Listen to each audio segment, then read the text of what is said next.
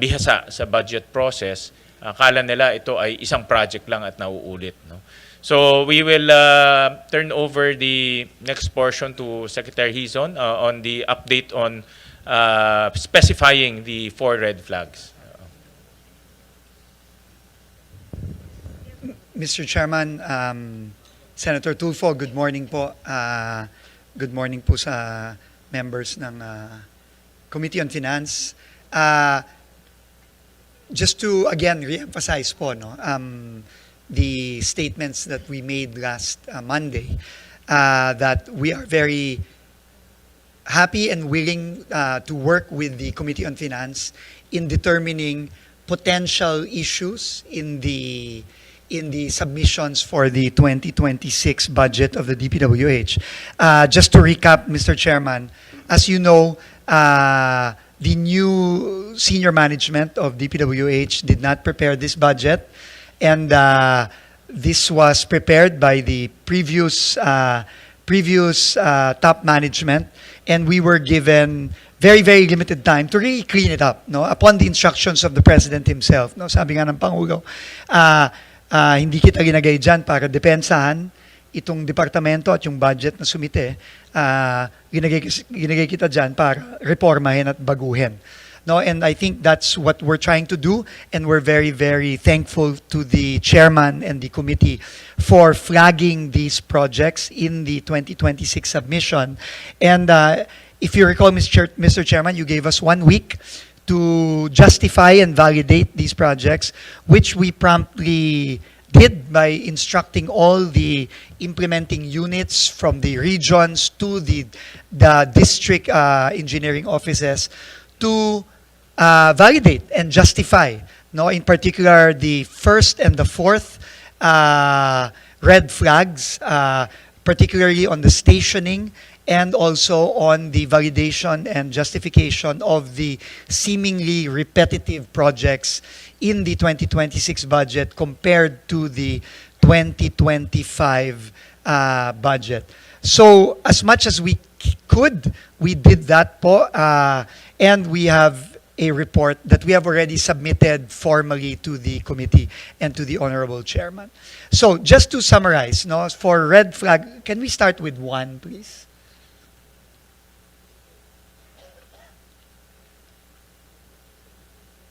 Number 1. Red flag 1, please.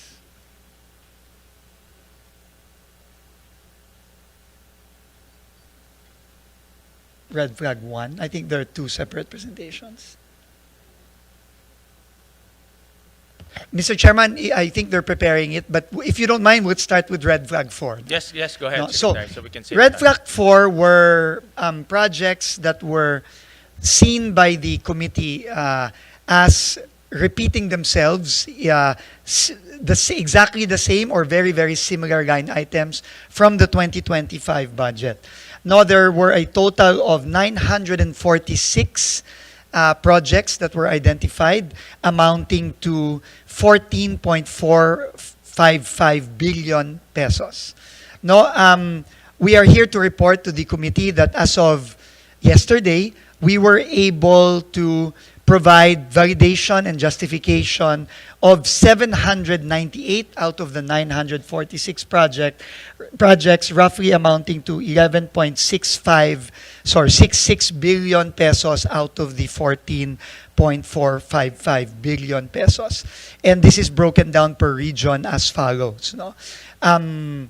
Next slide, please. And what we are going to show, Mr. Chairman, are just samples. No, obviously we cannot show all the napakadami po nito.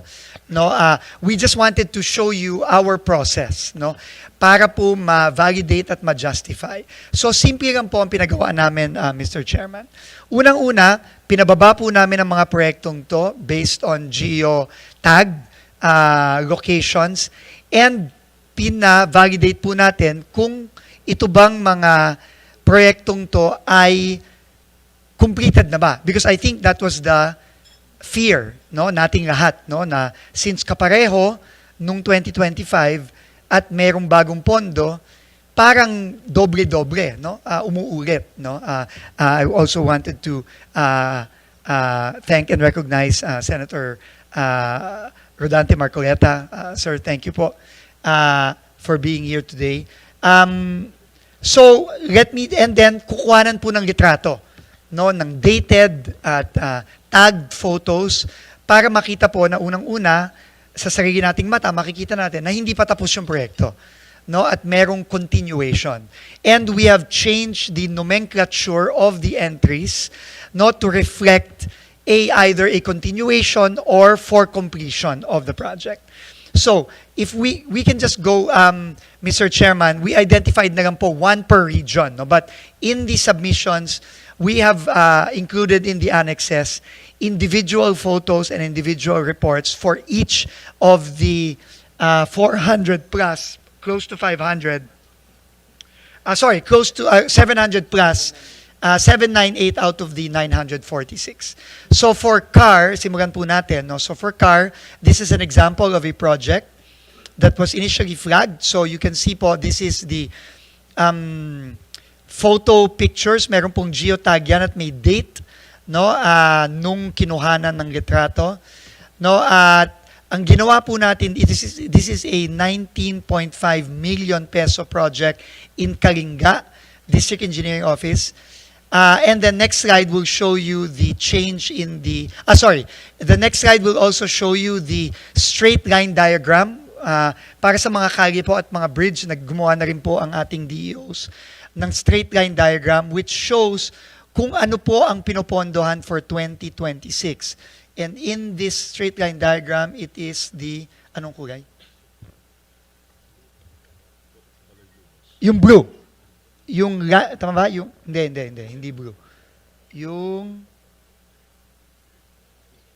green, no? Yung nasa gitna po, no? Yung nasa gitna, yung from Station 2 plus 820 meters to Station 3 na plus 480. So ito po yung coverage nung pinondahan ng 19.5 million under the 2026 budget compared to yung napondohan nung previous years.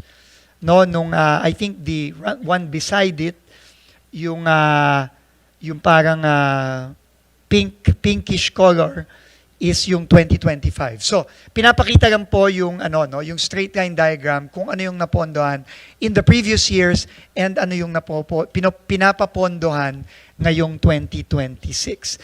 And we have also changed the nomenclature. I think that's the next slide. Ay, sorry. Wala bang changing nomenclature?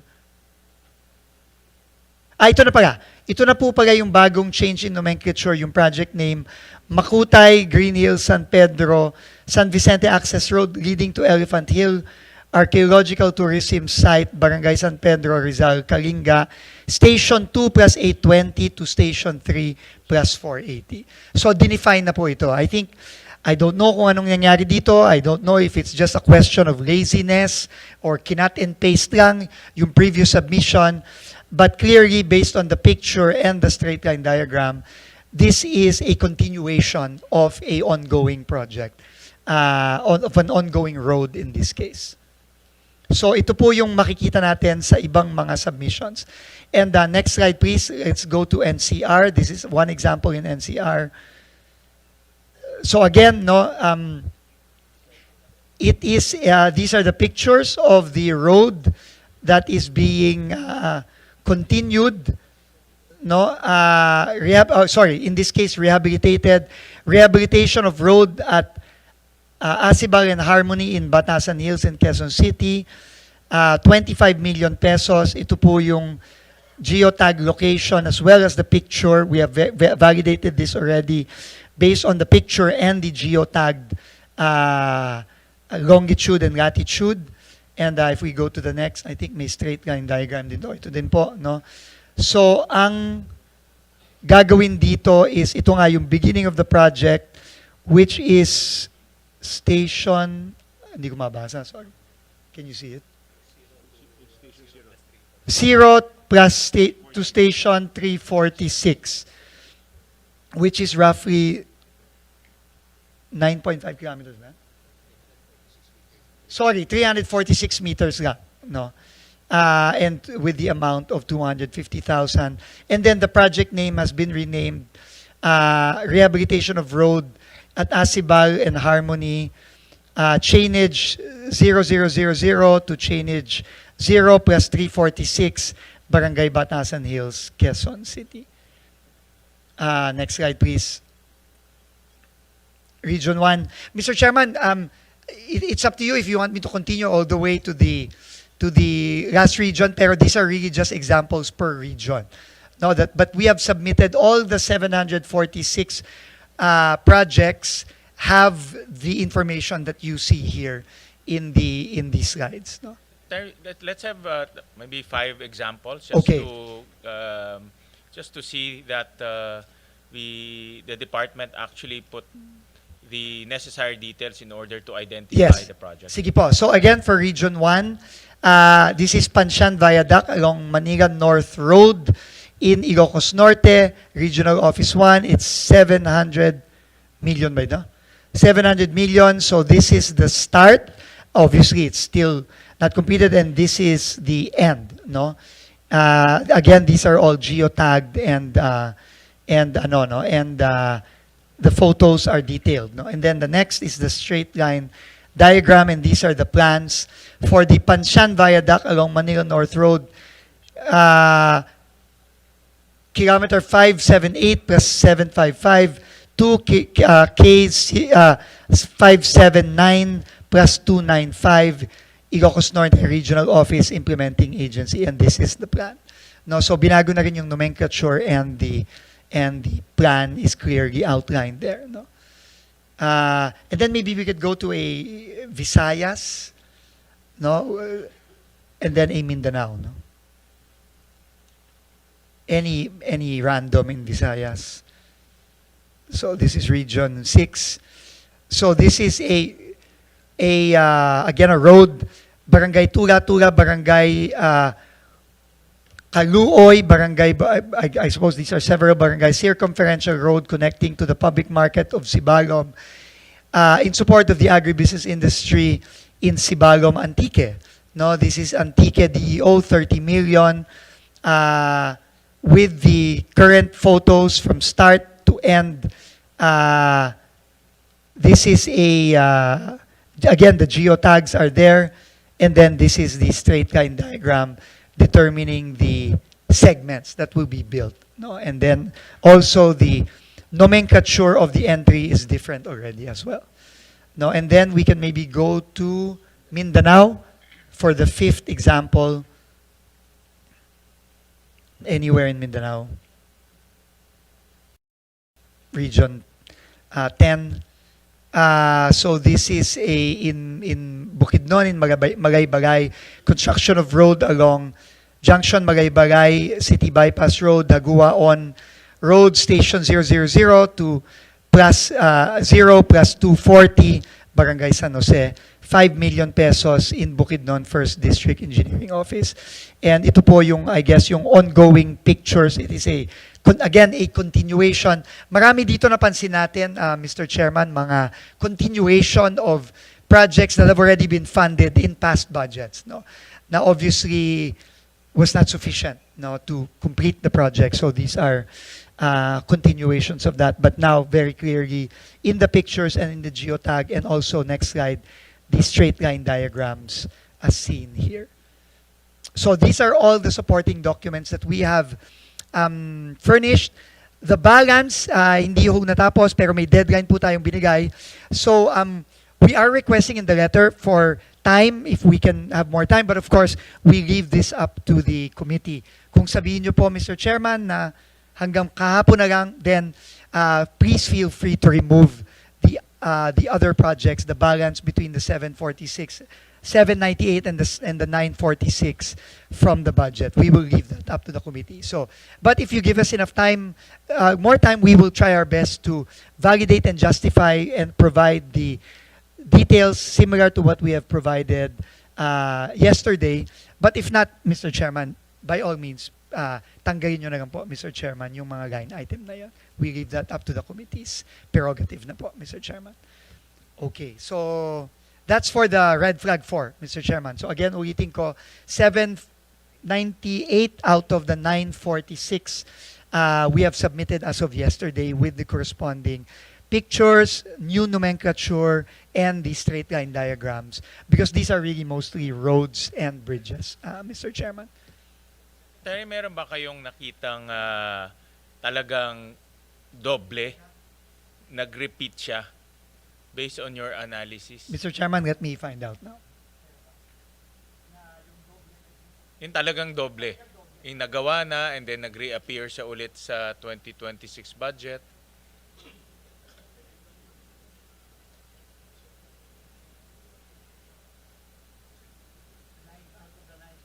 Meaning out of the 948, Mr. Chairman, no? Yes. Kung meron ba talagang nakitang kumpleto na pinasok pa rin? Tapos pinasok pa ulit. Because the result of that is magkakaroon ng discretion yung district engineer. Tama diba? po. Kung paano niyang i-implement yun. Tama po. And Pwede sa dami niya- ba ng mga proyekto, hindi na ho natin mababantayan ng tama Correct. yan. Baka manakaw na lang yung pera. Pwede maging ghost project. Tama po. Pipicturean niya. Tapos na, pala yung project na yun dati pang natapos. Meron ba kayong na-detect na ganyang... the point kaya ako tinatanong yan because dapat yung district engineer or whoever gumawa ng plano magkaroon rin ng sanction. Yeah. So, dito po sa 798, wala pong nakita. Lahat yun po ay na-validate given the submissions. Dun sa remaining 148, hindi po natin alam. So, that's why, Mr. Chairman, ako po, no, I will put it on the record. If the committee will not grant us any more time, please feel free po to just remove that. Well, Sec, ganito, kung hindi nyo, wala naman kayo na-detect na totoong repeated, no? Yung inulit talaga. Hindi ko pa po masasabi dun sa 148, Yeah, Mr. ibig sabihin, Chairman. itong initial review nyo, kung wala naman kayo na-detect na totoong repeated, meaning in good faith, no? These are all continuation, then we can give you until Friday to wow, complete. thank you. Kasi by Wednesday, mag-uumpisa na yung aming technical working group. So, we'll schedule lang DPWH towards the end para mabigyan namin kayo ng time. Kung wala kayo nakitang bad faith. Dito po sa 798, wala. Okay. Dun po sa 148, hindi ko pa po masasabi. Yeah. Pero konti na lang yun. So, katapusin Konti na lang yun. natin. So Yeah. we will, thank you, Mr. Chairman, for this, and we will instruct the implementing units to do their validation. No? Pero hindi ko pa po masasabi. Yes. But we will inform the committee in writing formally kung meron pong nakita at kung ano yung mga nakitang yon na Correct. tapos na pala pero pinasok pa rin. Correct. And then, like what we And talked, definitely po, dapat matanggal yun. yung pinag-usapan natin last time na i-attach natin to as annex to the projects listed in the GAB. So for example, kung Project A, ang annex niya is i-attach natin yun, nakasulat dun yung pinakita yung station number at yung iba pang mga identifiers. No?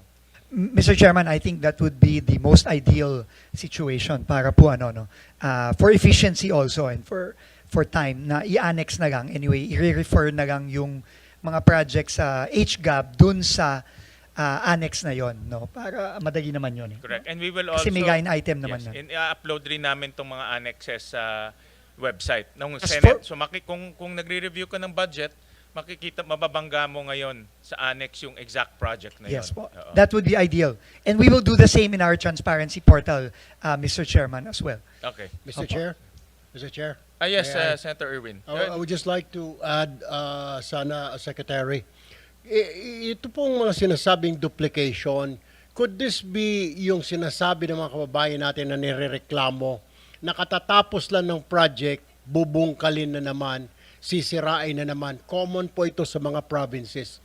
Sasabihin, katatapos lang yan, ka-inaugurate lang, next month, bubungkalin na naman. Pagkatapos, tirahin na naman, bungkal na naman. The same road, Mr. Chair, the same kalsada, the same munisipyo, pero paulit-ulit, binubungkal, wala naman pong problema, Mr. Chair, Mr. Secretary. Ito po yung nireklamo. As I went around during the campaign period, they were saying, bakit po ganon? Very common po ito, Mr. Chair, sa Region 5, sa Bicol Region. Lalo na po yung highway na coming from Quezon going to Camarines Sur. Lagi pong sira yung kalsada na yun. Laging sira, Mr. Secretary.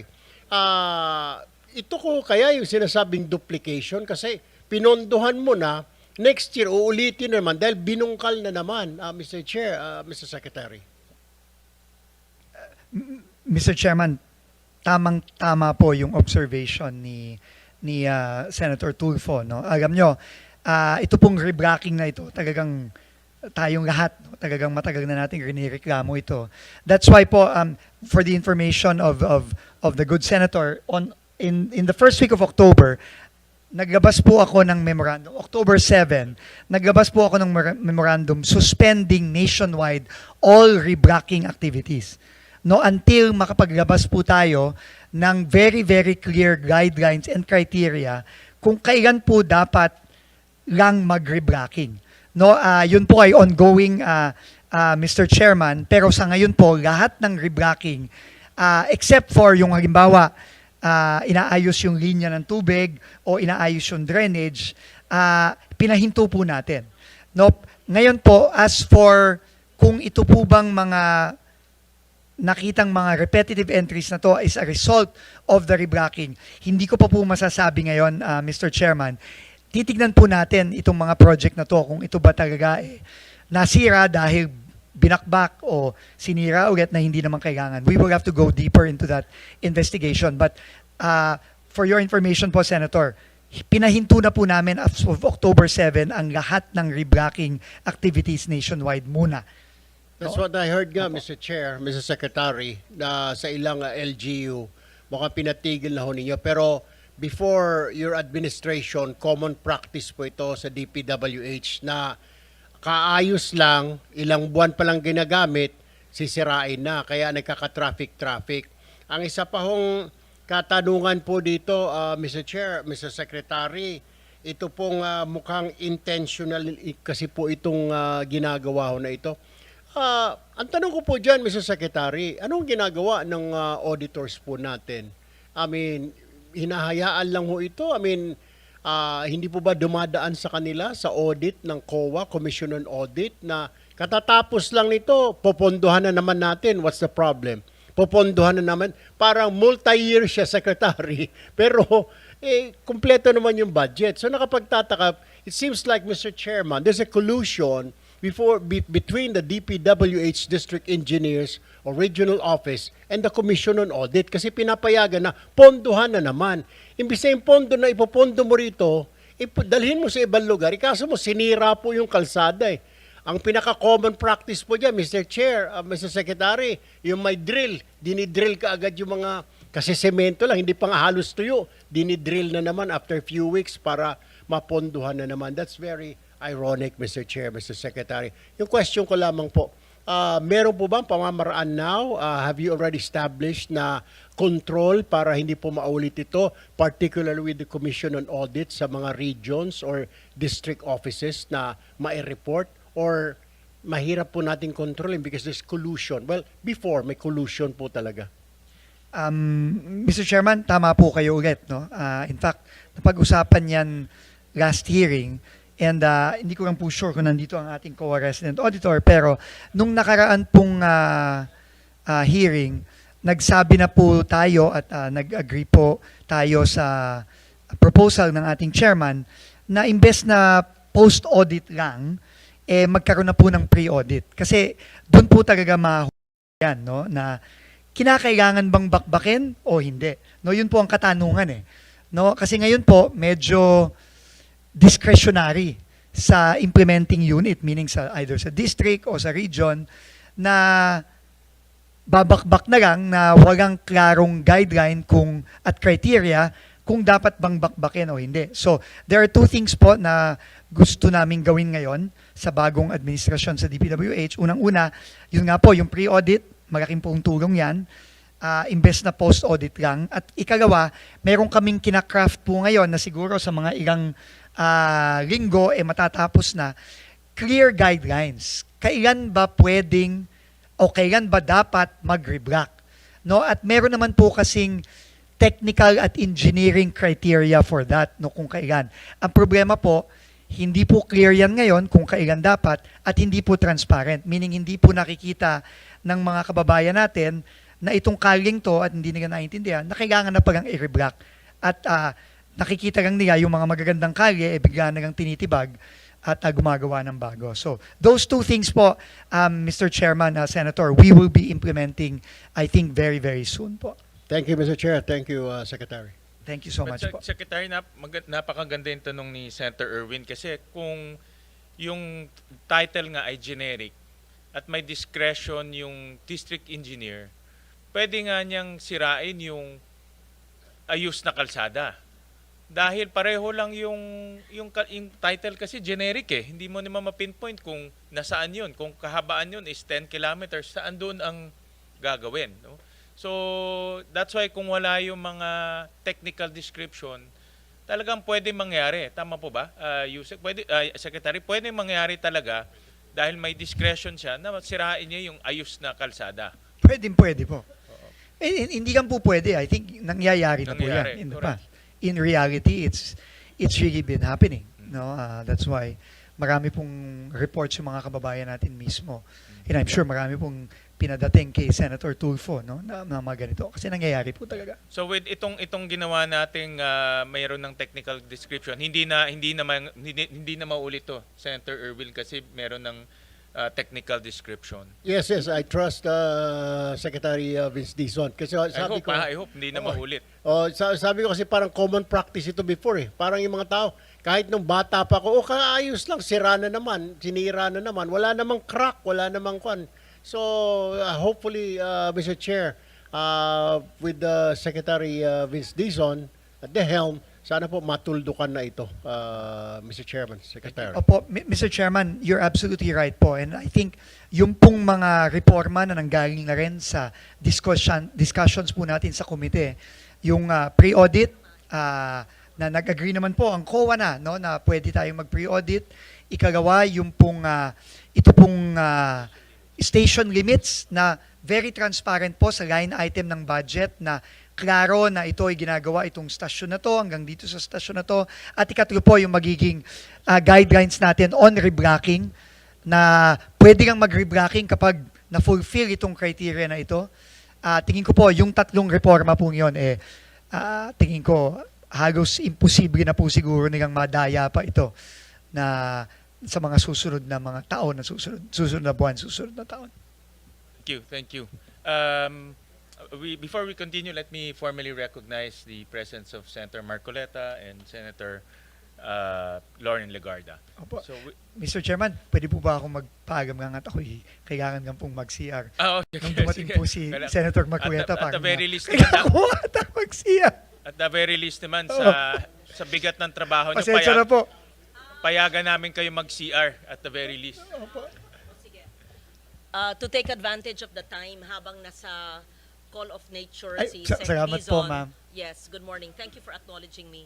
Baka papayag sila para hindi waste of time yung expert sa allocable at non-allocable si Director Bote. Hindi, kayo po, no? Si Planning. Kasi wala nun si Sen Marcoleta at Sen Erwin para may definition of terms at yung bago ng pangalan ng allocable at non-allocable. Kasi nakaka-confuse, di ba? Di ba naging congressman tayo, Sen Erwin, naging congressman si Senator Marcoleta. Wala talaga akong alam na allocable at non-allocable. Jokingly, sinabi nung huling hearing natin ni Secretary Dizon nung lumapit dito sa amin ni Chair Sherwin, Sen Sherwin, yung allocable daw yung maaring i-allok. Pero joke daw yon. Yun ang sabi ko. Ano ba yung allocable? So talagang hanggang ngayon po, marami na akong kausap sa tagal-tagal natin dito, pati Senate Elberemo, wala silang maalala.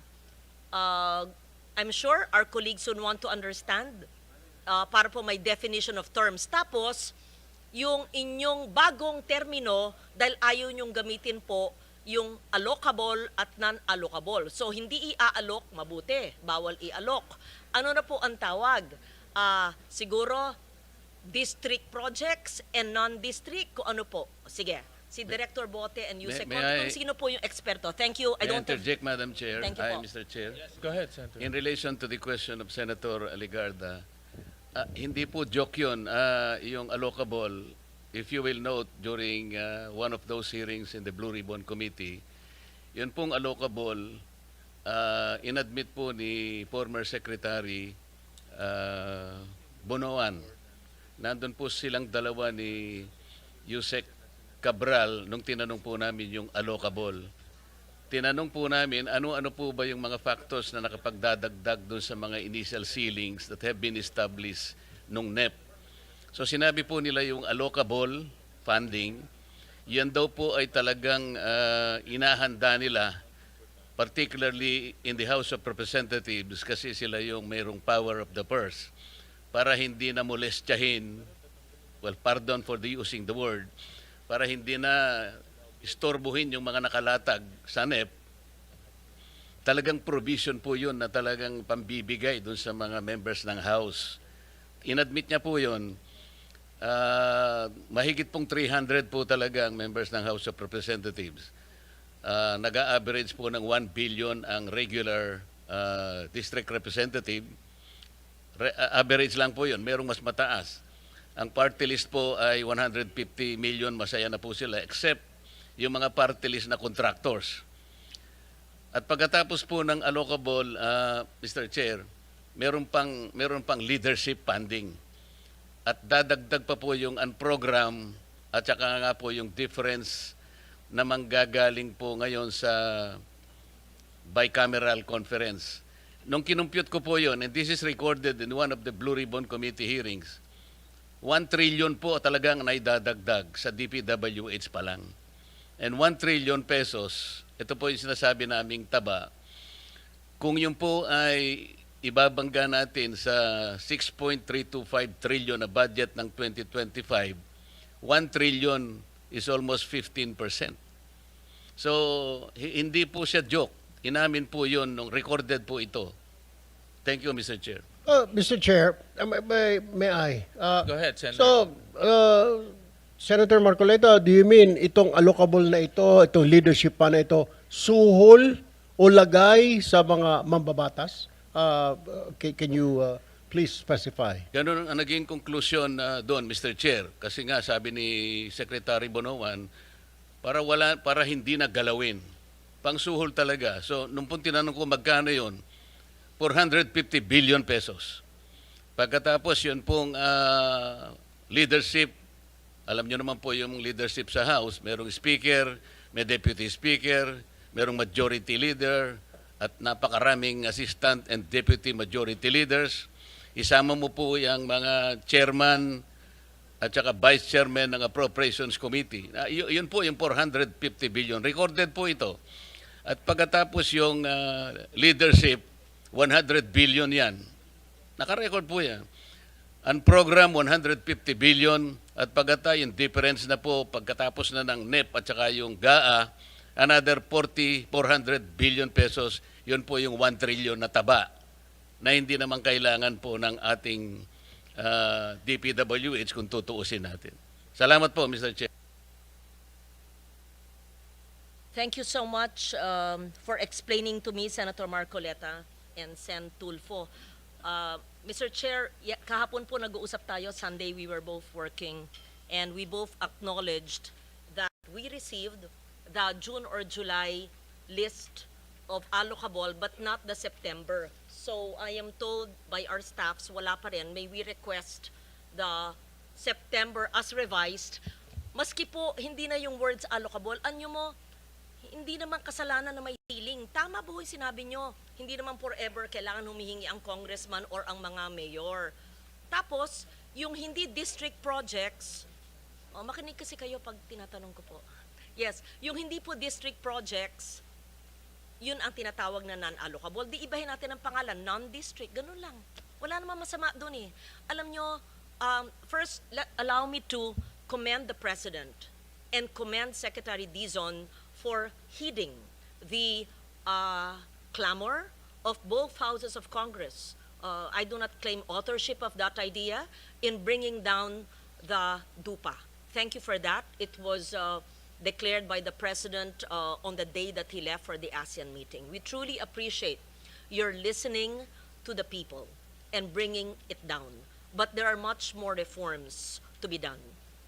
I believe that all of us want really reforms and changes that will be felt by our people for bigger fiscal space to give other departments or other programs under DPWH that will really redound to the benefit of our people. Kaya una, I commend you. Salamat po sa pagbaba ng dupa na makakasave, sabi nyo, ng 50. Pero sa computation ko, and I'll get back to that later, it should be bigger than 50B.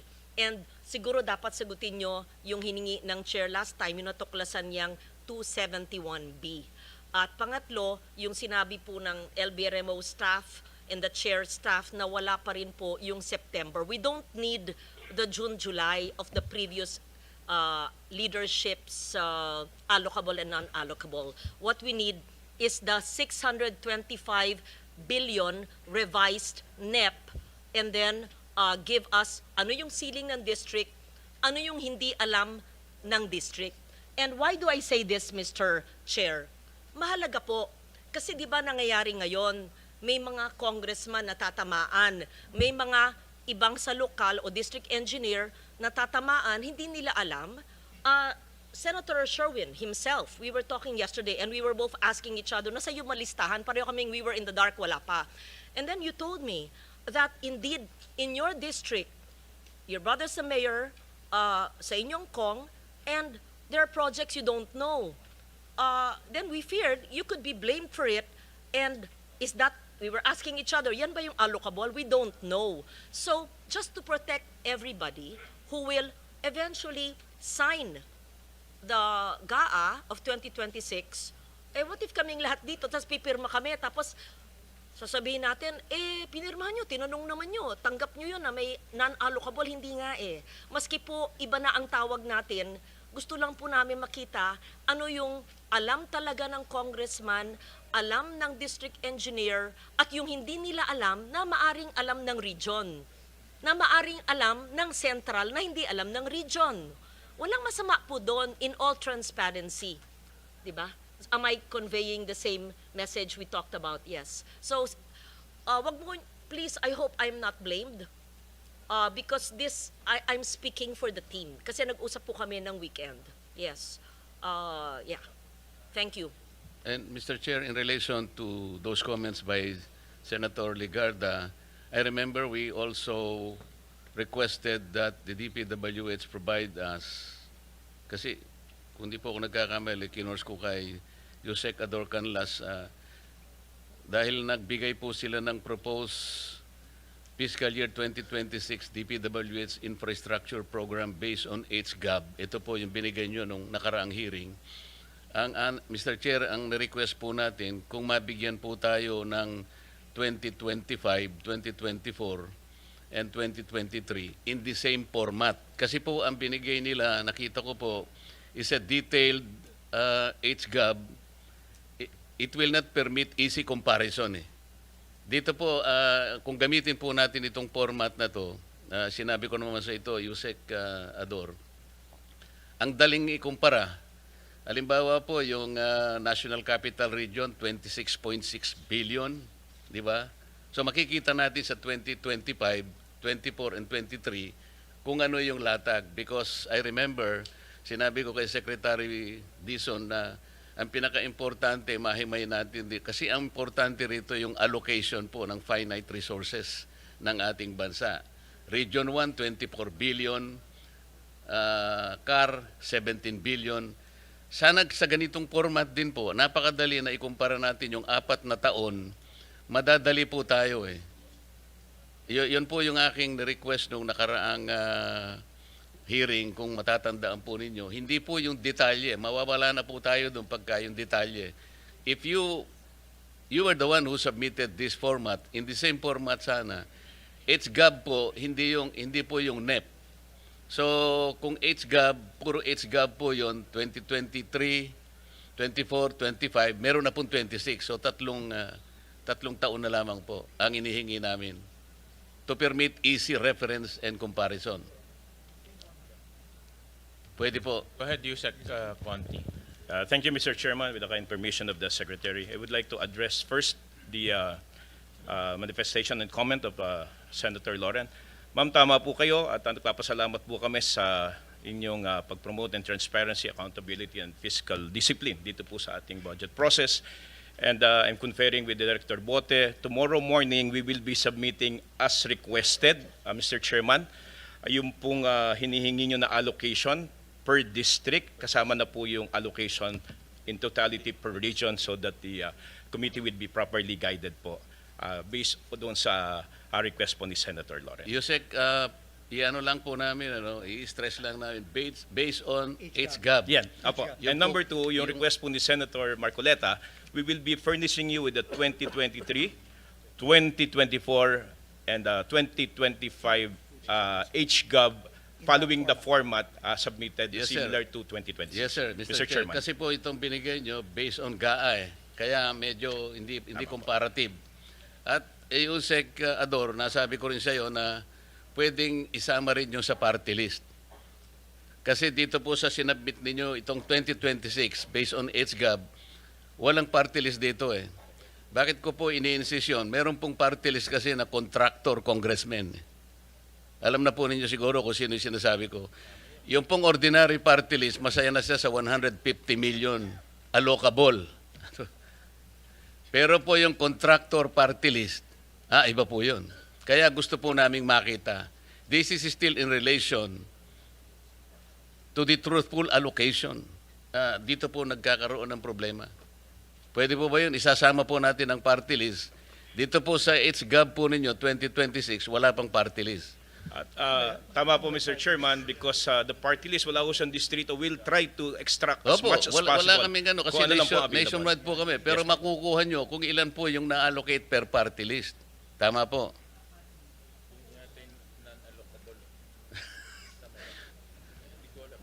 Mr. Chairman, Kasi alam to be ko quite this eh. to be quite honest, I'm asking.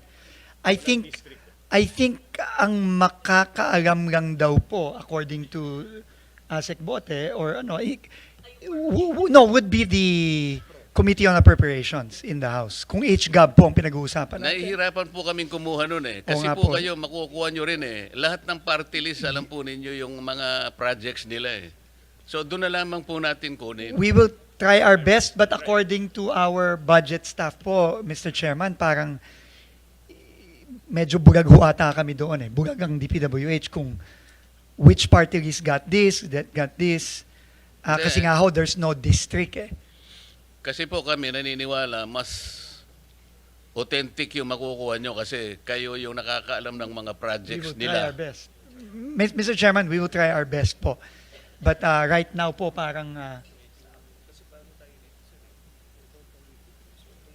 yeah. We will try our best, Mr. Chairman. But I'm being told now that it's very difficult, close to impossible to extract which district, which projects and saan yung inallocate for the Bigyan ko kayo ng party clue list. para hindi po kayo mahirapan, Secretary.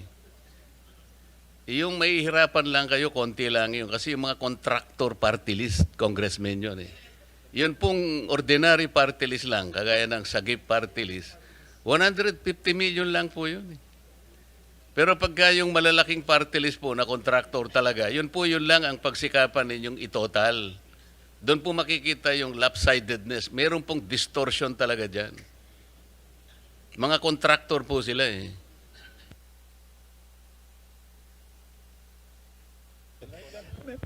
Mr. Chairman, we will also write the Committee on Appropriations and seek their assistance also kung paano po ang kung maibibigay nila sa amin yung detalyeng yun. But as of now, I don't think we have that information. Meaning we cannot extract from the HGAB specifically kung which line items, which projects were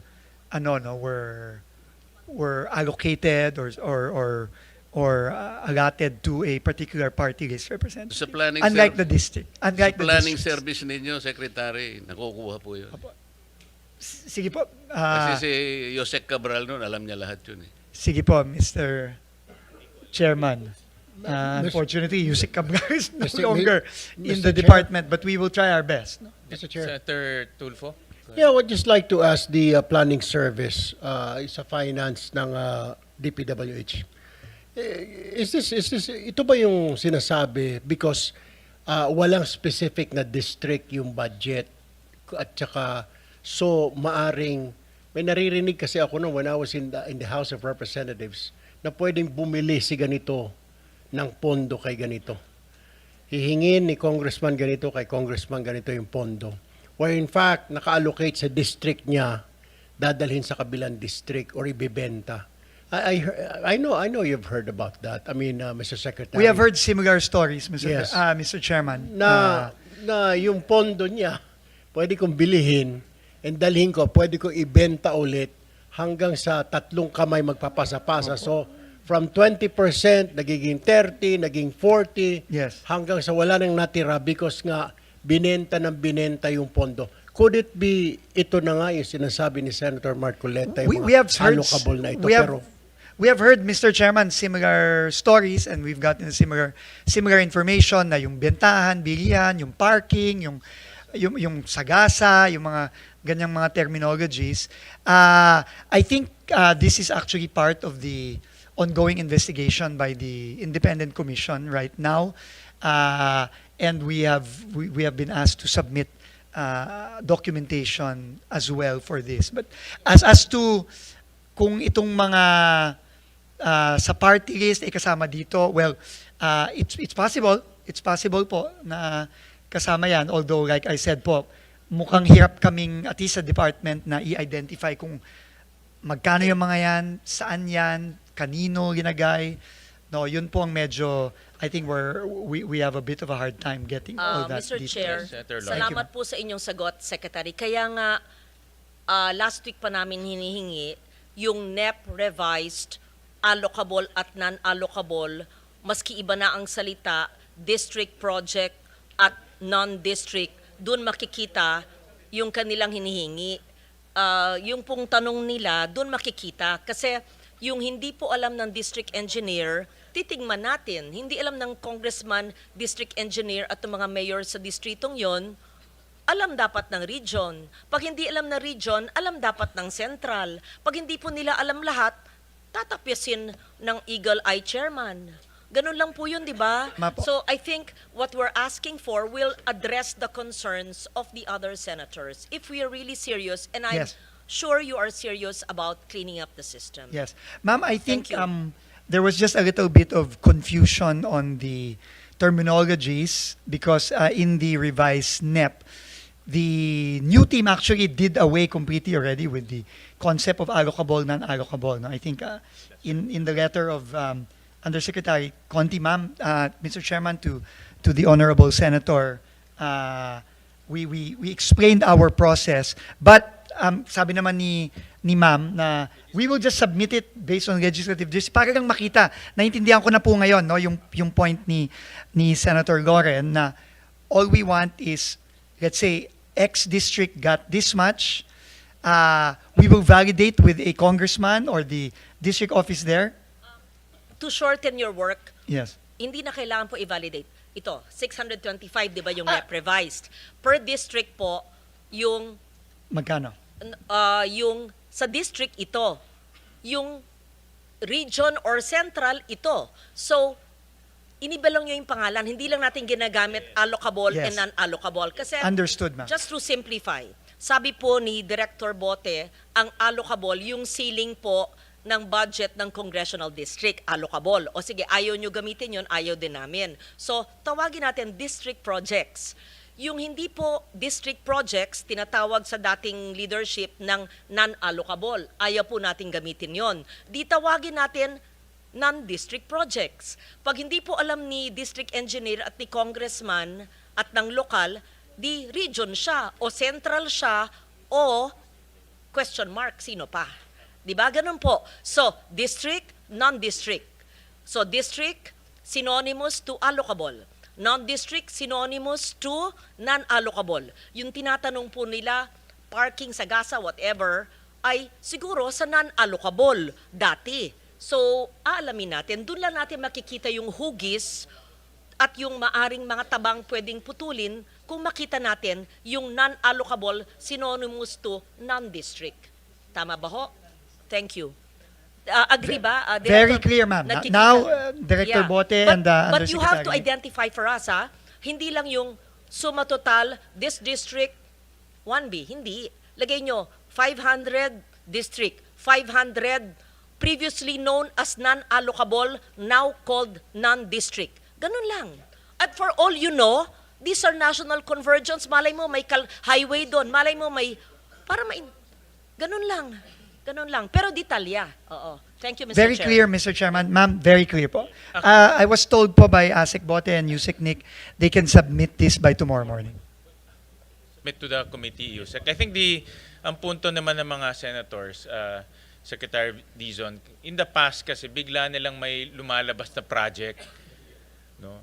At kung nasundan natin yung Blue Ribbon hearings, sila na nagsasabi, yung mga resource persons, sila Bernardo, sila Alcantara, na kaya nilang maglagay ng project nang hindi alam ng local government, hindi rin alam ng mga congressmen. No? Ang usapan, ika nga, nasa taas. That's the point Senator Loren and the rest of the senators are trying to make. So that makikita natin kung ano yung mga projects na coordinated on the ground, ano yung bigla nilang dumadating dahil may usapan na sa taas. That's the point. No? So just submit to the committee, Yusek, para maano natin. We will, Mr. Ma-process Chairman, natin. thank you po. Very clear na po ngayon. Ma'am, thank you so much. Secretary, we go to red flag 1.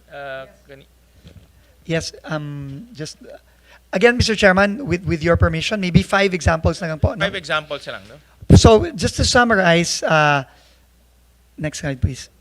Projects with no station numbers. Ito po, no, yung po yung observations ng committee, which we agree. Projects with no station limits now have been updated with station limits. For school buildings, station limit is obviously not applicable. So yung school ID number na lang po ang ginagay natin para po klaro na it is a real and not a guni-guni school, no, para lang ho very clear. So next, so there were 4,566 identified by the committee. Again, we're very, very thankful po for identifying these. As of yesterday, 4,085 have been corrected with station numbers amounting to 180.3 billion out of the 201.3 billion. So ito po yung nasubmit na namin. I think there are already specific annexes to this, and the breakdown per region is as follows. Now, just to give some examples, ito po, for example, sa Cordillera ulit, no, ito po ay isang, I guess, new road, Caglayan, Padig, Cupis Road leading to Nabuangan River in Barangay Caglayan, Apayao. No, 69.5 million. Naglagay na po ng station numbers ito from start to end. No? This is an example of this. No, may station, hindi ko nababasa. Meron naman yan. No? Next slide, sorry. Ito po, no? So from the old line item, sorry, which without station numbers, ngayon po meron na. So same project, but now station 7 plus 543.00 to station 8 plus 933 Barangay Caglayan, Corner, Apayao. So this is just an example. Another example in the NCR. This is a school building, Mr. Chairman, obviously, and it is a retrofitting of a multipurpose building, which is a school building in Moises Salvador Elementary School, Manila, 103 million, and this is these are the geotag coordinates as well as the school ID number, and you will see it in the next slide. Next slide, please. Ito na po, no? Instead of retrofitting of multipurpose building Moises Salvador Elementary School, Manila City, it is now retrofitting of multipurpose building Moises Salvador Elementary School, school ID number 136464, Maceda Building, Manila. So ito po, no, ang example naman ng eskwelahan, no? And by the way, Mr. Chairman, and again, thanks to the committee, from now on, ganito na po ang gagawin ng DPWH in future budgets, no? Talagang, it will be as detailed as possible na with either station numbers or school ID numbers for school buildings. Maybe we can go to the Visayas as an example.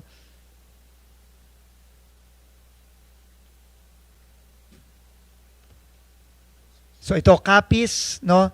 It is a road, no? 100 million, ito na po yung ano, no? Can you go to the old name? Ano po? So I suppose this is a continuation. So meron na pong kilometer K0011 plus 078 to K0011 plus 688. So I guess this is the number of meters, number of linear meters. Maybe one more in the Visayas, maybe? Negros Island region, again, construction of road, Barangay Cangabo, La Libertad, Negros Oriental, 38.7 million. This is the picture. And then there will now be station numbers, station limits. No, station 2 plus 670 to station 3 plus 970, La Libertad, Negros Oriental. And maybe finally in Mindanao, Zamboanga del Norte, again, a picture of the road with the geotag locations. And then for 20 million pesos, and then the station limits, the new name will be construction of the road with station 000. I think it is a new road, that's why it's station 00 to station 1 plus 000. So 1 kilometer po yung gagawin for 20 million pesos. So again, moving forward po, ganito na ang gagawin natin through the district engineering offices. Can we go back to the first slide, please?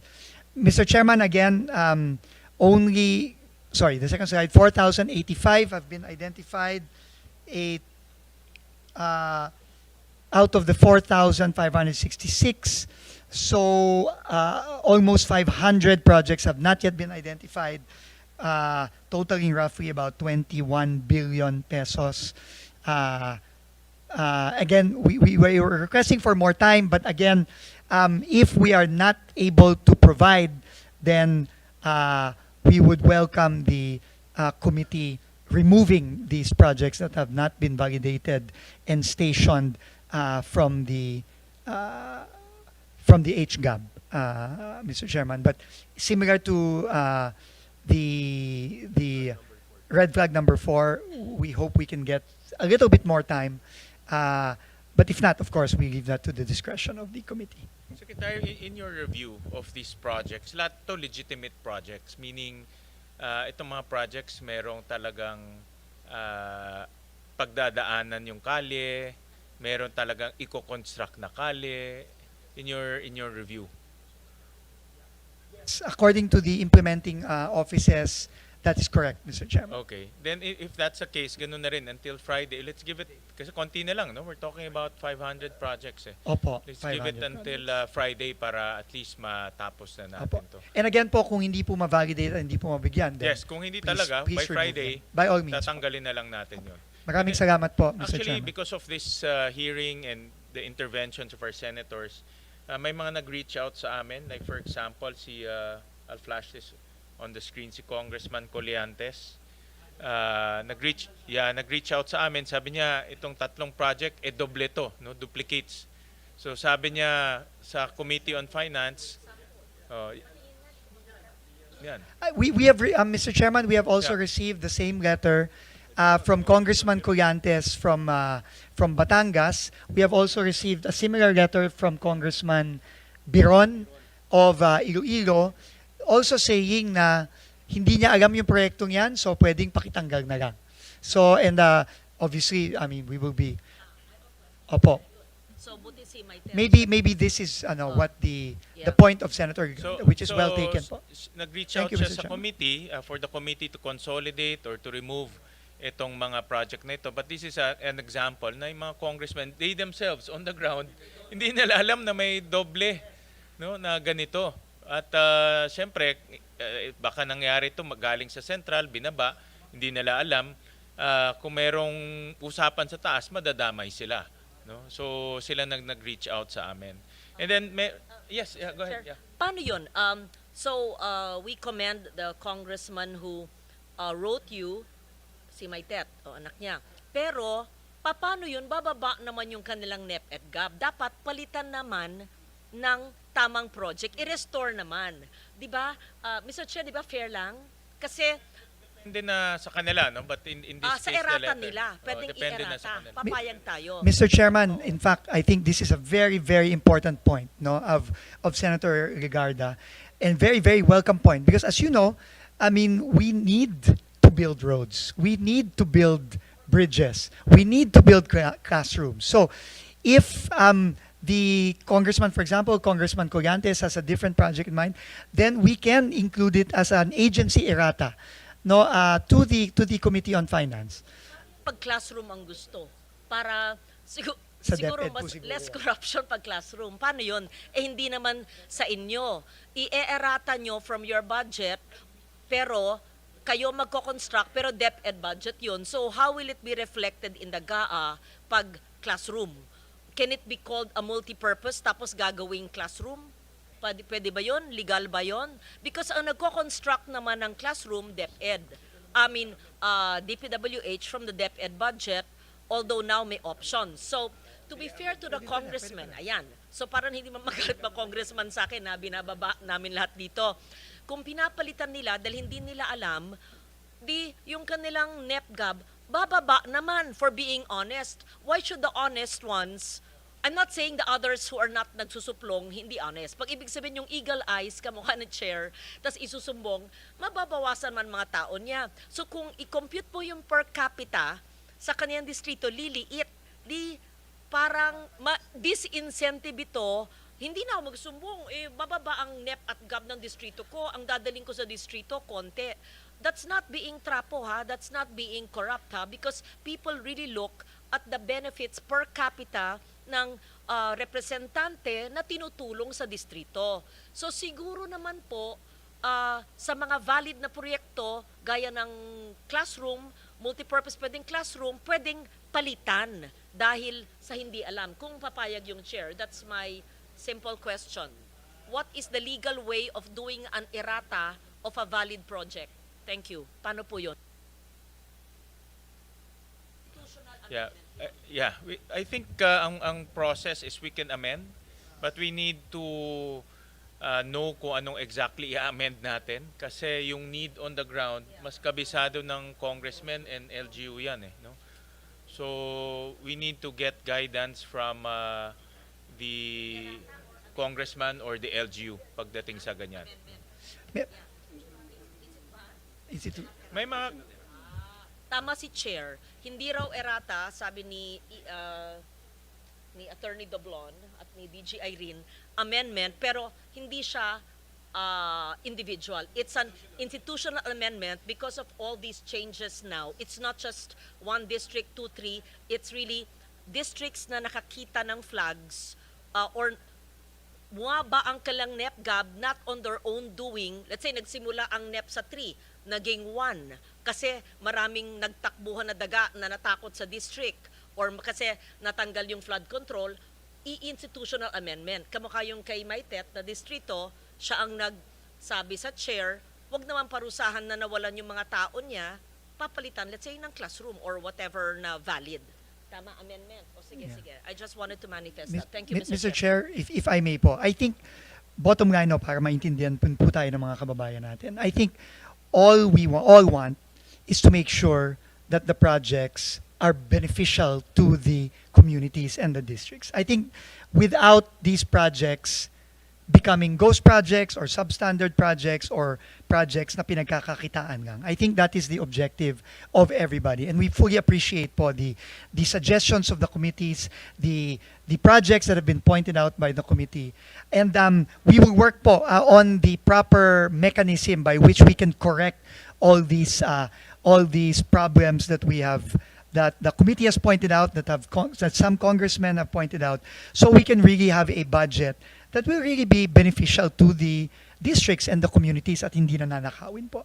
So we will work po with pasensya na po, I thought na pwede pang mag-agency errata. I was just informed na hindi na daw pwede at this point.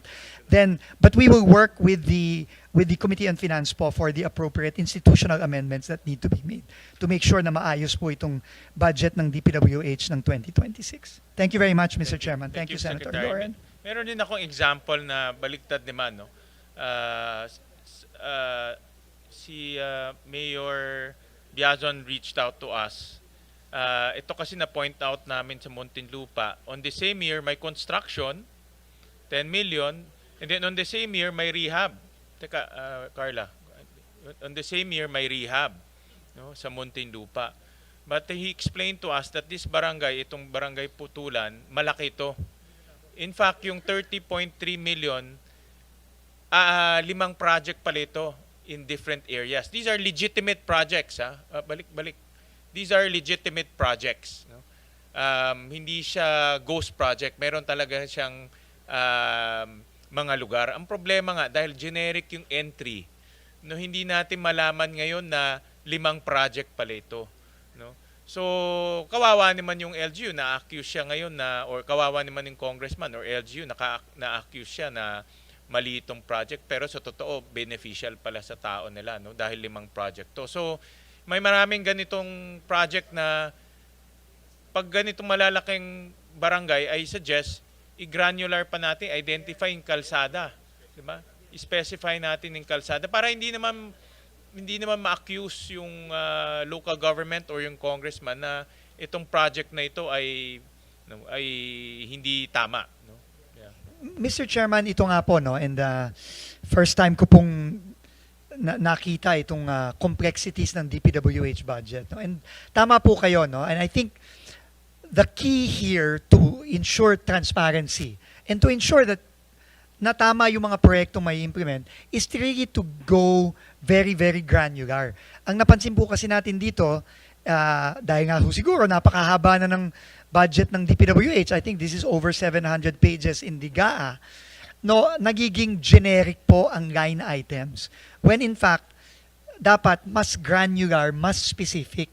And I think this is the right direction moving forward. And if we could get a copy po of the details here, then maybe, we can have it validated and then just resubmit, no, a more included in our submissions for Friday po, Mr. Chairman, no? I think yung mga ganito mas alam to ng mga district engineers. Yes. No? Kasi like itong document on the right, ito binigay siya lang sa amin to ni Mayor Biazon dahil meron siyang, I guess binigay sa kanya ito ni Congressman Fresnedi. But itong ganitong document, nasa district engineer siya, hindi namin alam yan eh.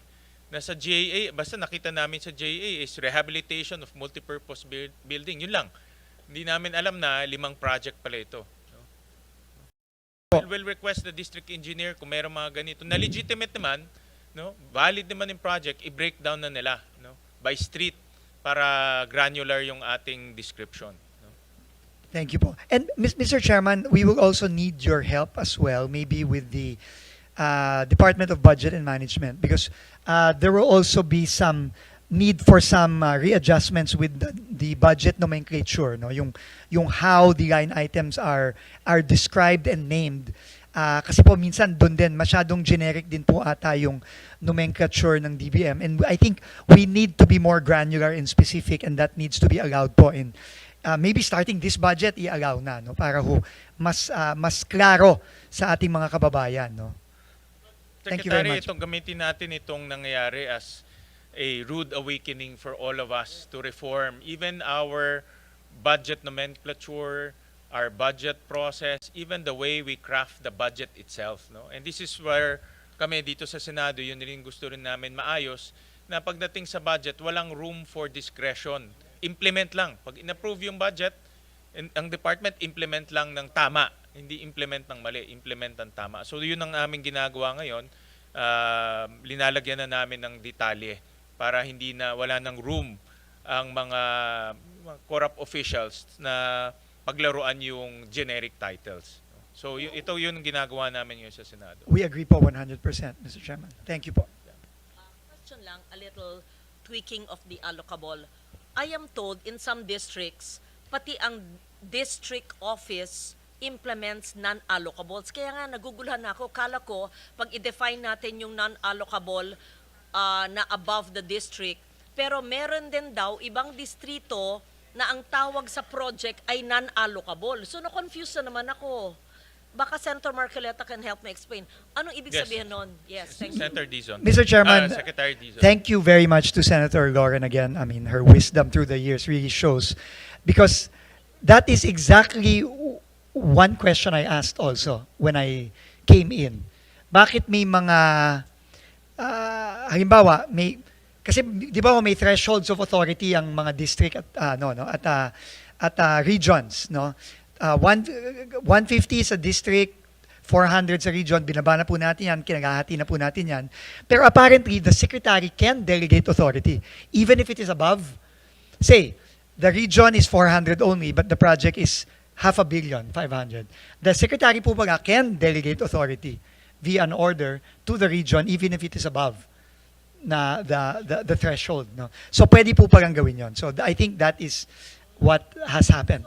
It's really kayo po ang mag-identify sa list of district projects per congressional district. Ano yung allocable or non-allocable? Kala ko it's as simple as pag sa district, ito. So meron din pala within the district pero ang tawag dati non-allocable. So maybe you should identify when you submit tomorrow, ito ay district projects na alam talaga ng district engineer na vinet ng district. Para sagot ni engineer, to be fair to him or her, sagot niya.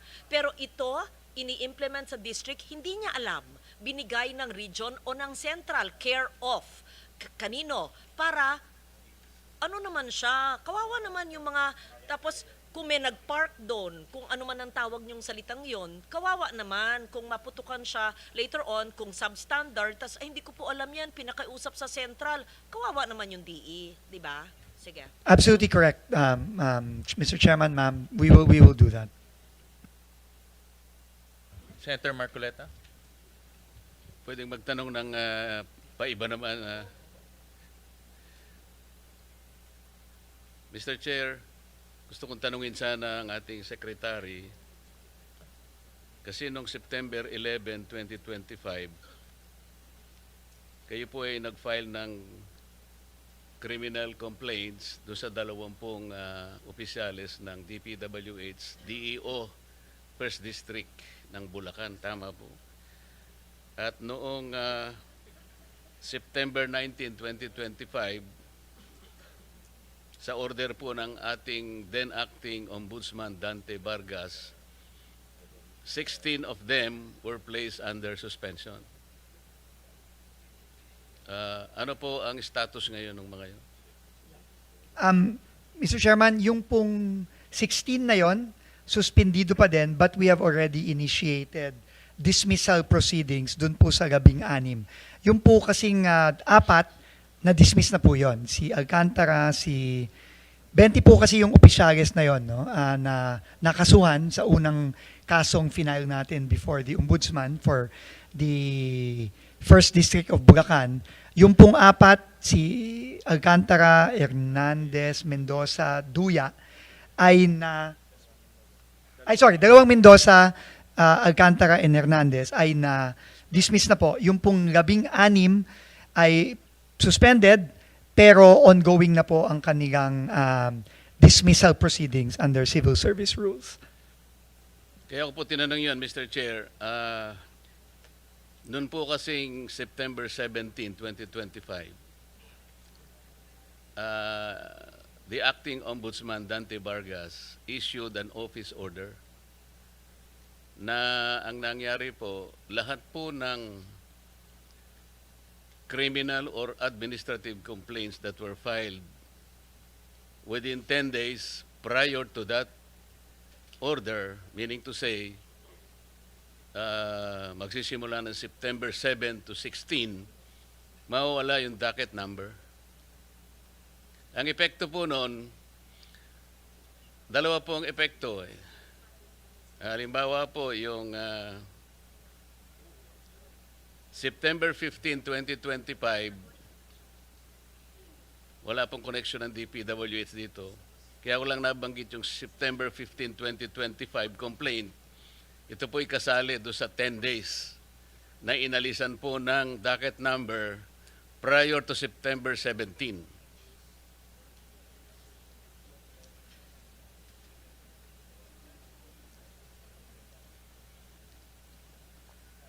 So, ang epekto po ng September 15, 2025, ito po yung pinail ni Acting Mayor Baste Duterte. So dahil naalisan po ng docket number yung final niya, dahil na-cover po ng office order, yung pong ombudsman natin nakaligtas. Dahil ang immediate effect po ng pagkakaalis ng docket number, these cases will now be under evaluation. Sa makatwid, hindi sa active case. Kaya po si Ombudsman ay nakakuha ng clearance at nakalusot po yung aking kaibigan, Crispin Remulla, as now the Ombudsman. Kaya po binabanggit, yung pong inyong pinail ay covered po eh. September 11 po kasi, sa makatwid, kung naalis din po ng docket number yon, nalagay sila ngayon sa evaluation process. So sa makatwid, kung makikita ninyo, walang basis yung preventive suspension. Because they became cases under evaluation. Napansin po nyo, Secretary?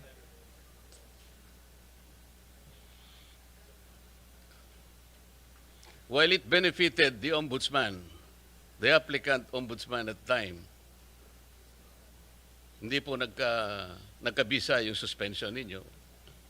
Because both of these cases were covered under the order issued by Dante Vargas.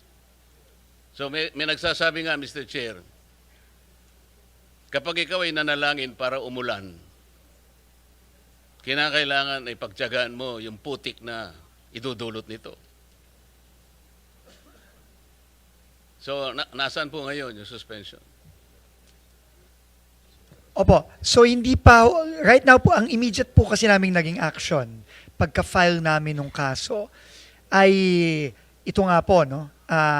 Nag-show cause order kami sa lahat to initiate administrative proceedings against the 16 na hindi pa dismissed. Nagpa-show cause order na kami agad-agad sa kanila para masimulan na po yung administrative case against them, no? And in the process of that, when we received the suspension order from the Ombudsman, sinuspend na ho namin at Which is nag-appoint. ineffective. Yun ang sinasabi ko po. Opo.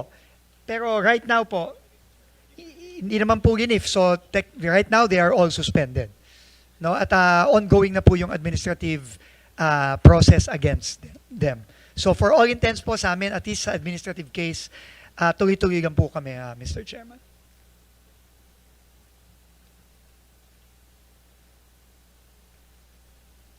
Mr. Secretary, nakikita ko po kasi dito, meron kang USEC for Regional Operations. Merong isa ring USEC for Regional Operations. Parang si USEC Bisnar yata, Luzon. O ika naman, no ka rin ka USEC. Pasensya na po kayo, Kapampangan kasi kaya. Visayas, Mindanao.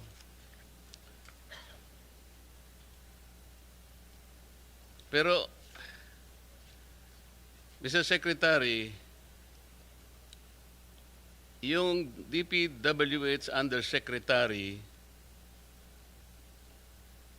for Luzon has responsibilities that include, among others, overall supervision and control over operations of all regional offices in Luzon, control over all DPWH funded infrastructure projects, including those funded by other agencies and implemented by the DPWH in his area of assignment. Tama po? Tama po, Mr. Chairman. So, napakalaking responsibilidad po ito. Pinagtiyagaan ko pong ipagtanong ang pinanggalingan po ni Yusek Bisnar. Medyo nakakabahala po. Pasensya na po.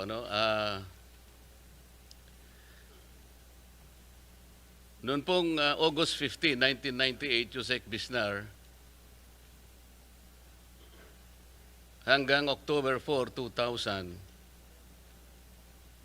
or 2 years and 1 month, kayo po ay nasa PHAU Headquarters Support Service, HSS.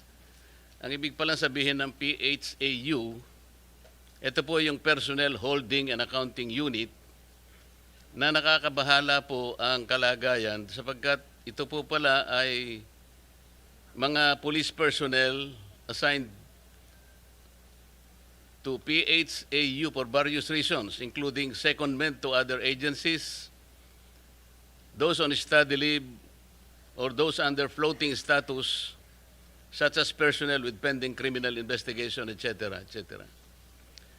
And then, in January 16, 2002 to November 7 to 2002, ganun din po, PHAU HSS.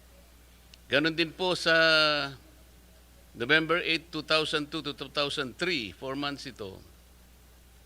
Ang pinaka medyo maduguri ito, Secretary, PHAU HSS, March 4, 2003 to March 15, 2012, or a period of 9 years.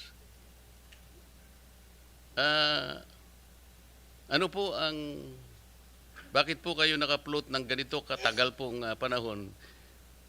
More than from 1998 to 2012, it's more than 11 years. Were you in floating status, sir? Mr. Chair, with the permission of the Go ahead, Secretary. Yusek. From 1998 to 2001, Mr. Chair, I was detailed to the Presidential Anti-Organized Crime Task Force. What is that, sir? Presidential Anti-Organized Crime Task Force. Yun Mr. yung Chair. PAOK-TF. Yes, sir. That's 2001 to 1998 to 2001 or 2002, Mr. Chair. 1998. Pero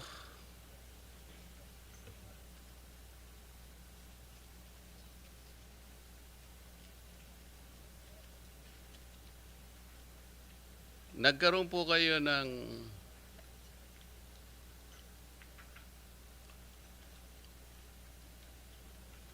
you obtained your bachelor's degree, Philippine Military Academy, 1986-1990 po. Yes, Mr. Chair.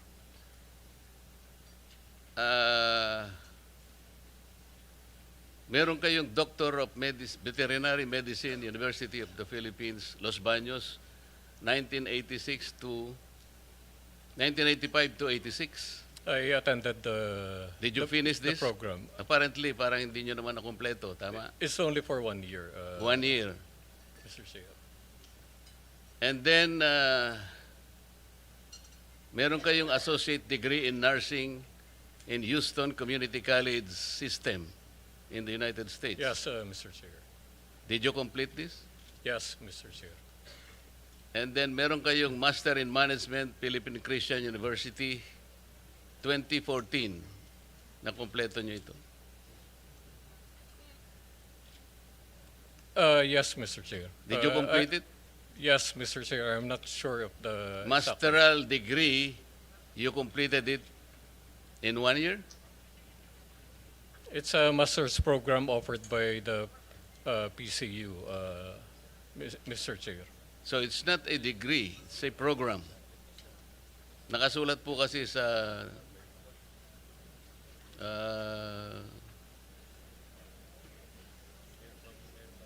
ninyong background ay masteral degree. It's a degree, Mr. Chair, offered by PCU. How can you complete a master's degree in 1 year?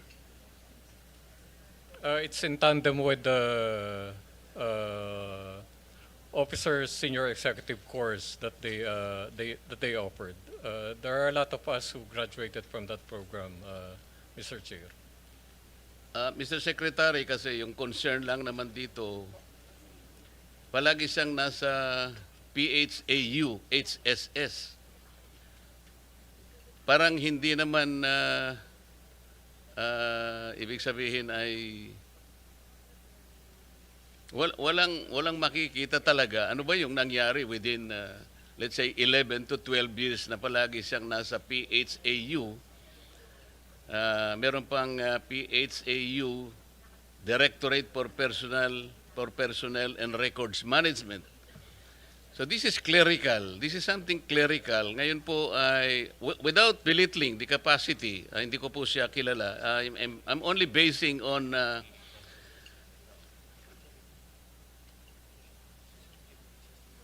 kasi po noong 2003 kayo po ay nung makuha po niyo yung associate degree in nursing in Houston Community College, nakakuha po ba kayo ng student visa? Yung F1 visa? No, Mr. Chair.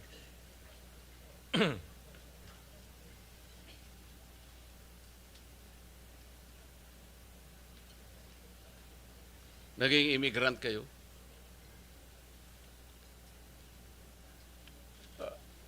Mr. Chair, just to clarify, by 2003, I was dropped from roles by the PNP.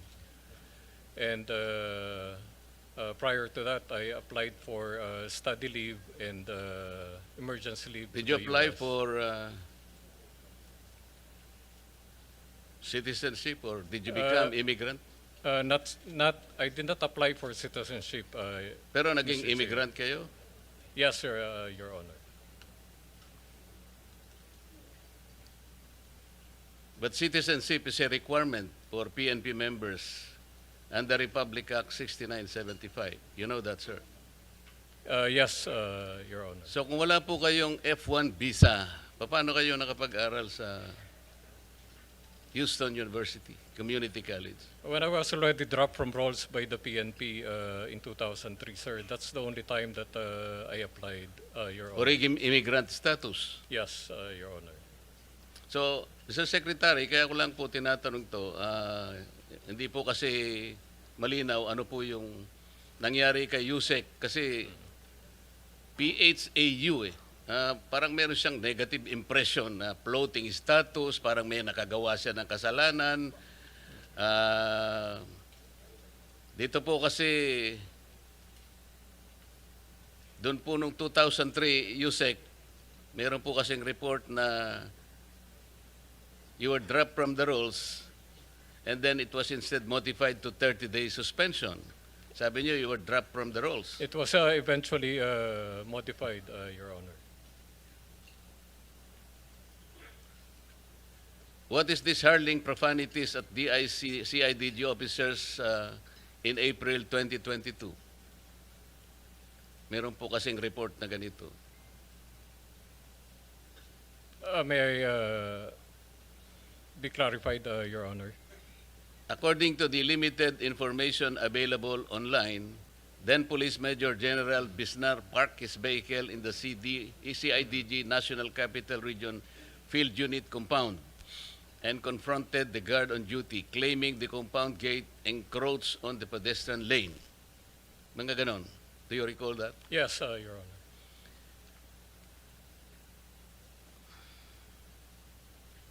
And you have been reported to have berated a police officer assigned at the CIDG for wearing a bracelet at that time. Yes, Your Honor. In October 2024, a complaint for grave abuse of discretion and unjust vexation against Bisnar were filed before the Quezon City Prosecutor Office by one Marites Cabilian, a non-uniformed personnel assigned to the PNP Directorate for Controllership? Yes, Your Honor. So, Mr. Secretary, this is a very important position. As I said, I do not know him. I just relied on some of the facts which he admitted today. This is a huge responsibility. It's not only overall supervision, but he will be placed in control over operations of all regions in Luzon. Alam naman po natin dito ang pinag-uusapan natin sa Blue Ribbon Committee na talaga takot-takot na anomalya po yung ano. I am just a little bit wary na I do not judge your discretion in hiring personnel, Mr. Secretary, but just the same, you may or may not know about all these details. I will probably provide you with this. Thank you very much, Mr. Chair. Mr. Chairman, if I may you. just make Yes, go a ahead, quick, Secretary Dizon. quick manifestation. First of all po, no, I've worked with Undersecretary Bisnar, former General Bisnar, for several months already. No? Former General Bisnar was recommended to me when I was appointed to be DOTR Secretary in February. And since then, we have worked together very closely. No? He was head of the Office of Transportation Security, our OTS, and together we were able to really work hand in hand to virtually eliminate the problems of laglag-bagay and other problems facing our airports. No? And from what I know of him, no, he's a man of integrity. He's a man of even anyone who I talk to in the Philippine National Police, no, speaks very, very highly of General Bisnar, and this is why I invited him to join me in this very, very difficult task of cleaning up the DPWH. But nonetheless, any report such as this, of course, is very important to me personally. And just for the information po of the committee and of Senator Marcoleta, I asked the NBI as well as the private sector groups to help me independently vet all the undersecretaries and assistant secretaries that I have personally brought into the DPWH, and that process of independent vetting is also ongoing. That's why the input of Senator Marcoleta is very welcome, because this is something that I do not take lightly. This is very important that we surround ourselves with the right people. As far as I know, and having worked with General Bisnar, he's a man of integrity. He's an honest man and a very, very strict person, which I think is very, very important as we try to cleanse the DPWH from top to bottom. But we welcome any form of independent information from the Senate, from our senators, and of course from any of those private sector groups that we have asked to independently vet our recommended appointees. So thank you very much po, Mr. Chairman and Senator Marcoleta. Thank Your you very much assurance po. very relieving, Mr. Secretary. Good luck, Yusek Bisnar. Thank you, Mr. Chair. Yes, Senator. I was listening half the time because I was working here. I just take note, he's a veterinarian, a nurse, and may military background. Ang daming karanasan. Interesting, di ba? And I guess galing sa PMA, may disiplinang militar. I'm biased kasi galing ako sa reservist ako eh. Yes, so military training, FVR. Anyway, intrigue lang ako, veterinary, medicine, tapos nag-nursing, tapos military pa. I mean, hindi ko po narinig lahat ng sinabi ni, yun, nakita ko lang yung background, tapos ngayon DPWH, medyo multitasker pala, at saka general pala. Okay. Naisip Yeah, ko thank kasi, Mr. Chair, na bakit hindi siya sa DOH o kaya sa Department of Agriculture eh? Mr. Chair. Yes, Senator Just Erwin. to add yung sinasabi po ni Senator Marcoleta na PHAW, I've been a reporter of the PNP. I was assigned sa PNP Press Corps when I was still a journalist. PHAW, it's a correct po yun, holding facility. Pero hindi po lahat ng tao na nalalagay sa pihaw ay may kaso. For example, take the case of General Torre, wala po siyang pwesto. Doon nilalagay ang mga police officers na walang assignment. It's a holding facility only, pero it is not a disciplinary office. Rather, it's a facility where you put all your ranking officials, even low-ranking officials, non-commissioned officers, to that office while awaiting for their next assignment. It is not necessarily a disciplinary action office. Well, yung iba nilalagay doon disciplinary, pero marami din ang hindi nilalagay doon na not necessarily mean na may ginawang kasalanan, may atraso. It is just a holding facility. Correct me if I'm wrong, Yusek Bisnar. That's true, Mr. Chairman. And to give a little context to the complaints that were mentioned, yung mga yun po ay nangyari during at the height of the pandemic, COVID pandemic. I was assigned as the camp commander of Camp Crame. And ako po talaga in-implement ko very strictly yung mga policies and guidelines, especially about pertaining to COVID. And talaga pong maraming nagreklamo against me.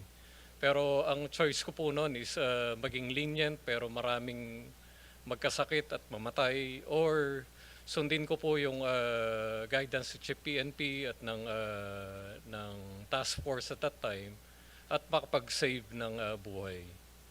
Thank you, Mr. Chair. Thank you. Thank you, Senator Marcoleta, Senator Erwin Tulfo. Just to go back to those red flags, kaya importante, Secretary, itong detalye, as granular as possible. Importante talagang na-identify natin yung station number, yung length, kasi paglabas ng GA, pag generic siya, talagang aabusuhin to. May temptation na abusuhin. Pwede nga yung sinabi ni Senator Erwin na ayos pa yung kalsada, bakin na. Worst is ghost project. Kasi nga, pwede niya ipakita, tapos na, pero 2 years ago pala natapos na. So, moving forward, we will strictly implement yung station number, the details, starting this coming 2026 budget. And I'll show you something na dumating lang kagabi, no? Hindi piecemeal yung pagpapakita ko ito sa iyo. But we had to do some quality assurance last night. Kinumpare rin namin yung budget for 2024, 2023, 2024. At may nakita rin kaming mga repeated projects as early as 2023. No? I'll show you a slide. Ito, slide 12. Carla. Kagabi ito dumating kasi yung mga OJT namin sa Pamantasan Luzon ng Valenzuela took time kasi we have to go back to projects as early as 2023. So pag titignan natin in 2025, 2026, yan ni 946 projects. 2024, 309, 2023 to 2026, 778. Meron rin kami nakitang projects na 3 years nag-appear. 2023, 2024, 2026. 2024, 2025, 2026. Meron rin kami nakitang project na 4 na times nag-appear. No? 23, 24, 25, 26. So 17 projects. So a total of 1,465 projects to a tune of 26 billion. I'll give you an example, Secretary. No? For 2025, ito yung mga nakita namin. Pinakita ko na rin to sa inyo. Construction of Malolos Diversion Road, City of Malolos, Bulacan. Kikita natin 2 years, parehong-pareho yung title, iba lang yung amount. Next will be, tinignan namin yung 2024. Ito sa Bohol, construction of roads. Carmen, Bohol, in isa construction of road. Wala lang S. No? Carmen, Bohol. Marami ho yan. Ha? And then next will be 2023, construction of road, Barangay Kawayan, Katarman, Northern Samar. Construction of road, Barangay Kawayan, Katarman, Northern Samar. No? And then next, ito yung 2023, 2024, 2026. Divisoria Parallel bridge ba yan? BR, bridge? Along Cagayan Valley Road. So makikita natin, ito yung hindi ko maintindihan yung bridge. How can you construct a bridge 3 times? Diba? 2023, 2024, 2026. Yes, go ahead, Secretary. Mr. Chairman, first of all, thank you again for this and thank you to your staff. No, this is very, very important. I guess my question to the staff that prepared it, are these part of the 946? Hindi kasama ito. Okay, but in that case, Mr. Chairman, if I may volunteer again, please give us the list and we will validate Yes. this again. No, if it's 1,400 plus, we will validate this again because I think, Mr. Chairman, this is really a problem. This is a recurring problem where, in most cases, I think these are continuation Yes, of projects that were not finished given the limited funding. Kunyari po yun, no? Itong Divisoria Parallel along Cagayan Valley Road. Yung una niyang funding, 8 million. I'm assuming mahabang kalye yan at 8 million lang ang binigay nung 2023. But this is a bridge, Secretary. Bridge ba? Yan ang hindi ko maintindihan. Bridge. Ano yun? Pero How do you... pwede pong Mr. Chairman, kunyari, no? Pwedeng baka yung 8 million na yan, yung approach pa lang dun sa bridge. No? Tapos, yung 20 million, yan na yung first span, no, nung bridge. At yung susunod, ito na yung final span. I'm not sure. Yeah. That's why I think, number one, we need to validate.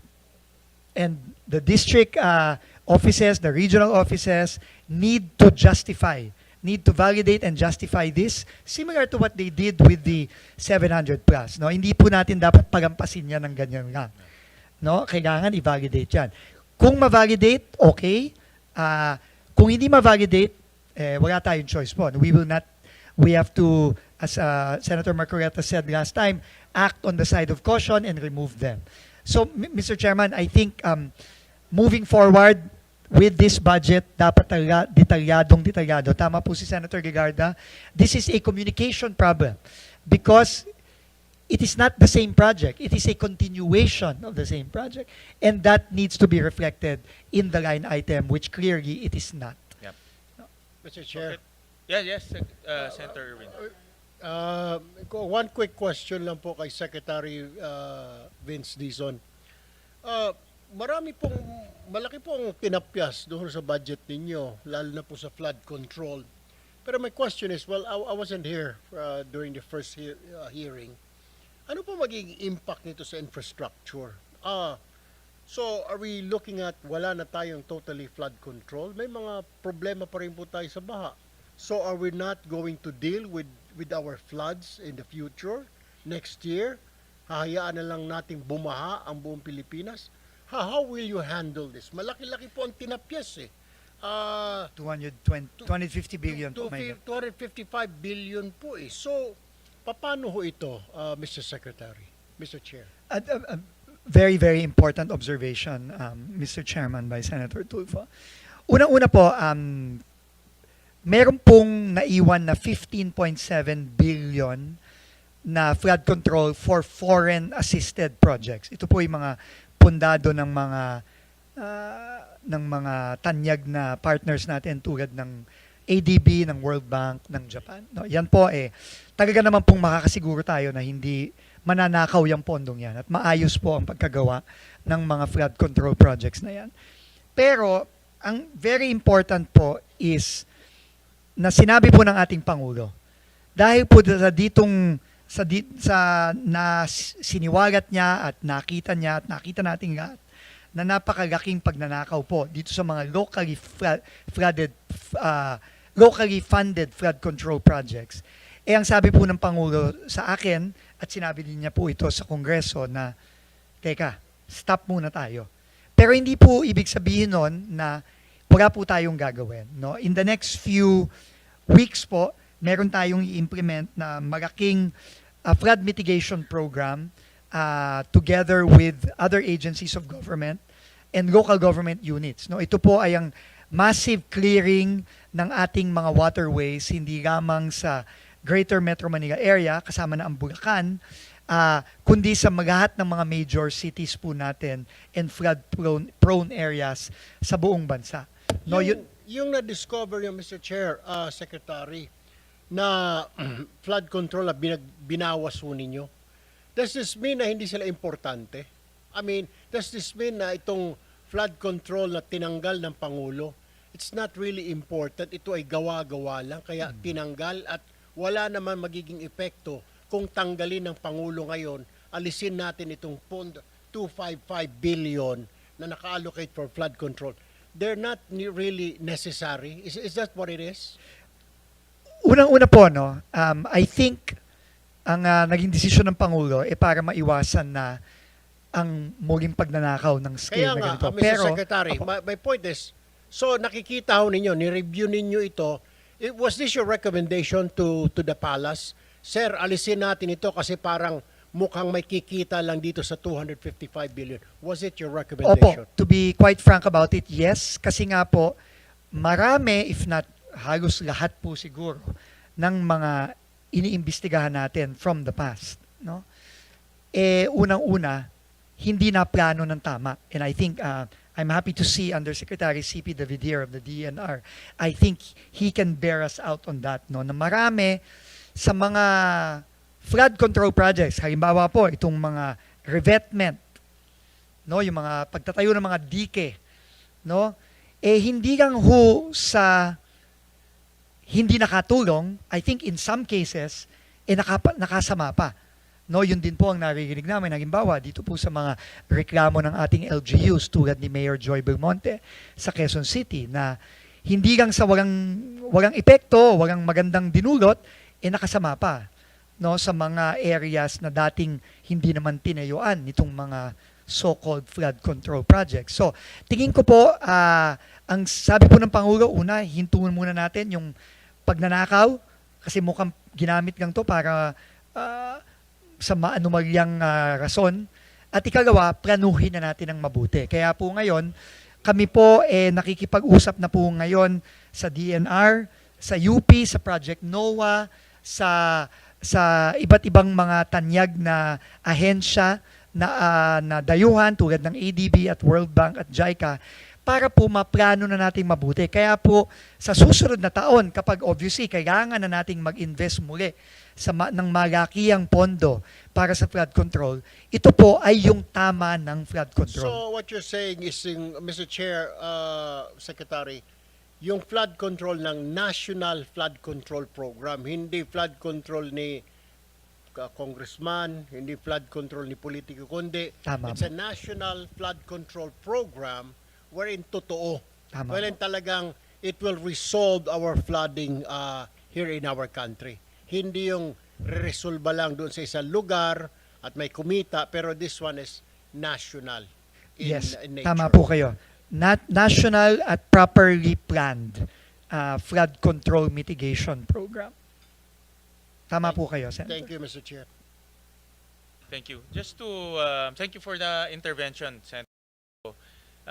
Tuloy ko lang yung kanina, no, yung like in 2024, Secretary Dizon, may nakita kaming construction of multipurpose building, Barangay San Sebastian, Jones, Isabela. Ito most likely siguro iba-iba itong location, no? Kung hindi man kagaya kanina napakita natin sa Muntinlupa, iba-ibang location to. Pero if you look at the title, parang isa lang siya, no?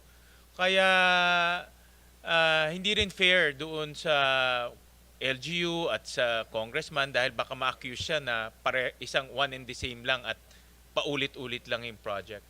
Pero may nakita rin kami, next slide, na 4 times nag-appear. 2023, 2024, 2025, 2026.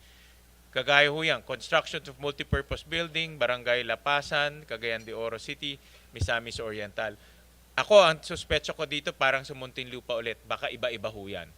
But the thing is, dahil nga walang detalye, hindi natin alam. Yung mga road construction naman, malamang continuation to.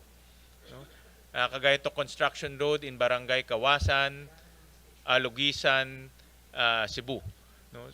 Dahil wala ngang station number, hindi natin alam kung ito ay continuation or bagong kalye or what. No? So, I think yung isa-submit nyo sa amin o nasubmit na may station number, malaking bagay yan. No? I think that will solve a lot of the problems dito, majority of the problems. Hindi ko sinasabi na mayroong pong ghost project dito, may katiwalain dito. Ang sinasabi ko lang, posibleng magbukas to ng korupsyon. No? Posibleng magbukas to ng ghost projects na ayaw natin mangyari. So, ibigay namin yung file sa inyo, Secretary. Isama nyo na rin to sa review nyo.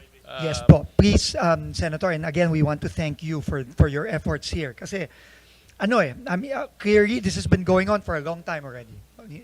It probably predates 2023, most likely. No? And So, this is beyond you, kasi bago pa ito opo. na na-appoint. And ano po, para ho sa akin, ayusin na ho natin ang tama ngayon. And please, we will get the list. Again po, no, this is clearly not in the same list that was initially Yes, sent to us no, it's not. last week. So, we will include this in our submissions for Friday. And if hindi ho ma-justify, hindi ho mabigyan ng detalye, tatanggalin na lang po natin ito. Thank you. Maraming salamat po, Mr. Chairman. Thank you, Secretary. And thank you for your cooperation. Importante ho yung cooperation nyo dahil Always pareho po. naman yung gusto natin. Malinis yung budget, maging maayos yung budget para hindi na maulit yung 2025 na nangyari and earlier than 2025. No? So I'll jump to another topic. Okay, ma'am. I'll take advantage, Secretary, of your presence and invite namin yung DA dito, si Engineer Pulido. This is about farm-to-market roads. No? And Engineer Pulido, yung last DA hearing, sinabi nyo na walang farm-to-market road na gagawin kung hindi ho nakasali sa FMR network plan. Tama? Correct, Mr. Chairman. Very clear ho yan. Diba? In fact, nasa special provision ho yan. Lalabas ho namin. Nakasulat sa special provision na yung pondo ibibigay sa DPWH pero in accordance with the National FMR Network Plan. So ibig sabihin kahit na DPWH ang implement o construction agency, hindi nila gagawin yan kung wala sa FMR Network Plan. Tama ba, Engineer Pulido? Correct, Mr. Chairman. At lahat ng FMR na nasa network plan merong scope of work, estimated length in kilometers, specific location for each FMR project. Tama ba? Correct, Mr. So Chairman. lahat to available na ito. Yes, Mr. Chairman. Correct? Nasa listahan nyo na ho. Yes, Mr. Okay. Chairman. Kasi nakita ho namin sa GAB na lumaki ang pondo. Slide 26. Lumaki ang pondo ng FMR from 16 billion to 32 billion. So nadagdagan ng 16 billion. So, ang punto ko kasi, naglilinis ho tayo sa DPWH na i-transfer naman natin sa DA. No? Yung pwedeng maging issue. Ngayon, ang tanong ko ho, itong dagdag na, una yung 16 billion na original, lahat buho yan nasa FMR network plan, yung 16 billion, yung first. Mr. Chairman, not all of those additional FMRs are included in the FMR-NP. They are yet to be validated, some of which are included, some of which are yet to be validated and included in the FMR-NP. No, in 2026 NEP, ilan dyan ang pasok sa network plan? Mr. Chairman, all of the budget under the NEP are included in the FMR-NP. However, for the additional budget included Yung in the una muna na, yung 2026 muna, lahat yan nasa network plan. Yung nasa plano NEP po. nyo, yung Apo. nasa NEP. Itong additional 16 billion, nasa NEP ba yan o hindi nasa NEP? Nasa network plan nyo pa o hindi nasa network plan? Hindi po lahat nasa network plan. Ilan ho dyan ang nasa network plan?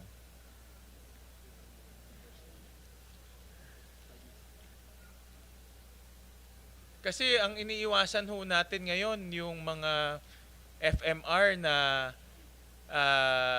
hindi naman pasok doon sa inyong master plan, di ba ho? Correct, Mr. Kasi Chair. kung hindi pasok sa master plan ho ninyo, di hindi magagamit ng ating mga magsasaka at mangingisda yung FMR. It has yet to be validated. It's possible that some would be feasible, but there might be possibility that some will not be feasible. Correct. So Or it's, there could be a duplication or may that duplication rin. some diba? of those FMRs could have already been funded by other agencies, Correct. especially in 2026. So itong nadagdag na 16 billion, ilan ho dyan ang pasok sa inyong network plan?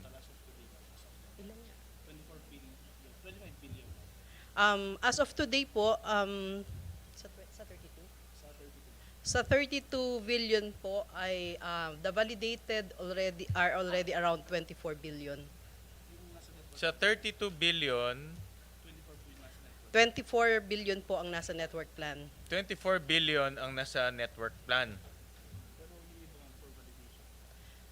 So for validation pa po, Mr. Chairman, some of those FMRs. So yung natitirang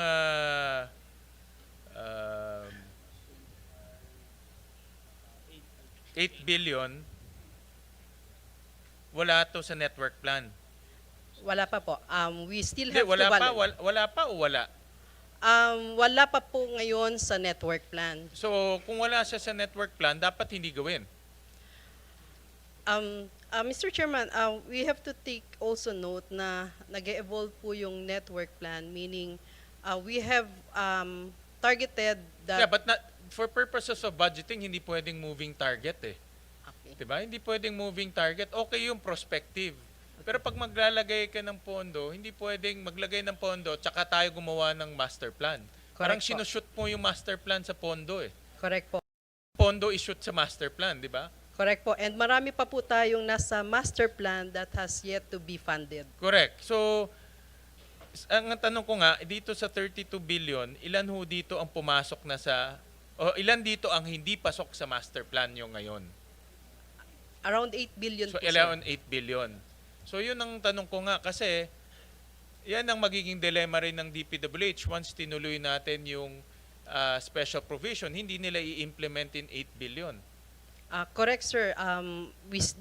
The DPWH still has to get concurrence or clearance from the DA that these are indeed validated and feasible po ito. So, DPWH cannot implement those projects unless na-clear po ng DA ito. So, sayang yung 8 billion. Correct. Tama? Sayang yung 8 billion kasi wala naman sa master plan ninyo. Hindi nila i-implement pero naglagay tayo ng pondo. Correct, sir. Diba? That's number one. Number two, nakita rin ho namin, napakinggan nyo naman yung conversation kanina. No? Nakita namin na yung mga FMR, pakilabas ngayon. Yung mga, hindi, yung list, yung sa GA. Yung sa GA. Yung sa NEP. Yung sa NEP. Yung sa NEP. Yung sample sa NEP.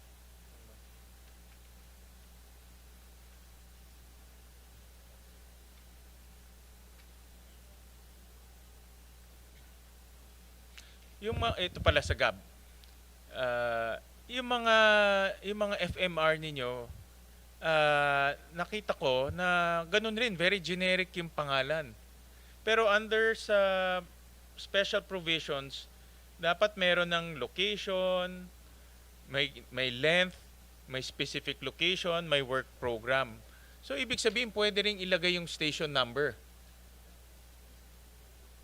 Possible po, Mr. Chairman. Hindi possible. Dapat ilagay yung station number. Kasi may- kung ang narinig nyo kaninang conversation, di ba ho? Kung ang kalsada nalalagyan ng station number, ang school nalalagyan ng school ID, dapat rin FMR. Dahil for all intents and purposes, kalsada rin to eh. Kalsada rin ho to. May specific purpose lang nga, no? Farm to market. So, dapat meron rin ho tong station number at the very least para malaman ho natin kung nasaan at hindi ho madoble yung FMR. Correct, Mr. Chairman. We subscribe to the wisdom of putting the station number, but we also have to clear lang po namin that prior to the implementation of the FMRs, DPWH and DA conducts a joint geotagging of the start and the end of the project. So both agencies are aware kung saan po magsisimula at magtatapos yung mga proyekto po ito. but we could also include in the list of the FMRs the specific coordinates, geotag location po nito. Actually, hindi pa namin to nabangga yung earlier years, no? Kasi nga, sa dami ng ano. But I am assuming marami rin dito mga repeated projects. In terms of title. In terms of title. Tama?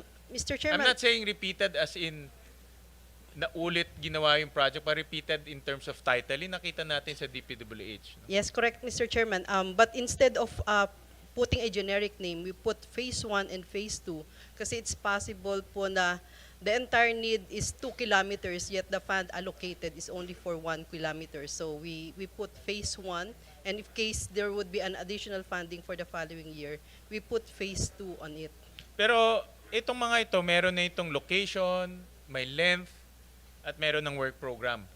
Wala pa pong work program. We just have a validated name, coordinates, and the length. But for the program of works, that's the responsibility of the DPWH. But these are all in your master plan. Correct, sir. So pwede nang i-identify, sabi nyo kanina yung coordinates, pwede na ma-identify Correct, yung sir. length. So ilagay na rin natin. Correct. Para hindi na, the same, no? Para hindi magkaroon ng duplication, repeated, hindi rin magkaroon ng discretion on the ground kung anong gagawin. Correct, sir. We Alright, could so- do that po. Okay, so submit nyo rin sa amin by Friday. Yes, sir. Oo. And then yung 8 billion na hindi ma-track down, kung hindi yan pasok sa master plan ninyo, ang inclination ng Senado, tanggalin na yon. Hindi pasok sa master plan eh. Or, Mr. Chairman, an alternative would be to look at a possible replacement Pwede rin. coming from the FMRNP. Yes, pwede so rin. that means Pwede we could allocate for those unfunded, validated, Okay, feasible. we can do that. So, can you suggest to us na rin kung anong ipapalit doon sa mga wala sa master plan? Sige po, Mr. Chair. Kayo na rin mag-suggest in that location. Alright, sige. Thank you. Thank you for that.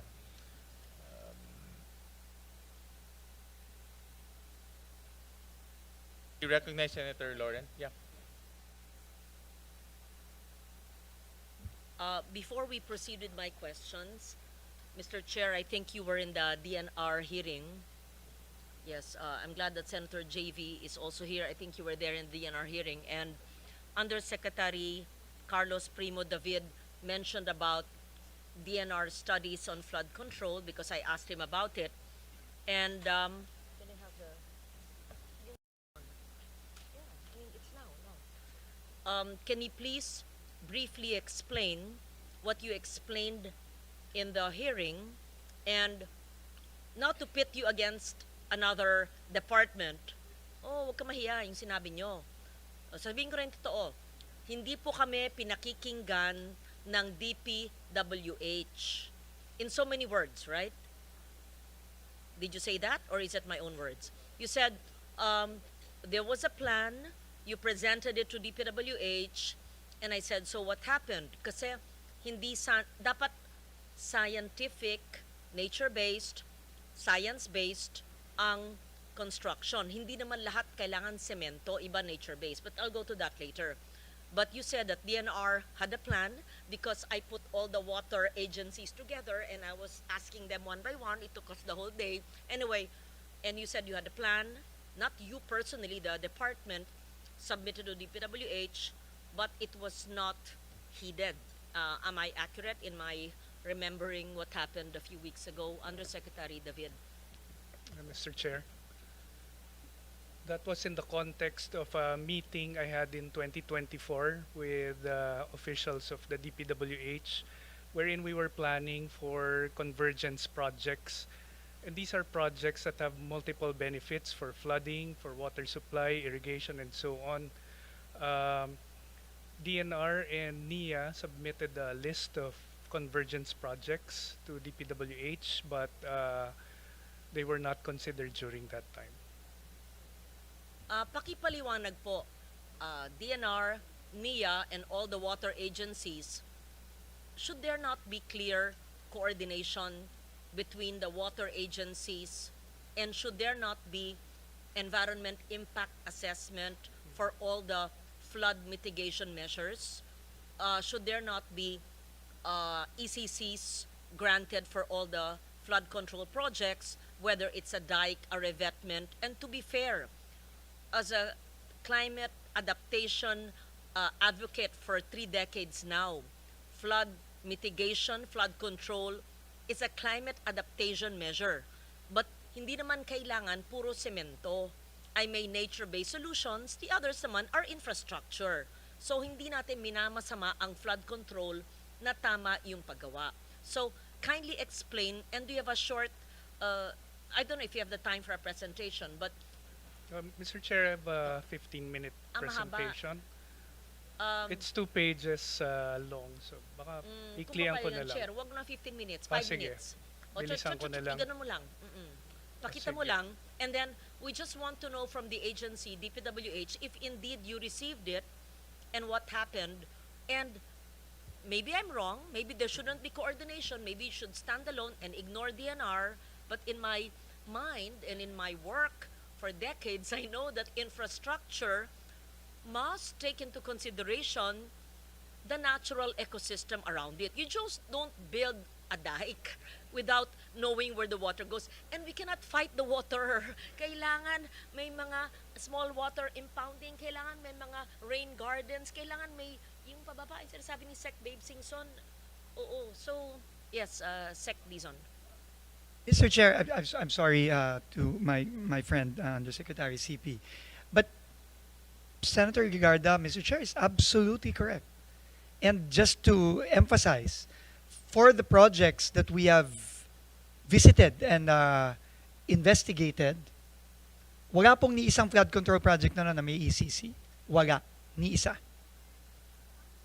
Exactly. Yun din po ang tanong namin, ma'am. Yung pong mga binisita ni Presidente, yung mga binisita namin, na iniimbestiga namin ngayon, wala pong ECC. Yun po, wala pong ECC yung mga proyektong yan. So, and I could not agree more with Senator Gigarda, Mr. Chairman. Ma'am, to be quite frank, wala nga pong building permit sa LGU Yung pong sa Mindoro, yung pong ginawa po doon ng sa Nauhan, sa bayan mismo ng governor ng Mindoro, ng Oriental Mindoro. Si Governor, yung pong ginawa ng Sunwest at St. Timothy at Alpha Omega. Elite. Wala pong building permit, wala pong ECC. Just for the record, Mr. Chairman, and we could not agree more with Senator Gigarda's observations. Thank you po. Thank you, Secretary. Yusek, pwedeng pakita mo lang yung 15 minutes mo. Pag sabi ng chair na mag-stop, stop na. Yes, mabilis lang. 5 minutes mo. Mabilis. 3 minutes. Sige, Actually, Mr. Chair, sinulat ko na para wala ng ad-lib dito. Okay, next slide please. The DNR, through the Water Resources Management Office, serves as co-chair of the DepDev Infrastructure Committee on the Subcommittee on Water Resources. The SCWR advocates for increased investment in the water sector, aims to reduce duplication of government projects, and promotes accountability and project convergence among the different departments. Next slide, please. In 2023, and this is where everything started, the DPWH submitted 304 billion worth of flood control projects and 14 billion worth of solar water supply projects to the SCWR, which I co-chair, for inclusion in the DBM Program Convergence Budgeting. Next slide, please. The subcommittee requested additional documentation from DPWH, such as master plans and project impact assessments, and agreed as a group that these projects need to be monitored as part of its coordination and policy oversight functions of the SCWR, similar to what we are doing with the other water projects in the different departments. Next slide, please.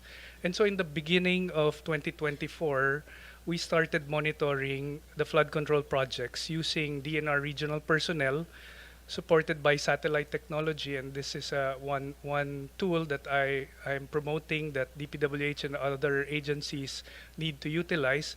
This photo was taken on October 23, 2025, which can clearly mark the start and end of any infrastructure project, may it be a dike or a road or a building.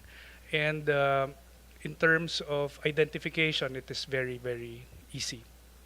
Next slide, please. We use geospatial data analytics and artificial intelligence in monitoring projects. Since then, we have assessed over 5,300 flood control projects like this one you are seeing, implemented from 2021 to 2024. Next slide. All findings are compiled in an online dashboard that has been shared with PMS, DBM, and DPWH, allowing validation of our assessments on the ground. Next slide. We classify projects into three categories. Validated, meaning they are confirmed to exist and effectively protect communities from flooding. This is about 23% of all the projects that we have assessed. Ghost projects actually come in many forms, not just those that are unconstructed, but also those that are duplicated within the same funding year or in previous years. Projects that are located in invalid sites wherein there are no rivers or creeks, or also incomplete wherein the prescribed length is actually much shorter than what is funded. The third kind, next slide please, which I wish to focus on, are the poorly situated projects. Here's an example pala of multiple projects in a single river. Ito yung nakakalitong pinag-uusapan kanina. In this slide, in Kamiling River, you will see 8 projects funded in different years with different funding. But if you plot it in a map like this, you will readily see that there are overlaps in the projects. And when you compute for the length versus the total amount, for example, the 99 million pin over there should stop at the next pin, which is 98.5 million. That length is only 200 meters, which means that the dike has a unit linear cost of about 500,000 per linear meter. No, so it is only through geospatial data such as this that you will see some of the other problematic issues related to flood control. Next slide, please. The poorly situated projects are, in my personal opinion, are more important even compared to the ghost projects that we have been investigating. Every time we constrict, block, divert, or alter natural waterways, we change the velocity and volume of water flow. In this particular case, in New Bataan, Davao de Oro, it is clearly seen that the dike constricts the river, makes it straight, instead of meandering. And the effect of this is that the flow of water actually becomes faster, and the volume of water that will normally spread throughout its floodplain will now be diverted further downstream, creating more floods downstream. Next slide, please. In effect, constructing river dikes to protect one area often transfers the flood risk to another area. Here's another example in Tarlac, wherein there are 2 dike projects that obviously weren't coordinated to each other. The river flows from left to right, and because there is a gap in the dikes that were constructed, during the rainy season, it is even more possible that the water enters into the community, where in fact previously they probably get flooded, but this time it's actually exacerbated. Next slide, please. Some projects do not put any harm, but are poorly situated because they do not function as a flood control structure. In this particular case, there is water on both sides of the dike, and therefore you're not protecting either side if there's water on both sides. Next slide, please. This one is a small creek that leads into a bigger river. The dikes looks like they were properly constructed. In fact, they are thicker than the creek itself. But they're not protecting any vital assets because on both sides, these are idle lands. This is the the result of poor planning, and there are definitely other areas that require protection. Next slide, please. This one I wish DPWH would look further into, because we're not an investigating party in this flood control issue, but we transfer everything to those that are investigating, whether it be the Blue Ribbon Committee, DPWH, or the ICI. This is a flood control project within Laguna de Bay. But if you look at the satellite images, they are actually reclamation projects within the lake, right along C6. And so this is a different kind of issue, because there are much more permits, environmental impact. Maybe it even causes further flooding within the Laguna Lake area when you do reclamation projects. Next slide, please. There are many, there is far more to be uncovered from the data, and we leave this to those conducting deeper investigations. It also exposes the cost of poorly planned infrastructure. I therefore recommend to this committee that government institutionalize a centralized project database similar to Sumbong sa Pangulo, or DBM's Project Dime, or the Sandata system, or even our own dashboard that we developed in DNR. This will promote better planning, transparency, and accountability across implementing agencies. More importantly, this will assist Congress in allocating funds under the GAA. I also urge the legislature to support a new type of flood control projects. Next slide, please. We have drafted a National Flood Management Master Plan, which should be harmonized with that of DPWH. We advance the IWRM approach, Integrated Water Resources Management approach.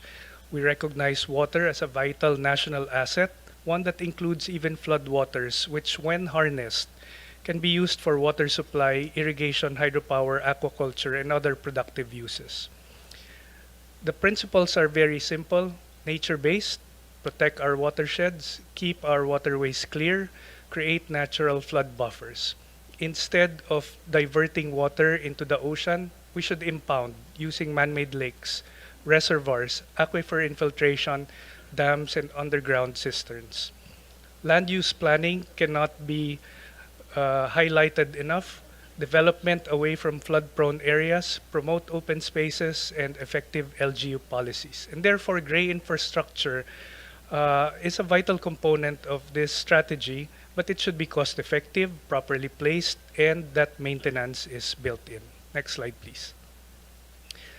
In the past, we were constructing man-made lakes for reservoirs for various purposes, whether it be aquaculture or irrigation. We wish to push forward with these kinds of projects. This is one example in Tarlac.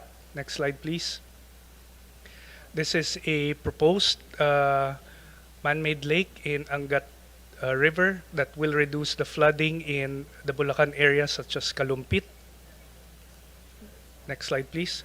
This year, we initiated feasibility studies for 21 of these kinds of projects. These are not yet included in our proposed budget in DNR, as we are completing the studies, consulting the concerned LGUs, and securing the necessary permits, including our own ECC. We wish to develop these projects further with the new team in DPWH, but we believe that, such as this example, this is called Lake 77 in Bislig, Surigao del Sur. It's 77 hectares in size, constructed in 1977. It is now used for aquaculture and ecotourism, as well as for flood control if it's refurbished, and also for water supply later on. Next slide, please. Many examples of convergence projects, such as this one in Midsayap. This is an existing dam for NIA. This is now going to be used for water supply, to supply water to about 70,000 residents of the area. Next slide. Last few examples. This is our proposal for in Marikina River. Instead of putting dikes, we wish to propose a man-made lake in San Mateo that will capture and hold water from going down to Marikina and Pasig. This water can now be used for other purposes, whether it be ecotourism or even aquaculture. Next slide. Here's one example of regional planning that we have done. This is for the whole of Bicol River Basin, wherein we plot out all potential man-made lakes for various purposes, but also including flood control. Finally, next slide. This is an example, and I think you can click on the slide because this is a video. This is one of the projects of DPWH that I should commend. Siguro hindi nagpe-play. Together with NIA, it's a convergence project both for flood control and irrigation. In summary, while ongoing investigations into corruption must continue, we view this as an opportunity to strengthen interagency planning, enhance public accountability through transparency dashboards, and shift towards a more sustainable and integrated approach to flood management and water resources development. Maraming salamat po. Thank you very much, Undersecretary David. Thank you for bringing that to our attention during our DNR hearing and for being here today. All of this information are not new. You were supposed to coordinate with DPWH to present it in the interagency, and was it taken into consideration or totally not used or ignored? And for what reason? Maybe In the please. past, it Thank was you. not considered because the mandates of DPWH and DNR on water resources are disconjuncted. No? They handle flood control and we handle water resources. But now I'm happy to say that we are working with a team in DPWH to do convergence. That may also just cite that perhaps DNR needs to review the ECC requirement, because I am told small flood control projects only apply for certificate of non-coverage, even if by nature they are in critical areas and they're critical projects. So kung non-coverage, walang ECC nga. Yun. Pag maluwag, paano yun? Yes. Thank you. Ma'am, if I may, you're right po, but can I just state also for the record that in some, like for example, the one in Mindoro, which was it was not a small flood control project, Madam Chair, no? Pero kahit CNC wala eh. Kahit CNC po wala. Thank you, Madam Chair. Thank you, Mr. Chairman. Thank you for that. I know, if I may, proceed with my questions. Yes, but the chair may interrupt me anytime if I am too long. Okay. There was a mention of a DENR WRMO database. I asked this of the DPWH since 2023. And it has evaluated more than 4,000 flood control projects using AI, satellite imagery, geographic information systems. And the results were shared through a dashboard with PMS, DPWH that was mentioned by USEC and DBM. And he said that it remains unused. So the new team, are you aware of the existence of this dashboard? Why has a DPWH not utilized or validated the WRMO's flood project database, and what steps will the DPWH take to integrate the system into project validation, planning, and budget allocation? And whatever the answer is, may I kindly request that you do not just use it for the 2026 moving forward, but since many of the 2025 projects are still either FLR or ongoing, it can be used already. So I'd like to know the answer, please. And the purpose of my question is to determine interagency tools for transparency, verification, so that they are maximized and do not, or we totally avoid the ghost projects or the duplicate projects as stated by the chair. Thank you. Thank you. Thank you, Mr. Chairman. Thank you, ma'am. First of all, I learned about the dashboard maybe a few weeks after I came in. Undersecretary David, as like I said, is a good friend. So he informed me about it. And I saw it, and I sent it immediately to our team. and they have been working.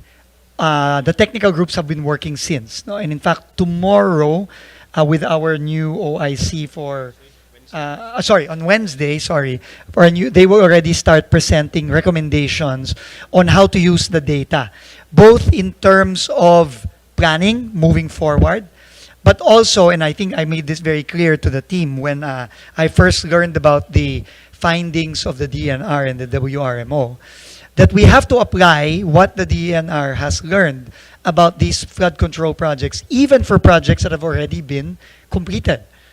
Why? Because according, and if I may speak frankly, Mr. Chairman, according to Yusek David, their evidence shows that not only have some of those flood control projects been useless, but they have become harmful pa, meaning sumama pa yung baha dahil nga yung pong ini-explain ni Undersecretary CP kanina na ang mga dike kasi, ang problema dyan, either both rini-restrict ang flow ng tubig, ibig sabihin yung carrying capacity ng mga waterways lumiliit, but ang more harmful doon ay yung pinapabilis niya yung daloy ng tubig o yung velocity of water speeds up. At yun ang mas nakakasira at nakakasama.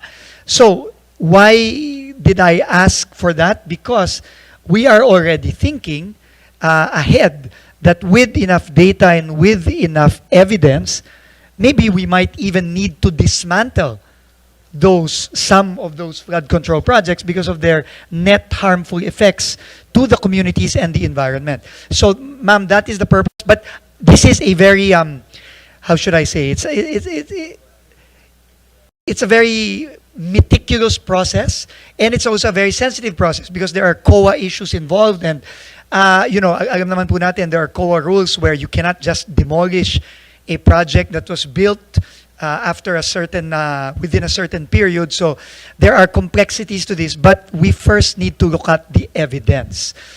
They are harmful. Exactly, ma'am. If they're harmful, Absolutely. kung ikamamatay, ikababaha ng mga barangay at komunidad, kailangan gawing kaagad kung Correct. scientifically Proven. proven. O kaagad yun. We agree po, Mr. Chairman and Senator Lauren. This is critical. That's why I think the reports will be presented to me in particular and to the senior team on Wednesday, and we are already currently working not just with DNR but also with the University of the Philippines, particularly with Project NOAA with Professor Mahar Lagmay, as well as one of the renowned hydrologists in the country, Professor Tabios of the University of the Philippines. So we are working with them, and we really need to put some order and some science into this, because clearly there was very little to no science involved in the implementation of these projects. Thank you very much, I-embed na ma'am. nyo si Yusek David sa inyong mga projects. Kasama po Dapat naman siya. may coordination naman talaga eh. Tama po, ma'am. Thank you po. Okay, thank you for that.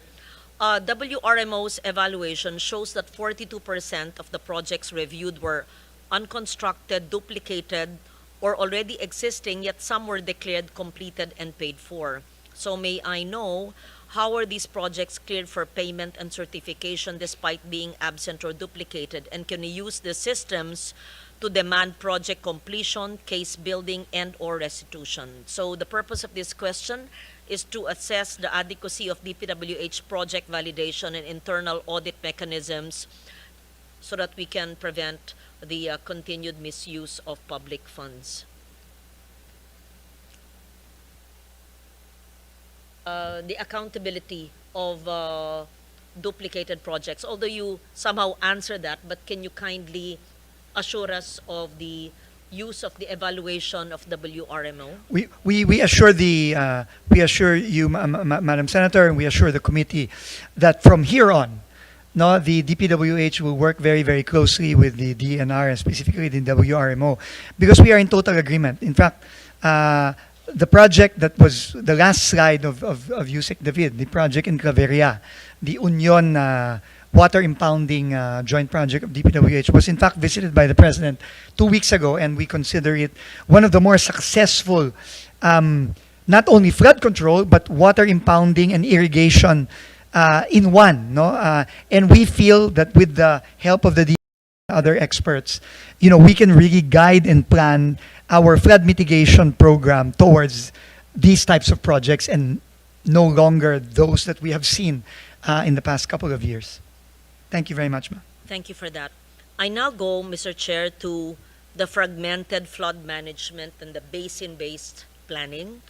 I ask this in the context of floods and water systems not being administrative or political boundaries, because floods do not recognize political boundaries, hindi distrito niyan, ganito niyan, geographical. Yet government planning and implementation of flood control projects remains fragmented. And here we are, even us perhaps, both houses of Congress are guilty because we are looking at congressional districts in terms of infrastructure planning when water and floods, as we see, do not look at congressional districts in the way nature moves. So DPWH programs per district, even per province, often without alignment to hydrological or river basin boundaries defined by WRMO or the River Basin Project or even DepDev. So how are we assured, I mean, we're studying it, that for the GAA 2026 and for existing GAA 2025, how are we assured that this will be taken into consideration in the future? Does the DNR recommend shifting DPWH flood control programming from district, meaning congressional or provincial levels, to a basin-based framework aligned with the integrated water resources management principles? And can the DPWH adopt river basin level coordination using updated geological and sedimentation data? In short, nature-based, scientific, hindi political or administrative boundaries. So what kind of innovation, if any, has the DPWH new team done to take this into consideration? Because we're talking about allocable and non-allocable. Distrito pa rin eh. Hindi pa rin nature-based, hindi pa rin scientific eh. Political pa rin eh. Yeah. So, paano po? Ma'am, Thank you. First of all, you're absolutely correct. No, I mean, flooding knows no boundaries and therefore should not be constrained by district boundaries, no, and other boundaries. So what we are actually trying to do now, and I think it is very opportune because the President has already taken out all the flood control projects, locally funded flood control projects for 2026. Now is really the time to plan this well, Madam Chair. But unfortunately, this takes some time, no? We are right now in the early stages of that, just putting together all the experts together and all their recommendations together and come up with a master plan, at least for certain areas like Bulacan, Metro Manila, and other flood-prone areas, para po when 2027 comes, is meron na po tayong rhyme and reason dito sa pagpapagawa at pagpaplano ng mga flood control projects na ito, because we will not allow the same thing to happen again, Madam Chair, na ang flood control natin is dictated lang by, flood control project of this district or that district and that. No, we will no longer allow that. It needs to be a well-planned series of projects that will eventually need either provincial or regional development council clearances, no, but we're not there yet, ma'am. No, there's no such plan in place. In fact, next year pa lang po lalabas yung 18 major river basin plan ng World Bank. It will finish in middle of 2026. But in the meantime, we cannot wait for that. No, we need to already start. Meron na nito nung panahon ni Sec Babe Singson. Meron po. And he's an expert in that, yung mga river basin projects. Meron na ang DPWH nun. Ma'am, yes, you're talking about the 2013 one. This is the one that's being updated now by this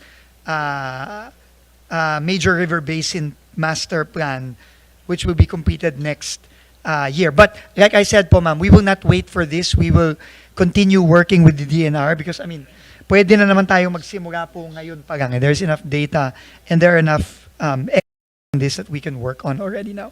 So that is commencing already, ma'am, as we speak. Thank you. Ms. Just to note again, because we always, again, think in terms of either political districts or administrative regions. So water resources regions are different from our administrative regions. Ang ating regions, ilan? At 18 admin regions, but there are only 12 water regions. So at the proper time, maybe this afternoon, is a DPWH equipped and ready to present to us your plan for the 12 water regions? Otherwise, Mr. Chair, because we need to see the infrastructure project vis-a-vis the scientific nature-based solutions to flood mitigation in the 12 water regions in planning for 2026.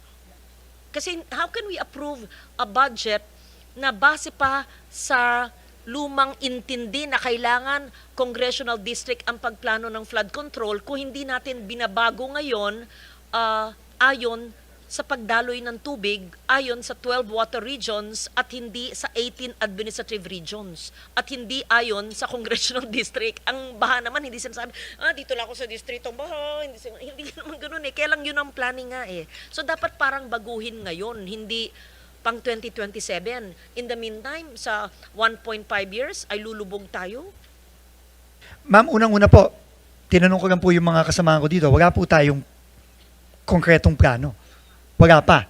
And I think this is why the wisdom of the President to remove all locally funded flood control projects for 2026 makes so much sense. Because dahil clearly walang plano, clearly yung mga dating ginawa, wala ding plano, so kailangan po talaga medyo mag-hit the pause button tayo muna for locally funded flood control. Kaya po wala pong locally funded flood control for 2026. Ang meron lang po ay foreign-assisted flood control projects, roughly about 15.7 billion, na meron naman pong plano. At ito po'y pinlano ng mabuti ng mga funding agencies po na nagbigay ng pondo.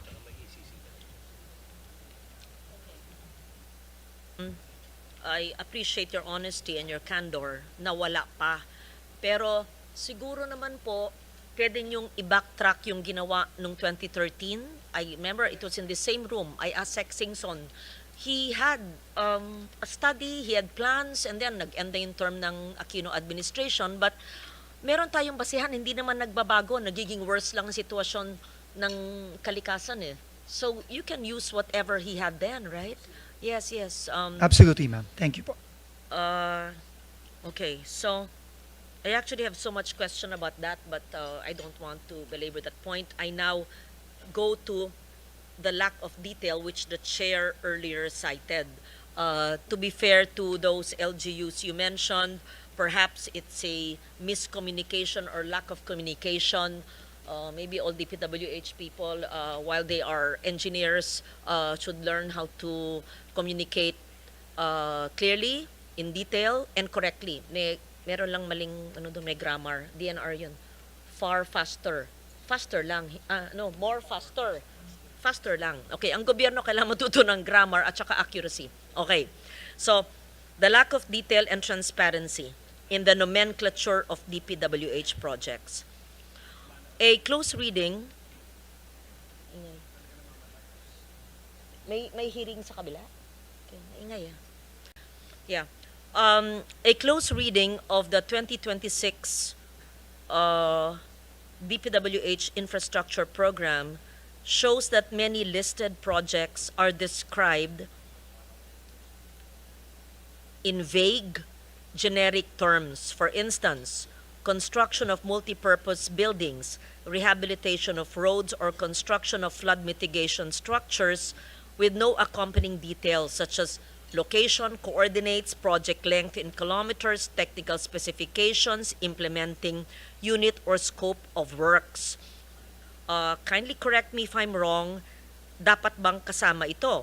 And the same issue is observed in convergence programs. For example, farm-to-market roads under the DA or SRA, DPWH own access roads for strategic infrastructure, yung CPAG, and network development programs where project titles and codes often overlap, making it nearly impossible for auditors, LGUs, senators, and even the public to validate whether these refer to unique projects or duplicates under different agencies.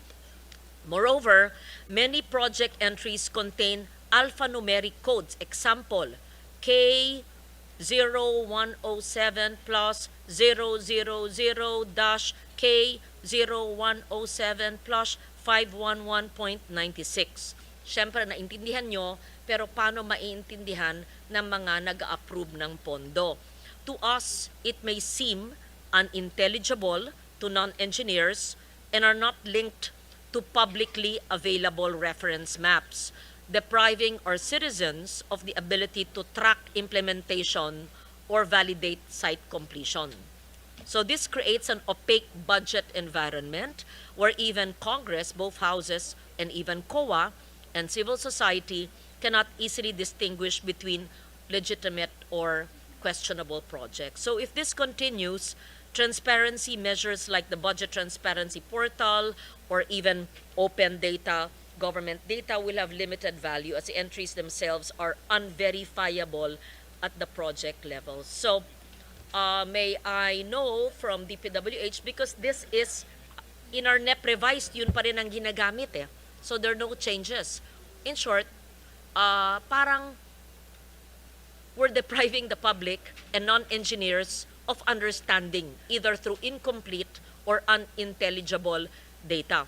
So why does the DPWH continue to use this vague and non-descriptive nomenclature for projects without key details such as project length, yung haba, syempre, location coordinates, para malaman kung saan, barangay coverage, para malaman ng mga tao, ay meron palang darating sa amin, or technical specifications.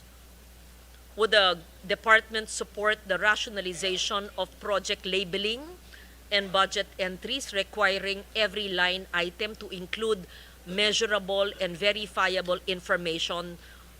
Length, ilang kilometro? Area, square meters? Number of beneficiaries ba? Mahirap ba yan? Or completion of target date? So, correct me if I'm wrong, we're just trying to understand the budgets. Thank you. Mr. Chair, if I may, again, you are absolutely correct, ma'am. The budget entries are too vague and too general to the point that one can no longer ascertain if this is actually a completed project, a continuation of an ongoing project, a completion of an ongoing project, because it does not contain the details necessary to make those determinations. And I think moving forward now with the corrections that we have submitted to the chairman based on the committee's observation, the change must start already with the 2026 budget. So we will now be including the stations, meaning kilometer X to kilometer Y. We will be including the project IDs for projects such as multipurpose buildings or classrooms. We will obviously the exact location of the projects, and also a very clear nomenclature to show that this is either a continuing project or a project that will be finally completed with the funding being requested. I think all of these details should be in these line items starting the 2026 budget moving forward. Thank you for that assurance. So, the list tomorrow that will come from planning with the non-allocable and allocable in different name, district and above the district, mas klaro na po. Hindi na yung parang paulit-ulit, mas maliwanag para maiintindihan namin. Yes. Mr. Chair, if I may, on the ano lang po, no? Tomorrow po, I think we will be submitting the summary on the legislative district on the specifics, because there were additional items po that were sent that will be sent by the committee to us. Ang na-correct pa lang po namin is yung mga last tawag dito, yung pinadala po last week. So we asked po until Friday, Madam Chair. So Mr. Chairman, so we will send those by Friday. But we will send the summary list of per legislative district tomorrow. Opo. classificating allocable, non-allocable, whatever term you want to use. Thank you po. Now, on rethinking flood mitigation and moving beyond a construction-heavy approach. All these decades, DPWH has remained hyper-focused on flood control infrastructure, dikes, seawalls, drainage systems, and pumping stations, and rightly so, because we're a vulnerable nation. But often, it's built in isolation without corresponding upstream or ecosystem intervention.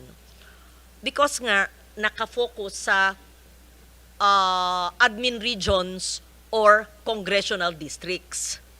Ang baha naman, hindi naman tumitingin sa politika. So this has resulted in massive spending with minimal actual long-term reduction in flood risk, and as shown, it has even become contradictory to the help, in fact, dangerous.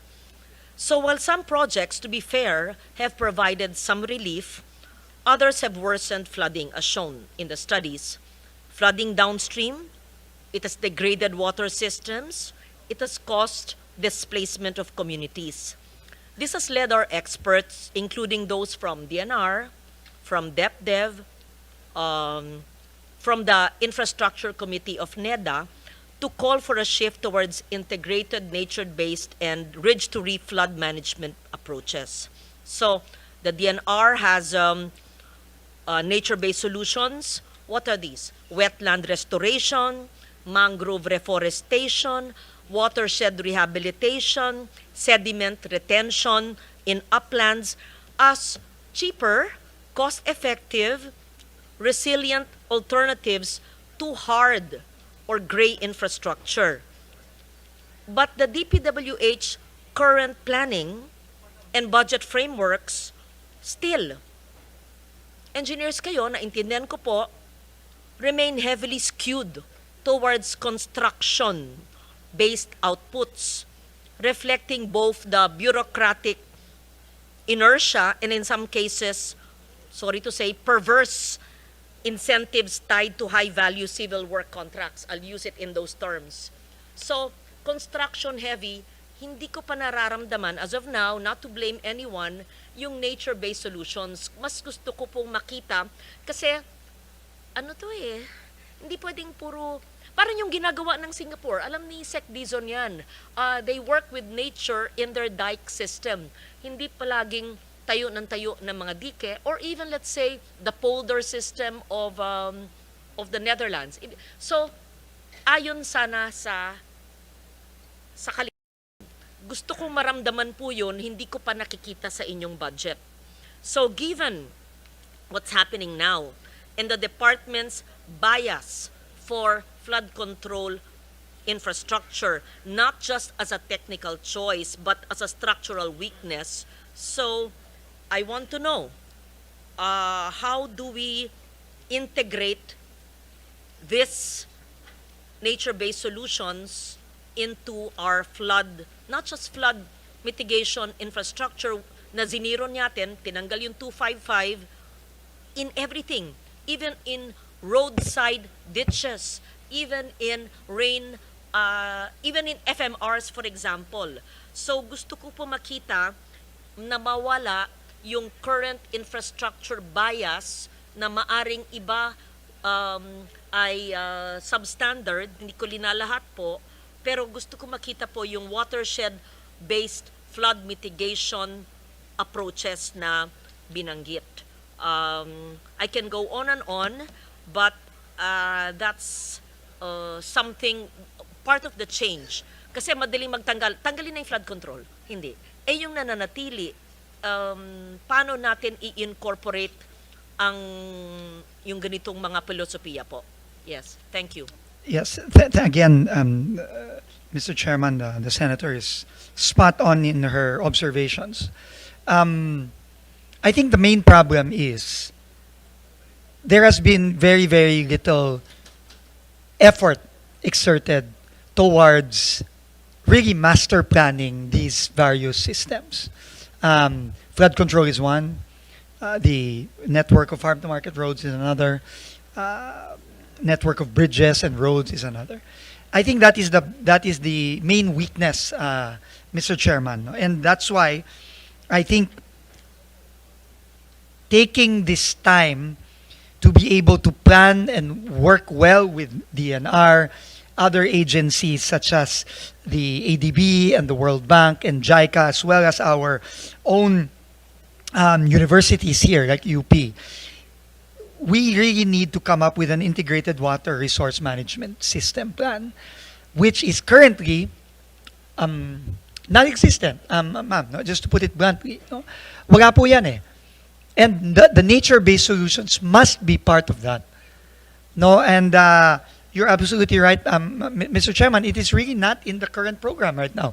You cannot. It is not reflected in the current program because it does not exist right now for so many years. So now that has to change. So now that we are working with DNR and with UP and with the other agencies, I think this is where the beginnings of a integrated water resource plan will come to life, no? And that will definitely include and must include nature-based solutions and not just engineering-based solutions to not only the flooding problem but also the overall water management problem. So we look forward to seeing that, Sec. Thank you for your answer. Now, in a hearing a few months ago, I think the chair was there. What agency? A small agency, National Museum yata, sinabi, hindi raw napondohan yung continuation ng National Museum, tas sabi ng DBM kasi walang trip. Alala mo? Nagulat tayo. Diba? Trip. It was a multi-year project, tas sabi ng DBM, diba, nagulat tayo kasi wala daw trip. Multi-year yon. So gusto ko lang malaman po, how does the classification align with or undermine, I mean, lahat ba ng proyekto na nasa NEP revised ninyo at nasa GAB ay ayon sa TRIP, DepDev's 3-year Rolling Infrastructure Program? Kasi mismong National Museum hindi raw linagay, sabi ng DBM, kasi kailangan dumaan daw sa DepDev na TRIP. So tama ba yun o mali ang intindi namin? So lahat po ng inyong programang nakasaad sa NEP, Revise at sa GAB, allocable man o non-allocable, ay dumaan sa DepDev na TRIP. It's a 3-year rolling infrastructure program. Lahat ba yan galing sa DepDev, yung inyong mga panukala sa GAB? Yeah, Mr. Chair, Madam Chair, let me just find out because we will submit it if it's part of the TRIP or not, no, of the 3-year rolling program. But I find it quite difficult to believe bakit hindi. I mean, it's just a National Museum funding and bakit kailangan? No, I'm not asking about National Museum. I'm just citing it as an example. The chair and I were in a hearing and National Museum said wala silang pondo. Tinanong namin sa DBM ba wala? Sabi ng DBM kasi wala daw silang trip. So, kung yun maliit na museo, ito po, lahat ng infrastructure nyo, dumaan ba yan sa DepDev? I don't think so po. Exactly. So, ibig sabihin, hindi a-approve ni DBM Correct. ang inyong funding. Kasi hindi nila in-approve yung National Museum na multi-year na stop yung building kasi walang DepDev na trip. So, kung lahat ng inyong ating pinag-uusapan ngayon ay di dumaan sa DepDev na trip, hindi i-EFLR kayo o i-veto kayo. Yun ang Correct. sabi sa amin sa hearing. So dapat ang DBM, i-hold natin ko nandito or ipaliwanag. Kung hindi dumaan sa DepDev na trip, i-veto ba or i-FLR or dapat ba natin hindi isama sa GAA? Sige po. Clarify. Kasi ano yan confusing. Very Remember? good, Magion. Oo. Yeah. So we will consolidate po, Mr. Chair, Madam Senator, and we will submit that. But you were We there, will submit. remember? Medyo But naguluhan tayo. I find it difficult to believe as you na Yes. gano'n. No? Kasi every line item in the DPWH budget went through DBM trip. Parang hindi. Yeah. Yeah, it's difficult to believe that. Undersecretary Cangaspo just passed me an information. Yung mga hindi daw po dumaan sa trip, dumaan dapat sa RDC level, which is, I guess, an extension of DepDev. No? So, but again, we will have to validate and submit it to the Sabi committee. kasi ng DBM nun, the submission to the TRIP ensures that projects, tama naman, are aligned in the master plan, have feasibility studies, and are shovel-ready. And part of the Philippine Development Plan. Kaya yung part 2 ng National Museum, hindi na pondohan, wala daw TRIP. Kaya nga, winawarningan ko lang kayo, kung wala kayong TRIP, paano yun? I leave that kung i-check po nyo, siguro later before we finish that, yan. So, now I've gone macro, now very, very micro. And I hope I'm not considered to be parochial here. I just speak for the provinces who may be large in land area and population, but receive 1/2 or 1/3 the allocation of other provinces, because again, our budgeting is based on administrative or political districts, not by need. Okay, example, with the permission, may I just, parochial pero kailangan eh. We have to speak for the people eh. Antique budget is much lower compared to its neighbors. And do not get me wrong, I'm a senator, I represent our Region 6 and the island of Panay. I'm happy that the others are bigger. Pero para lang ihambing. Let's say, Aklan, Iloilo, Capiz, yan. So I'm glad. But Aklan and Capiz, despite having a population equal to us in Antique, but we have much larger land area. Per land area, Antique receives only 0.43 million per square kilometer, roughly 1/3 of neighboring province, kasi lone district kami. So, an ordinary Antiqueño benefits only, ginawa kong per capita, 1,800 worth of infrastructure investment from the government compared to residents of Aklan or Capiz who benefit around 3.6 to 3.9 thousand or double the amount. Again, I am happy that the other neighboring provinces have triple the budgets because there are congressional districts. Huwag po niyong tanggalin, dagdagan pa nyo. Pero bakit ang probinsya ko, hindi naman ako yung congressman, pero 3B yung NEP, tas yung NEP revised naging 1.1. Pareho ng Valenzuela. 1.1B. Talagang aping-api. Bakit ganun? At meron naman maraming probinsyang nangyayari po yun. Siguro, iisipin ko lang, mahirap magsiguro. Kasi stricto, kasi takot maglagay iba doon, o baka hindi naisip ng central, hindi naisip ng region, or siguro yung district engineer hindi humingi ng malaki, or siguro yung congressman o yung senador hindi humihirit. But don't get me wrong, I'm not asking questions here for you to add to the district where I represented. No. I just speak for the districts with large population, large land area, pero ang liit-liit at ang daming needs, pero ang liit. So, palaisipan. And I speak for the indigenous peoples there, the Ati and the Iraynons who cannot speak and talk to you ever in their lives. Buti na lang yung aking regional director, taga Bugasong, at alam niyang ibig ko sabihin. Yeah, yung nakakaantig ng puso yung ganun. Tapos ito, papakita ko sa inyo. Gusto kong i-flash eh. Yung NEP at yung regional budget allocation per capita. Lihis, how do you say it? It doesn't make sense at all. It doesn't make sense at all. So, I want to understand. Oo.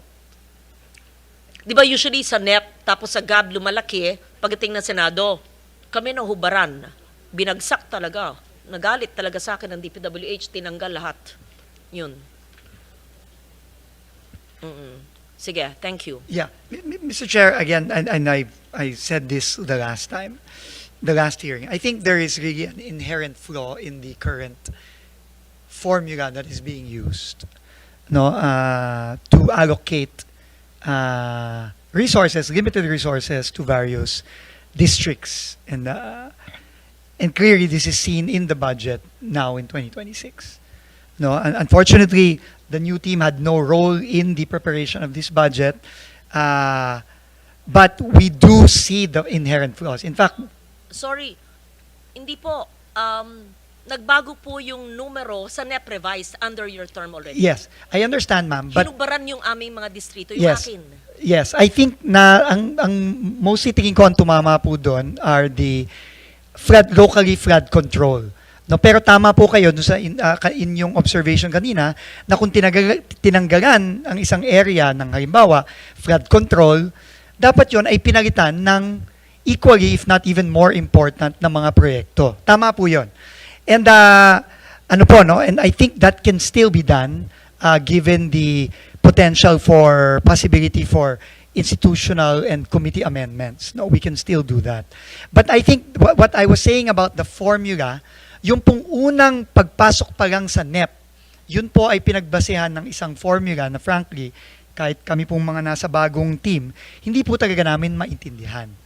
No, hindi namin maintindihan. Unfortunately, dinatnan na lang namin yon. But right now, under Secretary Conti, I can who can speak more to this, is already in the process of finding a simpler and a more equitable formula to distribute resources moving forward. No, in fact, kailangan na ho talagang gawin ito dahil obviously, it's not just this year, ma'am, I'm sure, na nangyari ito. No, this is probably repeatedly been the case for smaller districts like Antique and others who have unfortunately gotten the shorter end of the stick for so note long. that it's not a smaller district dahil lone district siya, mas malaki ang land area. That's right. Pareho rin ang population. Kailan yung iba, 2 distrito, tapos i-add mo yung 2 distrito sa isang distrito ay kami ang pinakamaliit. At saka hindi lang naman ako, marami rin ibang distrito na siguro malayo sa kusina, hindi nakakahingi. At nahihiya din ako, maski senador ako matagal, hindi pala hingi. At kung humihingi man, tas hindi natutupad, hindi yung binibigay, di hinayaan lang namin. Pero we must correct this disparity. At saka ayokong mag-amend sa distrito na pinanggalingan ko. Make it an institutional amendment para naman hindi lopsided na ganun. Hindi lang ako, tignan po nyo lahat at wag naman galing sa amin. Tas ano yung pangangailangan? In fact, para walang korupsyon, di lagay nyo classrooms. Kaya lang, hindi nyo budget yon. So, pwede nyo gawin, sabi ng LBRMO, multi-purpose buildings / school building. Pwede daw yon, which is under your budget. So, hindi sa ako'y humihingi, sinasabi ko yan para in full transparency and accountability, yung mga naaping distrito na halintulad po sa akin, kukompute yung populasyon at land area, kung papalitan nyo, siguro wag ng roads, wag ng multi-purpose school buildings kasi sabi ni Sani, ang laki-laki ng pangangailangan sa school buildings. Anyway, kayo rin mag-i-implement noon. That's a manifestation, Mr. Chair, as an institutional amendment. I'm not just referring to 1 or 2 districts. Para hindi magbukang, nag-amend, nagtanong siya, kaya nalaki ang distrito, ayoko pong ganun. I will refuse any additional allocation just because I'm asking. And I speak to many districts.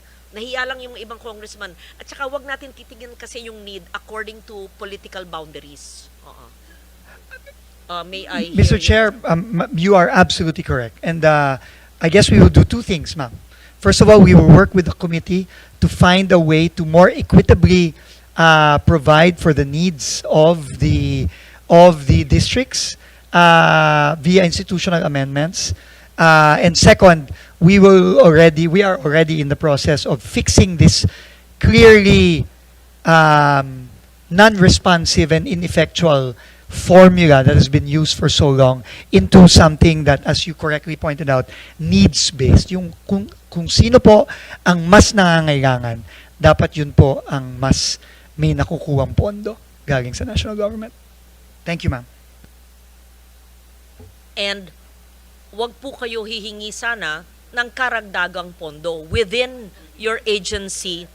Correct the institutional, mistake, inequity. Institutional inequity. To correct it, ulitin ko po, Hindi lang yung akin na sinight. Yun lang kasi ang alam ko, kaya sinight ko. Marami pang halintulad po sa akin. Yun. So, thank you for that. We agree po, Mr. Chair. Mr. Chair. Thank you so Reasonable naman much. ako, di ba?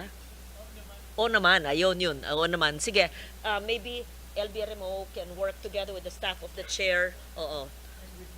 And with your planning. With our planning team, Yes. so we can... And I repeat, hindi po flood control, pero actually hindi masama kasi binabaha tayo, di ba, Pruto? Oo, binabaha. Pero dahil bawal, okay, bawal ngayon. Oo, sige. Pero papakita ko sa inyo ang maayos na flood control. Ang maayos na flood control. Nakita yan ni Senator Pia Cayetano. Meron nga kami marathon na gagawin doon sa Esplanade. Napakagaling. Napakaganda. Hindi flood control yun, actually Esplanade. Parang yung sa Iloilo River nila, Senator Drilon. Esplanade. Flood mitigation structure yun eh. Yeah, Iloilo at saka yung sa amin. Papakita ko sa iyo. Ang nakita mo yun. Ganda-ganda. Ganda-ganda. Flood mitigation structure kaya hindi nagbabaha. May Esplanade patuloy. Anyway, so on the cost of roads of DA, nabanggit na ng Cherry to pero gusto ko rin indihan. Magkano ba talaga per meter ba ang sinasabi? Magkano ang per meter ng cost benchmark ng farm to market road na same width and may roadside ditches or canals? Magkano ba talaga?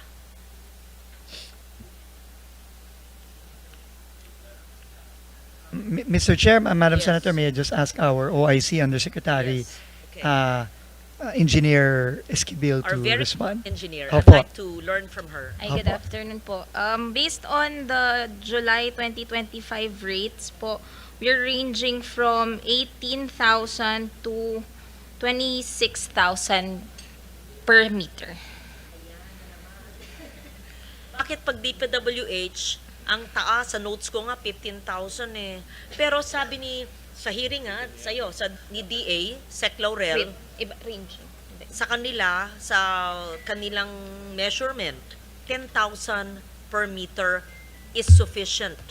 He even implied a 1/3 savings given apples to apples, assuming this is correct. Yes, thank you.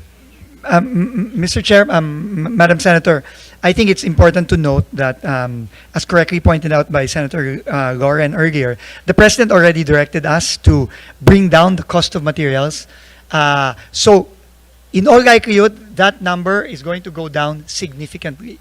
So, if you will allow us, maybe if we will run our computations based on the new cost of materials, we can maybe by the end of this week already give you a new range, no, for the range per meter for, hindi na po yun. Definitely, it will not be that anymore. Mr. Chair is 32B. Oo. Kung sa DA budget, ang FMR ay 32B, sabi ng Chair, at itong kilometro ang magagawa, de kung yung inyong 18,000, sabi ni Sec Laurel ay 10,000, di halos madodoble, di ba? 80% na mai-increase ang haba ng FMR, gaya ng puntos natin sa classroom. So, simple, pag papatuyo ng bahay, di ba? Hindi mo mababayaran yung contractor pag nalaman mo midway na, i-ano natin yung kontrata, ayusin. Ito, hindi pa naman tayo nagsimula sa 2026, hahaba. So, ibig sabihin po, sa DA budget or isumitin nyo sa amin, kayo implementing agency, i-check natin, hahaba ang mga FMRs at dapat may coordinates. Thank you. Opo, and correct po, and in fact, even with respect to classroom, dadami po ang pwede nating itayong classroom dahil sa pagbaba ng detailed unit price ng DPWH. Thank you po. Thank you for that. Health centers. From the DOH itself, about 300 super health centers built nationwide, mostly by DPWH, were found non-operational, hindi natapos, substandard, etc. I'm not talking about walang gamot o walang tao. It's really kulang o hindi natapos na structures.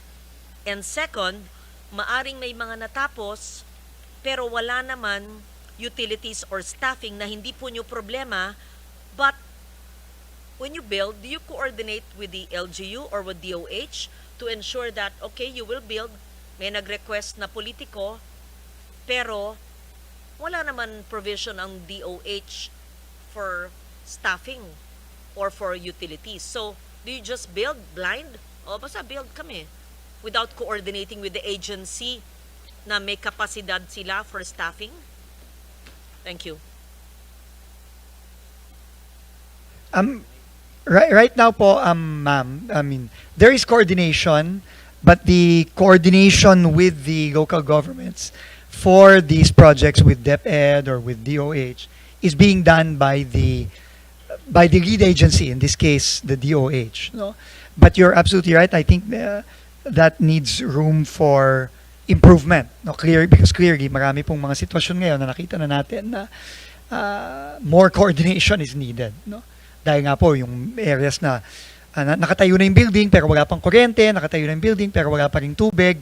So this requires, mahirap po kasi yung turuan, so dapat magtulong-tulong na lang po. So we will see, we will work with the DOH and the DepEd and the other agencies so we can coordinate better, Mr. Chairman. Mr. Chair, how do we help DPWH do this? Kasi tagatayo sila. Pero hindi pa pag nagtatayo, dapat tanungin sila sa nagpapatayo. O magtatayo kami. Sapat ba yung pondo mo? Sabi na, ay kulang kasi ng 1 million, hihingi naman next year. So, it's a structure na hindi tapos. May mga ganyan. Ganun palagi nakikita when we go around, right? Or, itayo, maayos, pero hindi naman napondohan yung equipment at yung staffing kasi magre-request pa sa DBM o walang gamot. So, karapatan nyo magtanong, itatayo namin to. Handa ba kayong ahensya nagpapagawa, maglagay ng staff at ng pasilidad? Kung hindi, ba't itatayo? Pero hindi ba nila tungkulin yun na may silbi yung tinatayo nila? At tanong sa ahensyang nagbabudget na linilipat sa kanila yung budget, right? If I can intervene, Senator Lauren, in fact yan ang isang malaking problema rin ng Department of Health through HPEP, yung health equipment and facilities. Dahil dapat, bago sila nagpapatayo, meron ng coordination with the local government units. Dahil yung LGU, sila bahala sa doktor, nurse, equipment, at yung pang day-to-day to operate. Like for example, kuryente, tubig. But marami rin mga LGU nagsasabi na, hindi namin kaya magkumuha ng doktor, hindi namin kaya magbayad ng kuryente. Kaya na ano rin sila, na walang nagmamando ng mga health centers. No? DPWH, in fairness, is just constructing. Kung anong pinakonstruct, kukonstruct. Pero yung operating DOH, malaking problema rin yan sa DOH right now. That's why we have to look at the HFEP funds, which is about 14 billion, very closely. Dahil nasasayang, maraming pondo dun, unfinished hospitals, unfinished rural health centers, unoccupied super health centers. Nasasayang lang yung pondo natin sa health. No?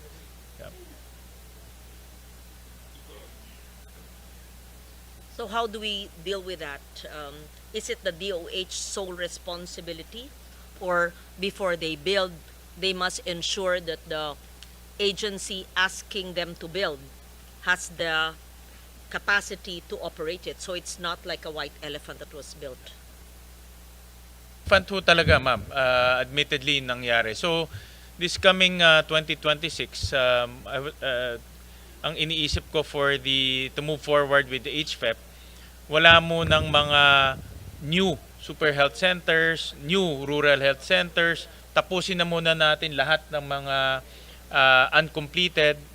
Lagyan ng tao yung mga unoperational.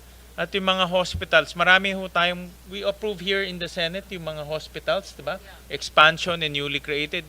Let's fund those expansion and newly created hospitals. Dahil may batas, wala namang pondo. No? So we have to fund them. So yung muna yung naiisip ko to move forward with this. So para hindi nanganganak yung problema, ma'am. And if I may lang po, Mr. Chairman, Madam Senator, that on the super health centers or the hospitals, ang commitment naman po namin is we will work with DOH to ensure naman yung mga ospital at mga healthcare centers na bitin, no, yung pong sinasabi ni Senator Loren na yung nakausli yung mga bakal, hindi pa tapos, kailangan po tapusin na, no, finally. We really welcome the policy now po na wala munang new, tapusin muna natin yung mga hindi pa tapos, and then DOH can ensure that they are operated properly. We welcome that, Mr. Chairman. Thank you very much for that.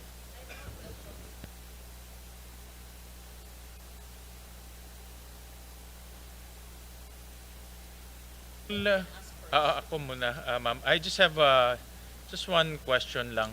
Nawala to. Nawala.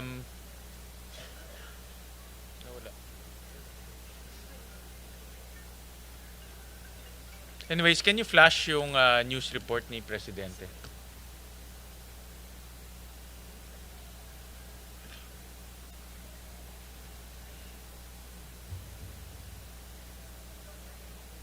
So, ito yung news over the weekend, Secretary Dizon, about the comment of the President na nakita nyo overpriced by 50%, no, yung mga materials. In fact, in some instances, in fact, pinag-uusapan lang to natin last hearing, and he said we can save as much as 45 billion pesos, no. We agree that in some projects, it can go as high as thousands ka nakita natin.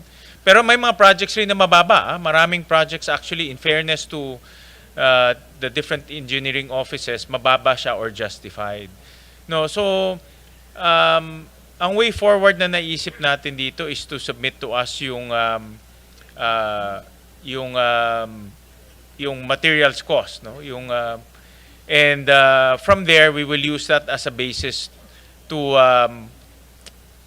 implement the projects. No? But in your opinion, how do we, this is a welcome development, a welcome comment by the President, but how do we operationalize this, no? In your opinion? Mr. Chairman, this is a very, very good question. No? So, first of all, I think, if I may request po, give us some time to finalize the new prices, no, the adjustment in the prices. We think we can do that in roughly a week, no, and that will form part of the new costs, no, moving forward, no.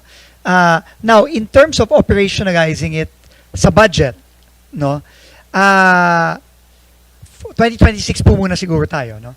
For 2026, if I may make a suggestion, Mr. Chairman, baka po the best course of action will be to come up with a special provision in the budget, essentially stating that savings generated from the reduction of the cost of materials, no, the new cost of materials, must be, and we leave it up to Congress to decide on what to do here, but the savings must be used for very specific items, no, like maybe a menu similar to the menu of the DBM for infrastructure projects, or other expense items, no, in the 2026 budget. No, because definitely po for 2026, magkakaroon po ng malaking savings when we implement the cost of materials, the new cost of materials. So I think the most efficient way to do it is really to just ensure that the savings generated from this for next year will be used the right way, no, based on the wisdom of Congress. No, I think that is the best way to move forward.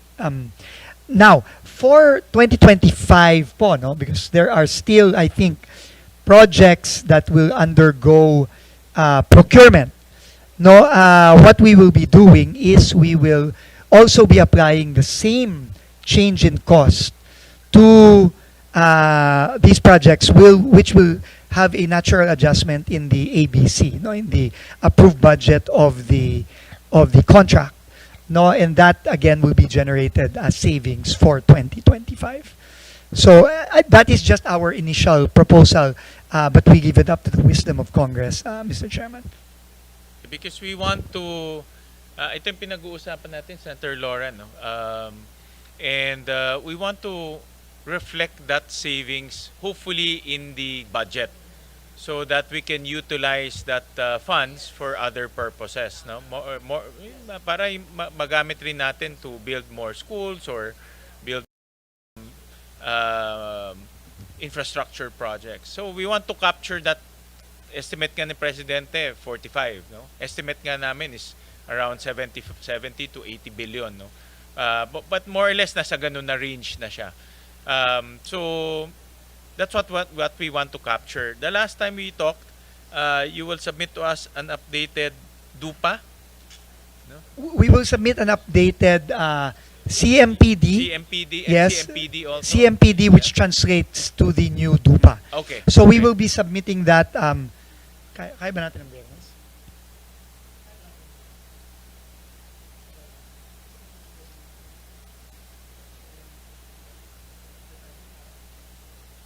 Okay, the team says we can submit also by Friday. So we can submit everything already by Friday. By Friday, okay. Opo. That will be good kasi doon natin makikita yung pagbaba ng presyo. Opo.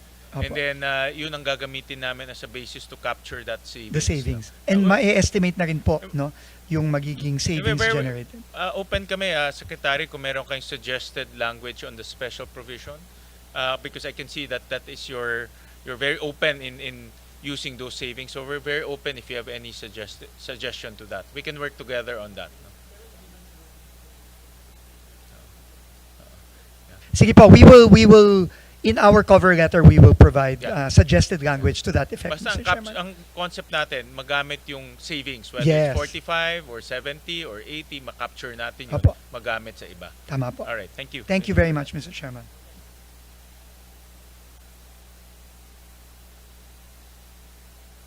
Have an intervention after you about the savings. Tapos na po ako. Yes. Thank you very much, Mr. Chair, for bringing up the issue of savings. That was actually my next question before I asked for a break. So, hindi pa po nasagot, hindi pa po na-compute, no? But you said by Friday on the total computation or estimate of savings for the 2026, right? Because yeah, naka-flash kanina sa screen, and thank you to the President and to the good Secretary about the lowering of the DUPA. But more than the lowering of the DUPA, meron pa rin ibang pagkukuhanan ng savings. Kasama na ba sa DUPA the cost of equipment rental, overhead contingency, and miscellaneous, yung OCM? Kasama na sa DUPA. Iba pa. Dapat ibaba din yun. Yung cost of equipment rental, overhead contingency, miscellaneous expense, and yung projected contractor's profit. Iba? Mr. Chair, as for the equipment rental, no, Baka this overpriced din yun eh. is Silipin based nyo? on apparently a guidebook na yun lang po ang basis ng DPWH. It's called the ASEL guidebook. Maybe I can ask OIC Undersecretary Esquivel to explain the ASEL guidebook. And then the indirect costs and labor, obviously, ito po ay hindi po kasama ito sa mga gagawin. Ang gagawin lang po natin is the cost of materials. No? Cost of materials po. Opo. And with your permission, Mr. Chairman, Madam Senator, maybe I can just ask OIC Undersecretary. Lara, okay ka ba? Sige po. I want to understand, yung cost of materials, kung overpriced yan, hindi ba baka rin naka-overprice lahat eh? Pati yung contingency, yung miscellaneous, yung equipment rental, overhead, bloated lahat yan. Kasi sa ibang ahensyang inupuan namin, lahat bloated eh. Pati yung subscription sa monthly nung Starlink coverage sa isang ahensya, grabing taas din eh. Yeah. So magandang, hindi masamang silipin lahat, di ba? Opo. Baka- Sisilipin po namin, Madam Senator, but maybe just to provide context and information, may I ask that OIC Undersecretary Lara be recognized, just to explain all the components of the pricing of a certain project or a certain contract. Thank you, Sec. Good afternoon po. For the direct cost, we subdivided into 3 components: the material, labor, and equipment. As mentioned earlier, the material we use as reference the construction materials price data, which is issued by DPWH. But for labor, we follow the DOLE, Department of Labor and Employment Memorandum. So we follow their rates. And then for the equipment component, we use the Association for Carriers and Equipment Lessors Equipment Guidebook. This is approved for use by DPWH. So external guidebooks po for labor and equipment. Thank you for that, OIC USEC Lara. Thank you for using that. Labor, wag niyong tipitin labor. I mean, yan ako talaga ibigay sa tao. In fact, sa site ko na naman, yung Antique.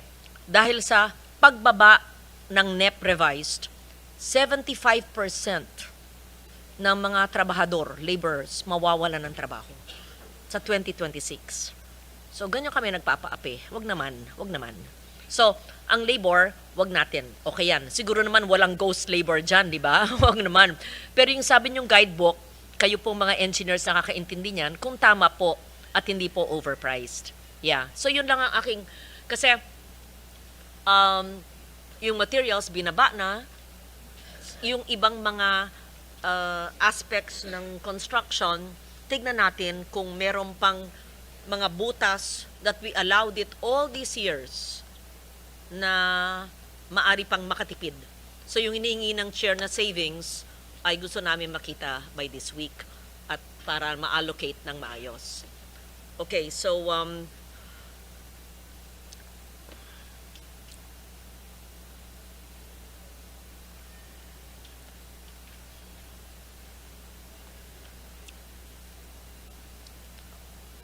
another source of savings, if I may, would be questionable 2025 projects. This has not yet been discussed, I think, although parang hagip kanina you mentioned na yung iba wawasakin kasi nakakasama. So, aside from yung wawasakin, pero sabi niyo pag-aaralan dahil sa COA and all of that, pag dangerous, I believe there's still 1 trillion worth in projects being implemented or na for later release, kung i-release ba yon. So, what do you do with those already being implemented but based on the cost of materials, alam nyo na na-overprice? Dapat mag-renegotiate at dapat ay ibaba yung presyo maski may kontrata dahil pwede naman yan, may mga provisions naman sa Government Procurement Act. Hindi tayo dapat patuloy na magpaloko sa mga nag-overprice at tutuwirin we're just going to straighten out in 2026 while allowing 1 trillion, assuming my figures are correct, worth of projects to be overpriced while the President has taken a very laudable move. I am certain the President would be happy to hear from the good Secretary how the presently substandard or rigged or overpriced projects, whichever the case is, there could be some savings to be generated. Thank you. Madam Chair, as I mentioned earlier po, for 2025, for those that have not yet been procured, we will apply already the new cost of materials, the lower cost of materials to those. So there will be savings clearly generated from that. For those that have already been awarded and are already ongoing, we will have to consult with the OSG po, Mr. Chairman, Madam Senator, on what course of action can be taken. Unfortunately, I cannot say right now, but we will consult on paano natin mahahabol if kaya yung mga ongoing na at awarded na. But for those na hindi pa, definitely po, we will apply the new cost already. We will not wait for 2026. We will apply the new costs already now. Thank you, Madam Chair. May we receive, please, from the engineering districts, which are these projects not yet implemented that can generate savings from renegotiated contracts based on the President's advisory on lowering DUPA? And second, ongoing projects, pero alam naman yung linoloko tayo bago ba yung bagong team pumasok, maaari naman yung i-terminate. Nagawa na nyo sa ibang distrito, di ba? Yes. In fact, we have terminated several already based on the cases that have been filed, as well as the licenses that have been canceled. So there is a clear process po, Mr. Chairman, Madam Senator, and we've already terminated several already, particularly all the contracts of the Diskaya companies, as well as their joint venture partners, as well as the other companies where we have filed cases, such as Wow, Sims, etc. So we will consult with the Office of the Solicitor General, and we will see paano natin mahahabog ito. Thank you, Madam Chair. Thank you, Mr. Chairman. The DPWH can actually do a sweep of these projects ongoing for 2025, terminate those that it can terminate, or renegotiate for a lower price based on the President's advisory on lower DUPA, so that we can generate more savings bigger than what was already conveyed to us. Okay.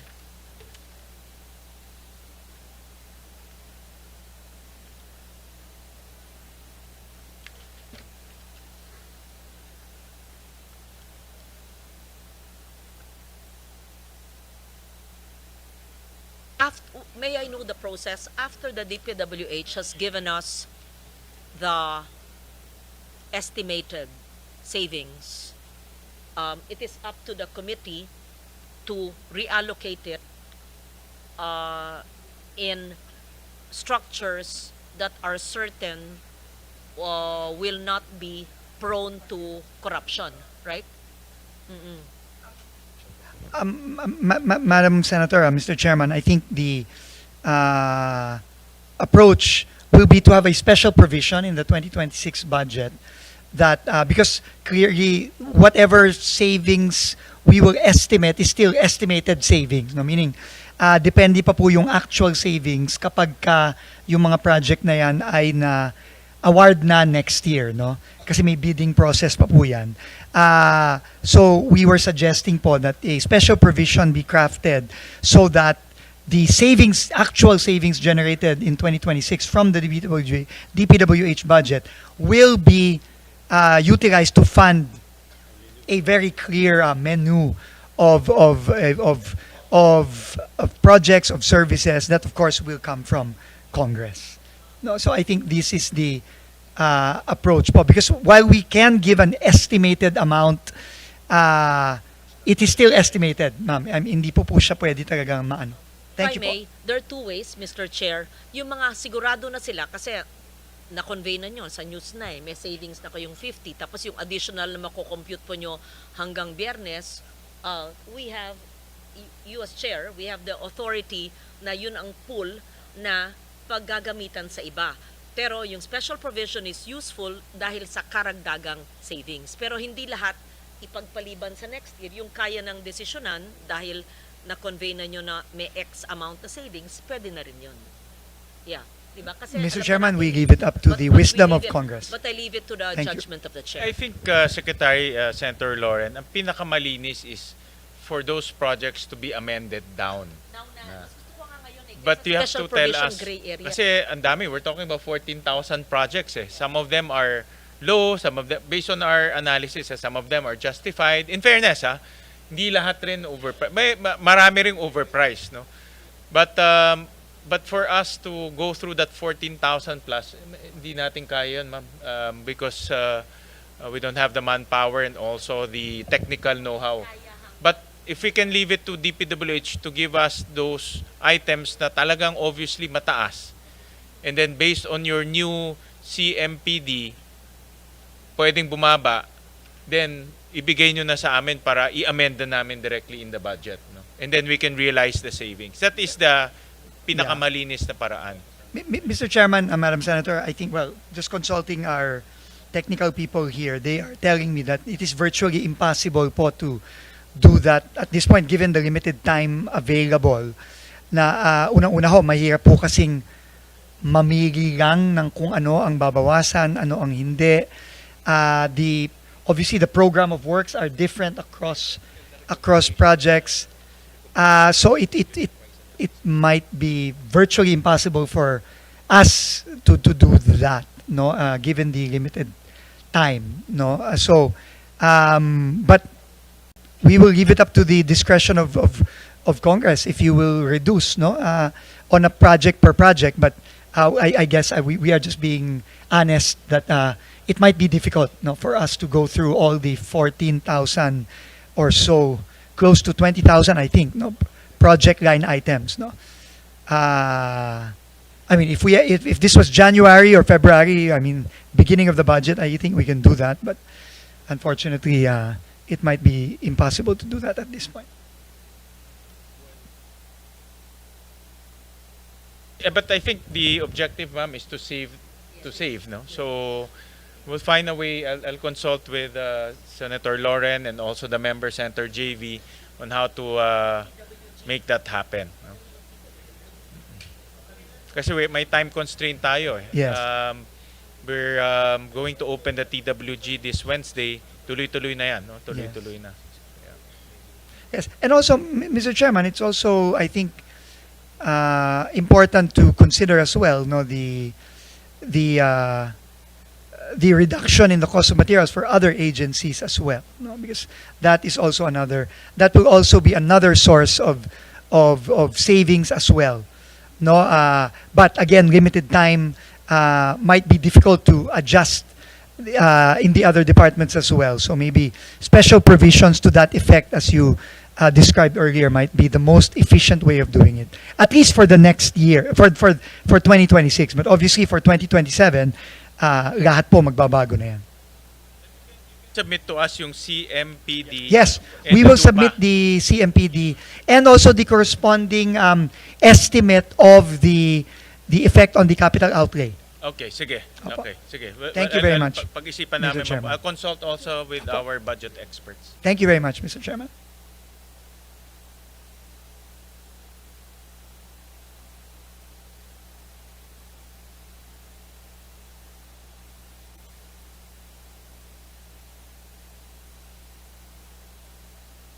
We recognize Senator Hercito. Yes, thank you, Mr. Chair. Anyway, while waiting for Senator Loren, actually last week na I already raised my concerns, no. But hearing today, just listening, it's sad to hear that there was really no coordination, no, according to Secretary Dizon, with especially for flood control projects. There was no coordination with DNR because they are the experts doon po sa water, sa river basins, kung saan pupunta, no, yung flow. Senator Legarda is correct. We cannot fight nature, no. We have to go with it or work with it, no. This strengthens yung ating pong proposal last week, no, and which was supported by Secretary Dizon, yung pong creation ng Department of Water and Resource Management, so that there will be no more disconnect again, no. Dapat yung pong siguro itong itong agency ni Jose Carlo should be with the folded into the new Department of Water Management. It will address yung water scarcity because the world is already because of the growing population, yung pong water is becoming a scarcer resource every day. Tama po sila, no, yung binanggit ni Jose Carlos David, that we should, yung pong dapat natin, infrastructure will not just divert water and throw it on the ocean. We should in fact impound it and restore it so that during the dry season meron ho tayong pandilig, no. Sabi ko nga, every rainy season we have abundant supply, sobra-sobra yung tubig natin, pero pag dry season wala naman tayong tubig. And sad to say that there are, Mr. Chair, nakakalungkot na marinig na kay Secretary Dizon mismo that there are some flood control projects that worsened. And from Jose Carlos David also, the situation, kasi nga bumilis yung flow ng tubig, walang pampabagal, walang impounding.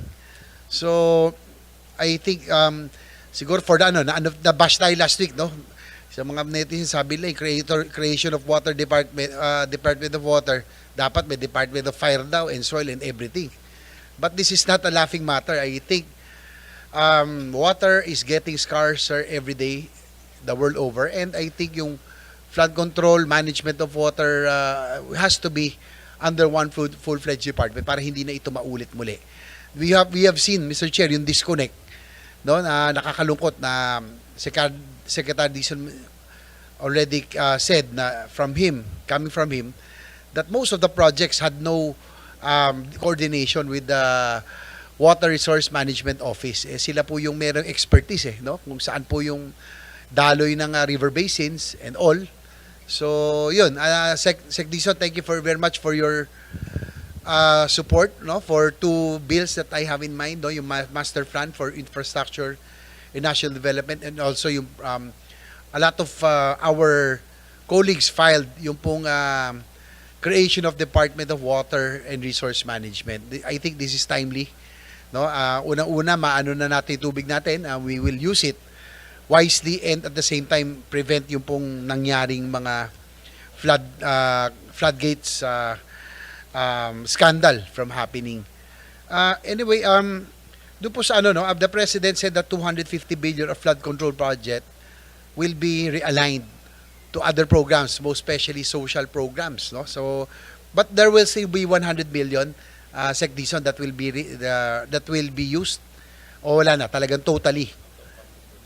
Mr. Chairman, wala na po. Ang matitira lang po for flood control are the foreign assisted projects assisted by JICA, ADB, and World Bank, roughly about 15 billion pesos. So the entire 250 billion will be realigned for social program. Ang ano ko lang doon, Mr. Chair, because government spending, especially for infrastructure, is a driver for economic growth, di ba? Siguro maganda, I would like to propose to the President, if given the chance, that probably half of the 250 billion be still used for infrastructure, specifically for, halimbawa, since DPWH ay still undergoing reforms, hanggang di pa tapos, pwede ilagay sa DOTR to. Total, galing naman si Sec Dizon sa DOTR. For airports, for ports, and other economic drivers in infrastructure, at least tuloy-tuloy po yung spending natin for infra, and it will also have returns. Kasi hindi naman sa pag-ano, Mr. Chair, kung ilalagay lahat natin to sa IU.AX, there's no return. Diba? Iba yung infrastructure because this is an investment for the future, to stimulate economic growth, to create growth areas. So yun po yung ano ko siguro, no? Meron akong breakdown dito, siguro half of it ilagay natin sa DOTR for ports, airports, and other major infra. Dapat infra din, di ba? Mr. Chair, para hindi sayang, para yung, as I said, the multiplier effect, yung economic drivers, dapat tuloy pa rin. Siguro yung DOTR would get half probably. Siguro, for social programs na gusto ni Presidente, at least may impact po. For health, okay po ako doon, no? MAIP, PhilHealth, that is really felt by the people, no? Kasi kung AX lang, ang hirap doon, hindi natin, that's cash. It's also prone to temptation, no? Mas okay ni MAIP direktang na tulong. And also, Mr. Chairman, siguro si Sen. Loren will agree. Yung one time, big time lang tayo magkakaroon 250 billion na biglang, meron tayong that we can use for other programs na dati pangarap lang, no? We can fund MAIP, we can add for MAIP, UAC, PhilHealth, and HFEP, no? Lalo na improvement of hospitals, no? All over. Of course, i-balance na natin. Department of National Defense, talagang pangarap na lang talaga yung AFP modernization. But with this, lagyan natin ng a few billions for yung ating multi-role fighters, especially with the situation now in the West Philippine Sea. Coast Guard, ang laki nito, 250 billion no? But glad to hear that meron pa rin namang flood control projects, yung po mga foreign assisted. So hopefully by next year, we can resume na maayos na kasi hindi rin naman natin pwedeng i-sacrifice to for the next 2 to 3 years. Otherwise, kawawa rin yung mga kababayan nating malulubog. So, yun po. Again, we'd like to thank Secretary Dizon for the support for yung pong master plan natin na measure, and also yung pong project, ito yung ating Department of Water Management, Resource Management. I think it's already timely, no, na magkaroon na ng coordination, no, and planning that ang banggit nga ni Senator Loren, dapat nature-based, no, hindi yung engineering-based lamang, at yung district ang nasusunod dati. Nakakalungkot, pero parang may yung mga pinresent kanina ni Jose Carlos David, may mga hindi nakakonekta, no, yung mga binanggit ko last hearing. There are some projects na talagang pinroject lang na at least it was confirmed, no, that there are dikes na wala namang pinoproteksyon ng community. May nakita rin po akong seawall, sinumbong ko na rin kay Secretary Dizon, seawall na napakalaki. Hindi mo na makita yung dagat, wala naman din pinoproteksyon ng community. So, that's all, Mr. Chair. I just gave you my my observations this afternoon. Thank you. Mr. Chair, if I may Yes, po. go ahead, sir. Thank you very much, Mr. Chairman, Senator JV. Let me just po reiterate what the President's directive was when he instructed to remove the 250 plus billion from flood control. Ang priority po talaga niya, obviously, yung PhilHealth, 60 billion, I think, roughly. And of course, yung ating pong mga social programs. Pero sa infrastructure naman po, sinabi din po niya, no, kasama ang ating mga school buildings, kasama ho ang ating mga farm-to-market roads, at kasama din po ang ibang mga programa ng DOTR, pati na rin po ang Department of Energy. So, ano naman po, no, wide-ranging naman po ang kanyang mga sinuggest na I think reflect na rin po ng lower house General Appropriations Bill. Thank you very much again, Mr. Chairman. I agree Senator with JV. Senator JV na yung matitipid natin sa infra, dapat malipat sa infra rin. Because infra has a tremendous multiplier effect. Alam ni Secretary Dizon yan . And kung hindi natin ililipat sa infra yan, mawawala yung multiplier effect, Senator JV. So, I agree that we can, pag sinabi naman infra, kasama dito airports, seaports, no, other transportation modalities. Maybe this is the time to look for some projects in the transportation sector, which the Secretary headed once upon a time. No? So, thank you for that intervention, Senator JV. Senator Lauren? Just to note that there is no need for a special provision for the GAA 2026 because it is already in the general provision of the GAA that the agency may augment their savings, and the savings is already defined in the GAA. Yes. So, nandyan na. And DBM is here, right? Tama. Yeah. Secretary Dizon wants to specify yung savings dapat pumunta sa specific project. I think that is the concept. Yes, Mr. Chair, Madam Senator, you're absolutely correct po under the general provisions. But under the general provisions, from what I understand, the savings generated will be limited for use within the DPWH. Maybe, yeah. So, Paki-clarify, kasi yun DBM. po ang pagkakaintindi. Kasi ASEC, go ahead. ASEC. ASEC, kung gano'n, hindi magagamit Mary Ann, sa iba. specify yung general provision, paliwanag po ninyo para malaman po natin kung kailangan pa ng special provision maliban sa general provision, pero sang-ayon ako sa sinabi ng chair na yung kaya nang masave ngayon, i-reallocate na natin sa ibang infrastruktura, at ang aming bias, aaminin ko, ay edukasyon para sa school building. Kasi pwede naman kayo, kasi kayo naman gumagawa, multi-purpose building / school building. Pero paliwanag po ninyo yung sinabi nyo na hindi na kailangan, pero baka kailangan ng special. Yes. Thank you. Yes, thank you so much, Mr. Chair. As far as the savings are concerned, if we are looking at the savings ng DPWH and it wanted to use it ng within DPWH rin lang and within the same activity, then we're talking about modification lang. And the approval of that is within the DBM. That's provided for under the general provisions.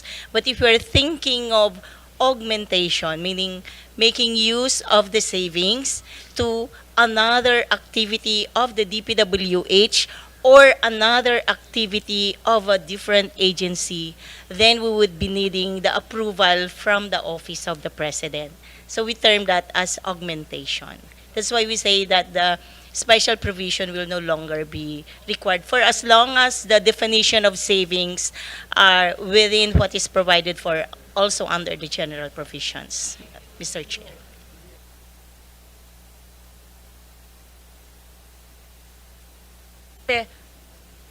Pag DOTR, oo, kailangan ng OP. So, kailangan ng special. Pag DepEd, kailangan ng special. Pero actually, DepEd hindi kasi sila naman ang gagawa. Pwede ng multipurpose/school building, it will stay with them. Oo. Okay. So, Yes, mas simple yes, pag Mr. DepEd. I'm sure gusto ng mga kasamahan ko pag school building. Oo. Oo naman. Sige. Ko mga bata, siksikan sa mga classroom. Sige. Okay, thank you.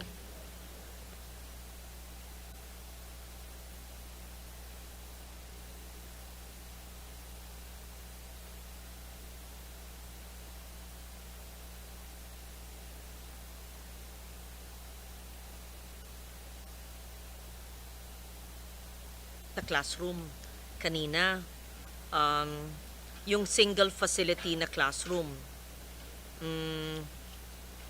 magkano ba talaga? Kasi pinag-usapan natin yung health center, pinag-usapan natin yung FMR.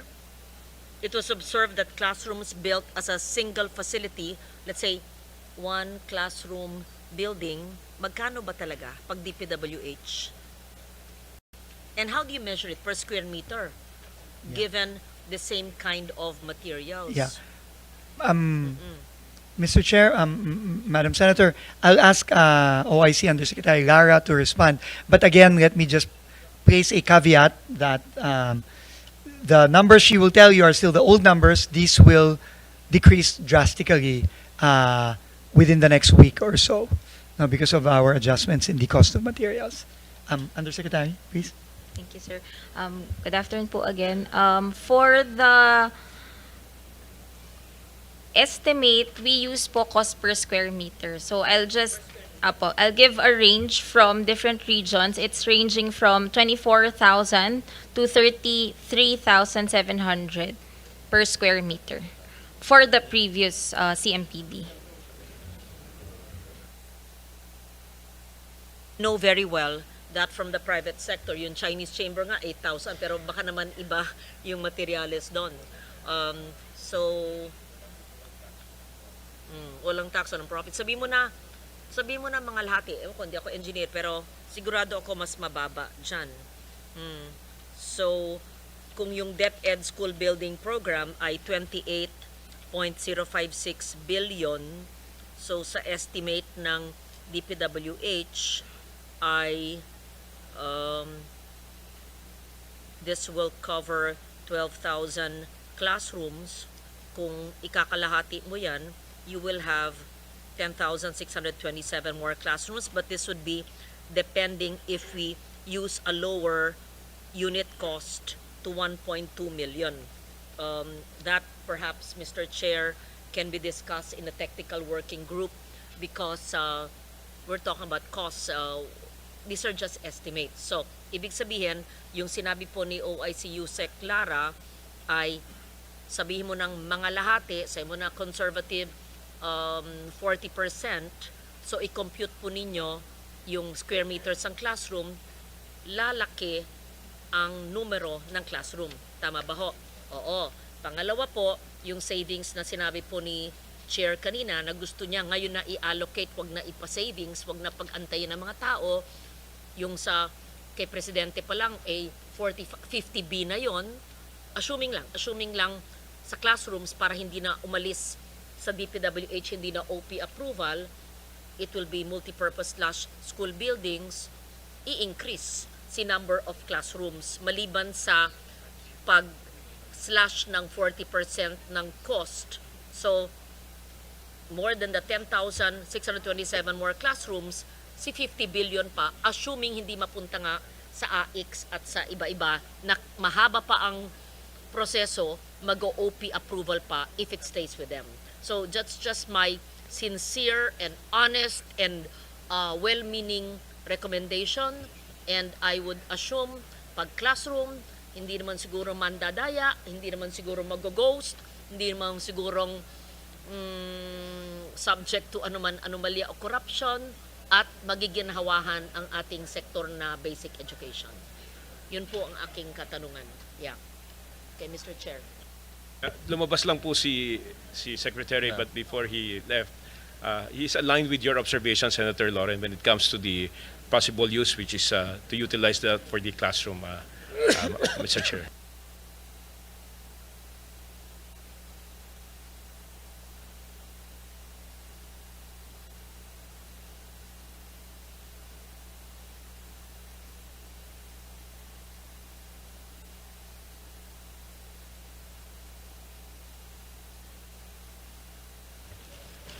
The other questions would be dependent kasi on their submission of the allocable and non-allocable in the NEP revised of September. And it would be dependent also on the savings that you can already compute. So I leave it to the chair what to do. Kasi we cannot work on assumptions. Gusto natin ay fact-based. At yung pangatlo, talaga yung i-mainstream natin ang water studies at nature-based solutions para may pagbabago. So, hindi lang po yung pagbaba ng dupa at pababa ng cost, at saka yung mungkahi ko po na hindi lang yung cost of materials, kundi yung iba pang cost, maski na alam natin, hindi naman dinadaya yan, silipin na rin natin, wala naman masamang sumilip sa lahat, di ba po? Yeah. Mr. Chair, Madam Senator, you have our commitment to do that as well.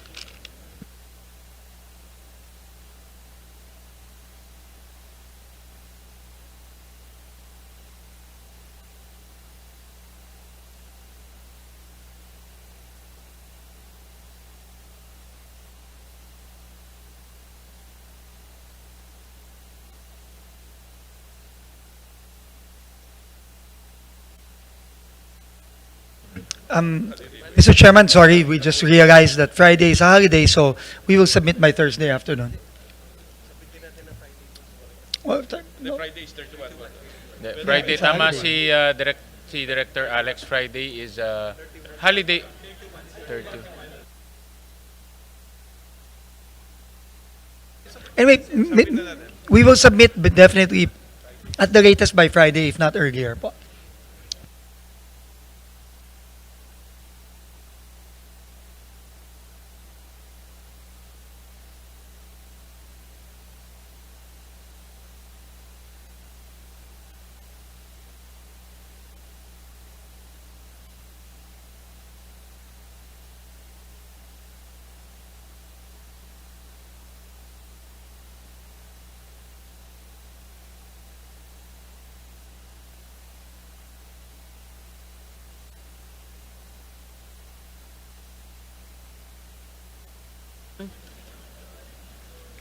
The foreign assisted projects are seemingly successful. So, may I just know what's the difference and why don't we use those doing the foreign assisted projects in auditing and monitoring all the local infrastructure projects? Thank you. May I respond to that? That's a great question po, Mr. Chairman. First of all, the reason for the success of the foreign assisted projects is that they are well planned. I think that is the foundation that is lacking in what we have seen, in the past years. That foreign assisted projects are well planned, backed up by a very solid feasibility study, backed up by very serious detailed engineering work, and may plano po talaga. And obviously monitored by the funders, by the lending institutions. That's why it's very successful. Now, to the question, can the locally funded projects also be implemented or monitored by the team that does the foreign assisted projects? That is quite difficult, Mr. Chairman, because of the sheer volume of locally funded projects on a district level. And the UPMO, who is in charge of the foreign assisted, kakaunti lang po talaga sila.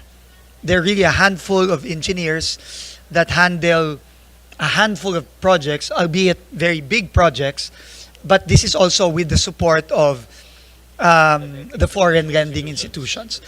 But I think there is great wisdom in the question of Senator Lauren, because I think that is how, even on a smaller scale, how locally funded projects should be done.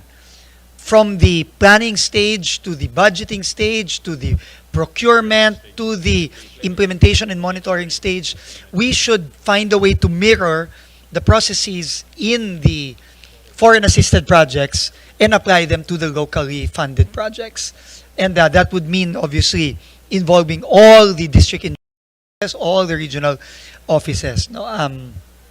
So yun po, and I think that is part of what we want to do, no, as the new team begins the rollout of the reforms moving forward.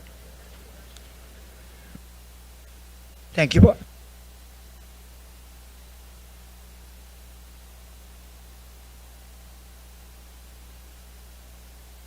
Galing. Oo, kaya, yeah, yes. Oo, kaya nga eh. So, magaling yung mga yan. Kaya, hindi, magkagaling utak. Magaling. Kaya, magaling yung dalawa kong yan eh. Kaya ako makulit ha, magaling yung mga nasa likod eh. NEDA at ERC yan eh. Oo. Kambal utak. Sige. Okay. International institutions can do sampling of all. Pwede natin subukan sa 2026, di ba? Para, at saka pwede nyong i-bid out and manage the third-party auditors. So, maski na maliit lang yung ating foreign assisted group, iilan, i-bid out nyo, i-monitor. Oo. Sayang eh. Kasi kung Yes, ma'am, we agree. nangyayari sa bansa may maaayos, di i-emplo natin yung maayos. Kung di kaya ng maliit na grupo yung maayos, at least iilang project maayos. Di ba? And then I take note Thank of you for your that, ma'am. answer. Tama si Senator Ping mula sa simula na lahat ng projects naman ay dapat dumaan either sa RDC at may feasibility study at hindi naman sapat na may request ng LGU kasi maaling yung request niya, hindi naman na-vet. Kaya kailangan may feasibility study talaga. Yun. We absolutely agree, Mr. Chairman, Senator Lauren, we agree. Isa pang napansin ko, multi-year projects. Kung hindi amend ng senator, pupunta yung congressman sa amin o yung mayors, hindi magkukusa ang ahensya, hindi lang kayo at unfinished siya. Or, ang liit-liit ng ilalagay ng DPWH, hindi na matutuloy, bitin siya. Bakit ganun? It's a multi-year project of the department. Dapat, maski wala kaming intervention na amendment, kayo na ang kusa, tinatapos nyo. Kaya tuloy, all over the country, either vertical or horizontal structure or roads leading to hinterland areas, natitigil. Bakit kami kailangan mag-amend ng something nanggagaling naman sa inyo sa region o sa central na maayos naman para sa taong bayan? Kung hindi, napakaliit ng ilalagay sa NEP, pero ang lalaking budget, yung mga hindi pinag-isipan at may sponsor or proponent. Pero yung multi-year, lalapit sa akin yung LGU or congressman or even the agency, ang liit ng linagay sa multi-year, ma'am, kailangan to kasi, mayowa, etc. Bakit ganyan? Basta, maliit, ganon. Ang hirap parang wala talagang planning. Very arbitrary. Yes. Yeah. Tama po kayo, Mr. Chairman, tama po again si Senator Lauren. And this is something we really want to correct. And in fact, this was one of the first conversations I had with the new Undersecretary for Planning, that in the planning stages, in the budgeting stages, we must really prioritize projects that remain to be unfinished, incomplete projects. Kailangan po, kumbaga po, in the hierarchy of projects na dapat pondohan given limited funds, dapat po inuunang pondohan yung mga hindi pa tapos. Hindi putol na tulay, putol na kalye, bitin na building na munisipyong walang second floor, baka lang. And I think marami pong putol na Marami pong putol na tulay. In fact, I saw several already in my less than 2 months in DPWH. Bitin po. Bridge to nowhere. Hindi nga, Mr. Chairman, hindi nga po bridge to nowhere. Bridge to somewhere, pero, for example po, meron po kaming pinuntahan sa Arayat. May inimbestigahan kaming flood control doon, no? Tapos, dinaga kami nung isang mayor sa isang bridge. Putol po yung bridge, kalahati. Kalahati tapos, kalahati wala. 10 years na pong putol, Mr. Chairman. 10 years. So, kaya nga po ngayon, nagkukumahugo kami, naghahanap po kami ng savings para po sana mapondohan namin yung bridge na yun sa Arayat. At iba pang mga bridges all over the country na bitin. So, I mean, this is a recurring problem. It's very, very arbitrary. There's no rhyme or reason why this project gets this much, this project gets a small amount, and that needs to change. There is rhyme and reason. Kung sino malapit sa kusina, Halloween na sila. Kung sino malapit sa kusina, kung sino hindi humihingi or humihinging hindi nabibigyan, ayun. Nabibitin. Kaya hindi pwede. Arbitrary eh. It cannot be Dapat arbitrary may po. siyensya. And it needs to be, needs-based po talaga. And I think the primary need, sabi nga po ng Pangulo sa akin, let's use all the money we have remaining to just finish unfinished projects. To complete unfinished projects. Yun po ang pinaka-importante. Thank you po. Sen. Lauren, that's also the advice that we gave DOH doon sa HFEP Center JV kasi ang daming unfinished health centers, rural health centers, even hospital, sayang. Nakabitin na for many years. Sayang. So, actually, ipa-compute natin, ayan, sa kada ahensya ng gobyerno, ang mga unfinished or tapos pero unused, nako, ilang trilyon yan. Sinayang natin ang pera. Hindi lang, to be fair, hindi lang DPWH. Okay, I was just meeting with, housing, dati chair ka, James. Si Sec Aliling, bago siya. Sinabi niya, sabi ko, bigyan mo nga akong listahan ng NHA projects.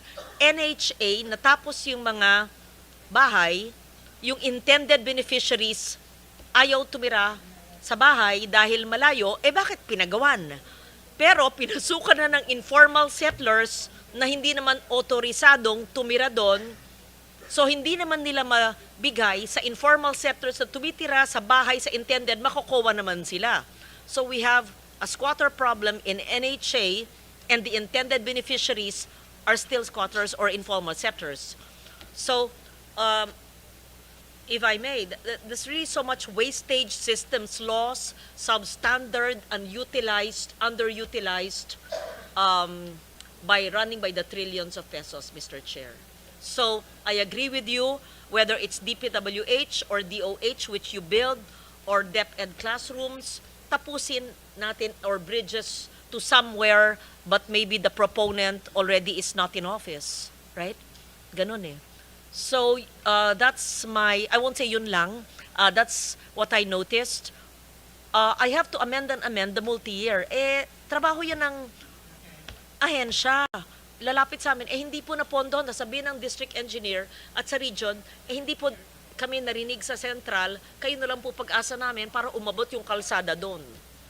Alam yata ni Alpruto ang ibig ko sabihin. O ganon. Tapos, lalagyan ng token. Ang liit-liit amount, 10 million, 20 million para matapos. Sabi ko, siguro maski 100 years akong senator, hindi matatapos. Kasi hindi ako mihingi eh. Sabi ko, kami ngayon, kung hindi na kami allowed mag-amend, kundi institutional, wala na. So, yung kalsada, hindi matatapos, kundi kami allowed mag-amend. Yeah.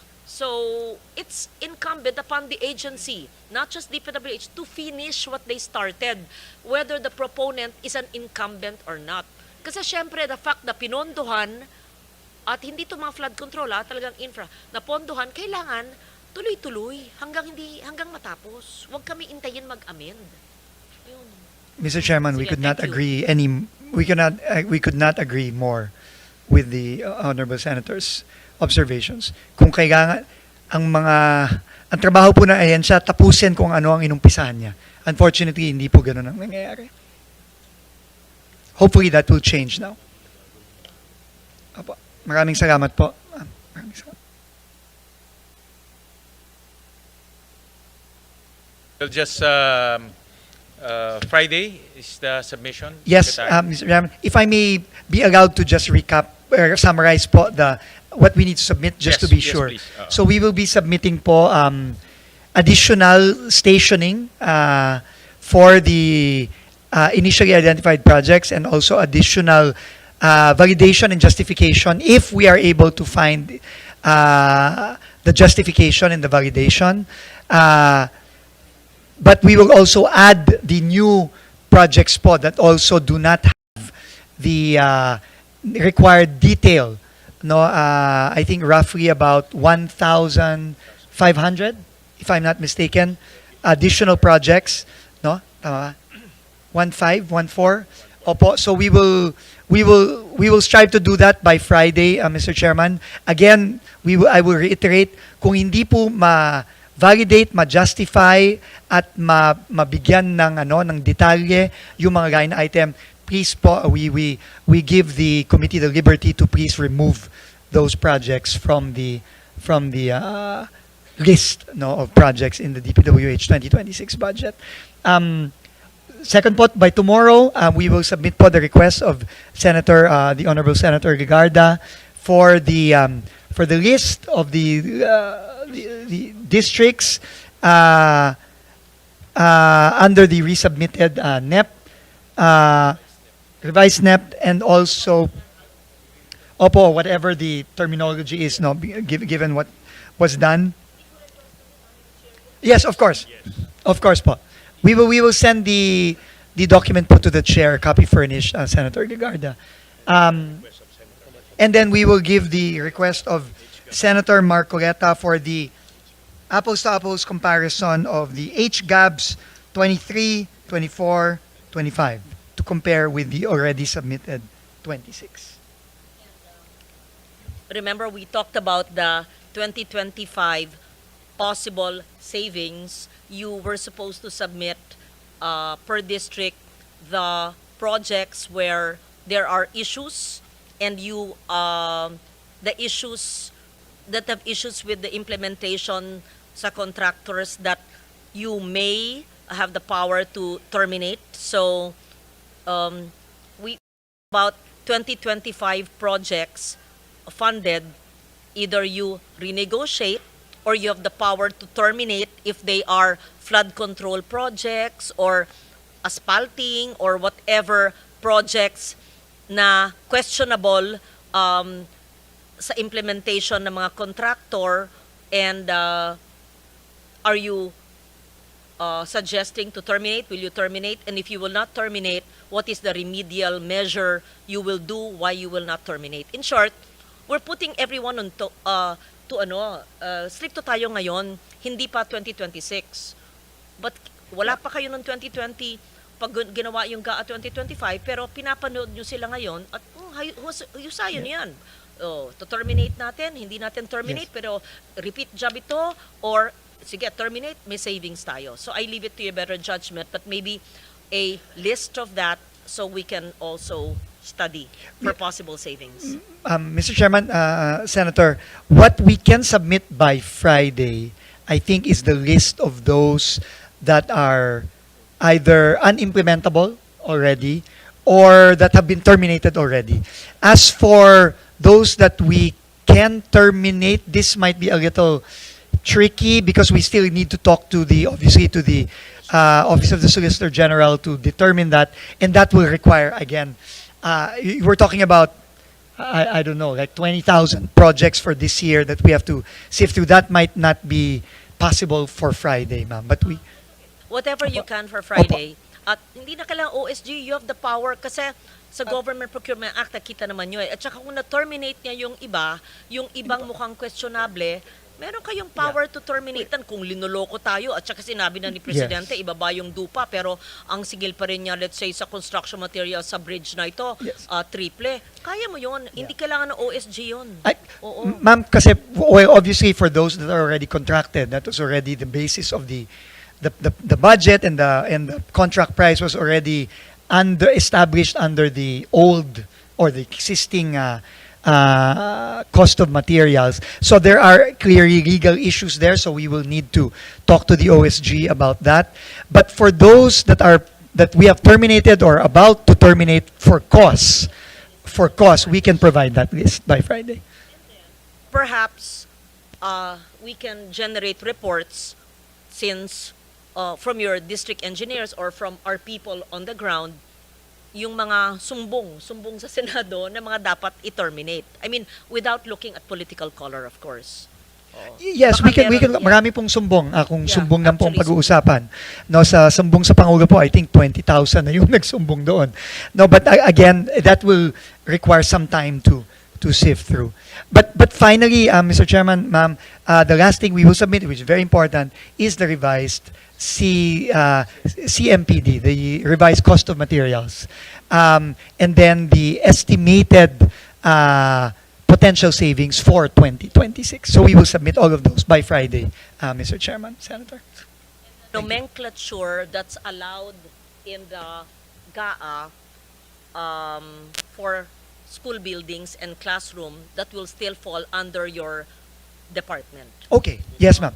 So Yes. which is multipurpose buildings / school building. Yes. Oo, We will kung provide ano yung that as well. gamit, kasi hindi bawal yun. Opo. Para wag nang ililipat, tapos babalik. Tama po. Yeah, mas efficient. Tama po. Yeah. Thank you And, so much po. Sa lahat ng nanonood po, hindi po namin kayo, sa mga tanong po namin na inaaral namin ang budget, hindi po namin kayo pinahihirapan. It's really, we take seriously the mandate and yung pronouncements ni Presidente na ayusin, limited ang fiscal space. Sakita natin, dahil sa eagle eyes ng chair, naparami, di ba? Naparami ang classroom, naparami ang kilometro ng FMR, naparami sa pagtutulungan ng lahat. So, we're here to help. Yeah. Okay. Thank you. Thank you for the patience of Sec Dizon and the whole team. Mr. Chair, salamat. Thank you.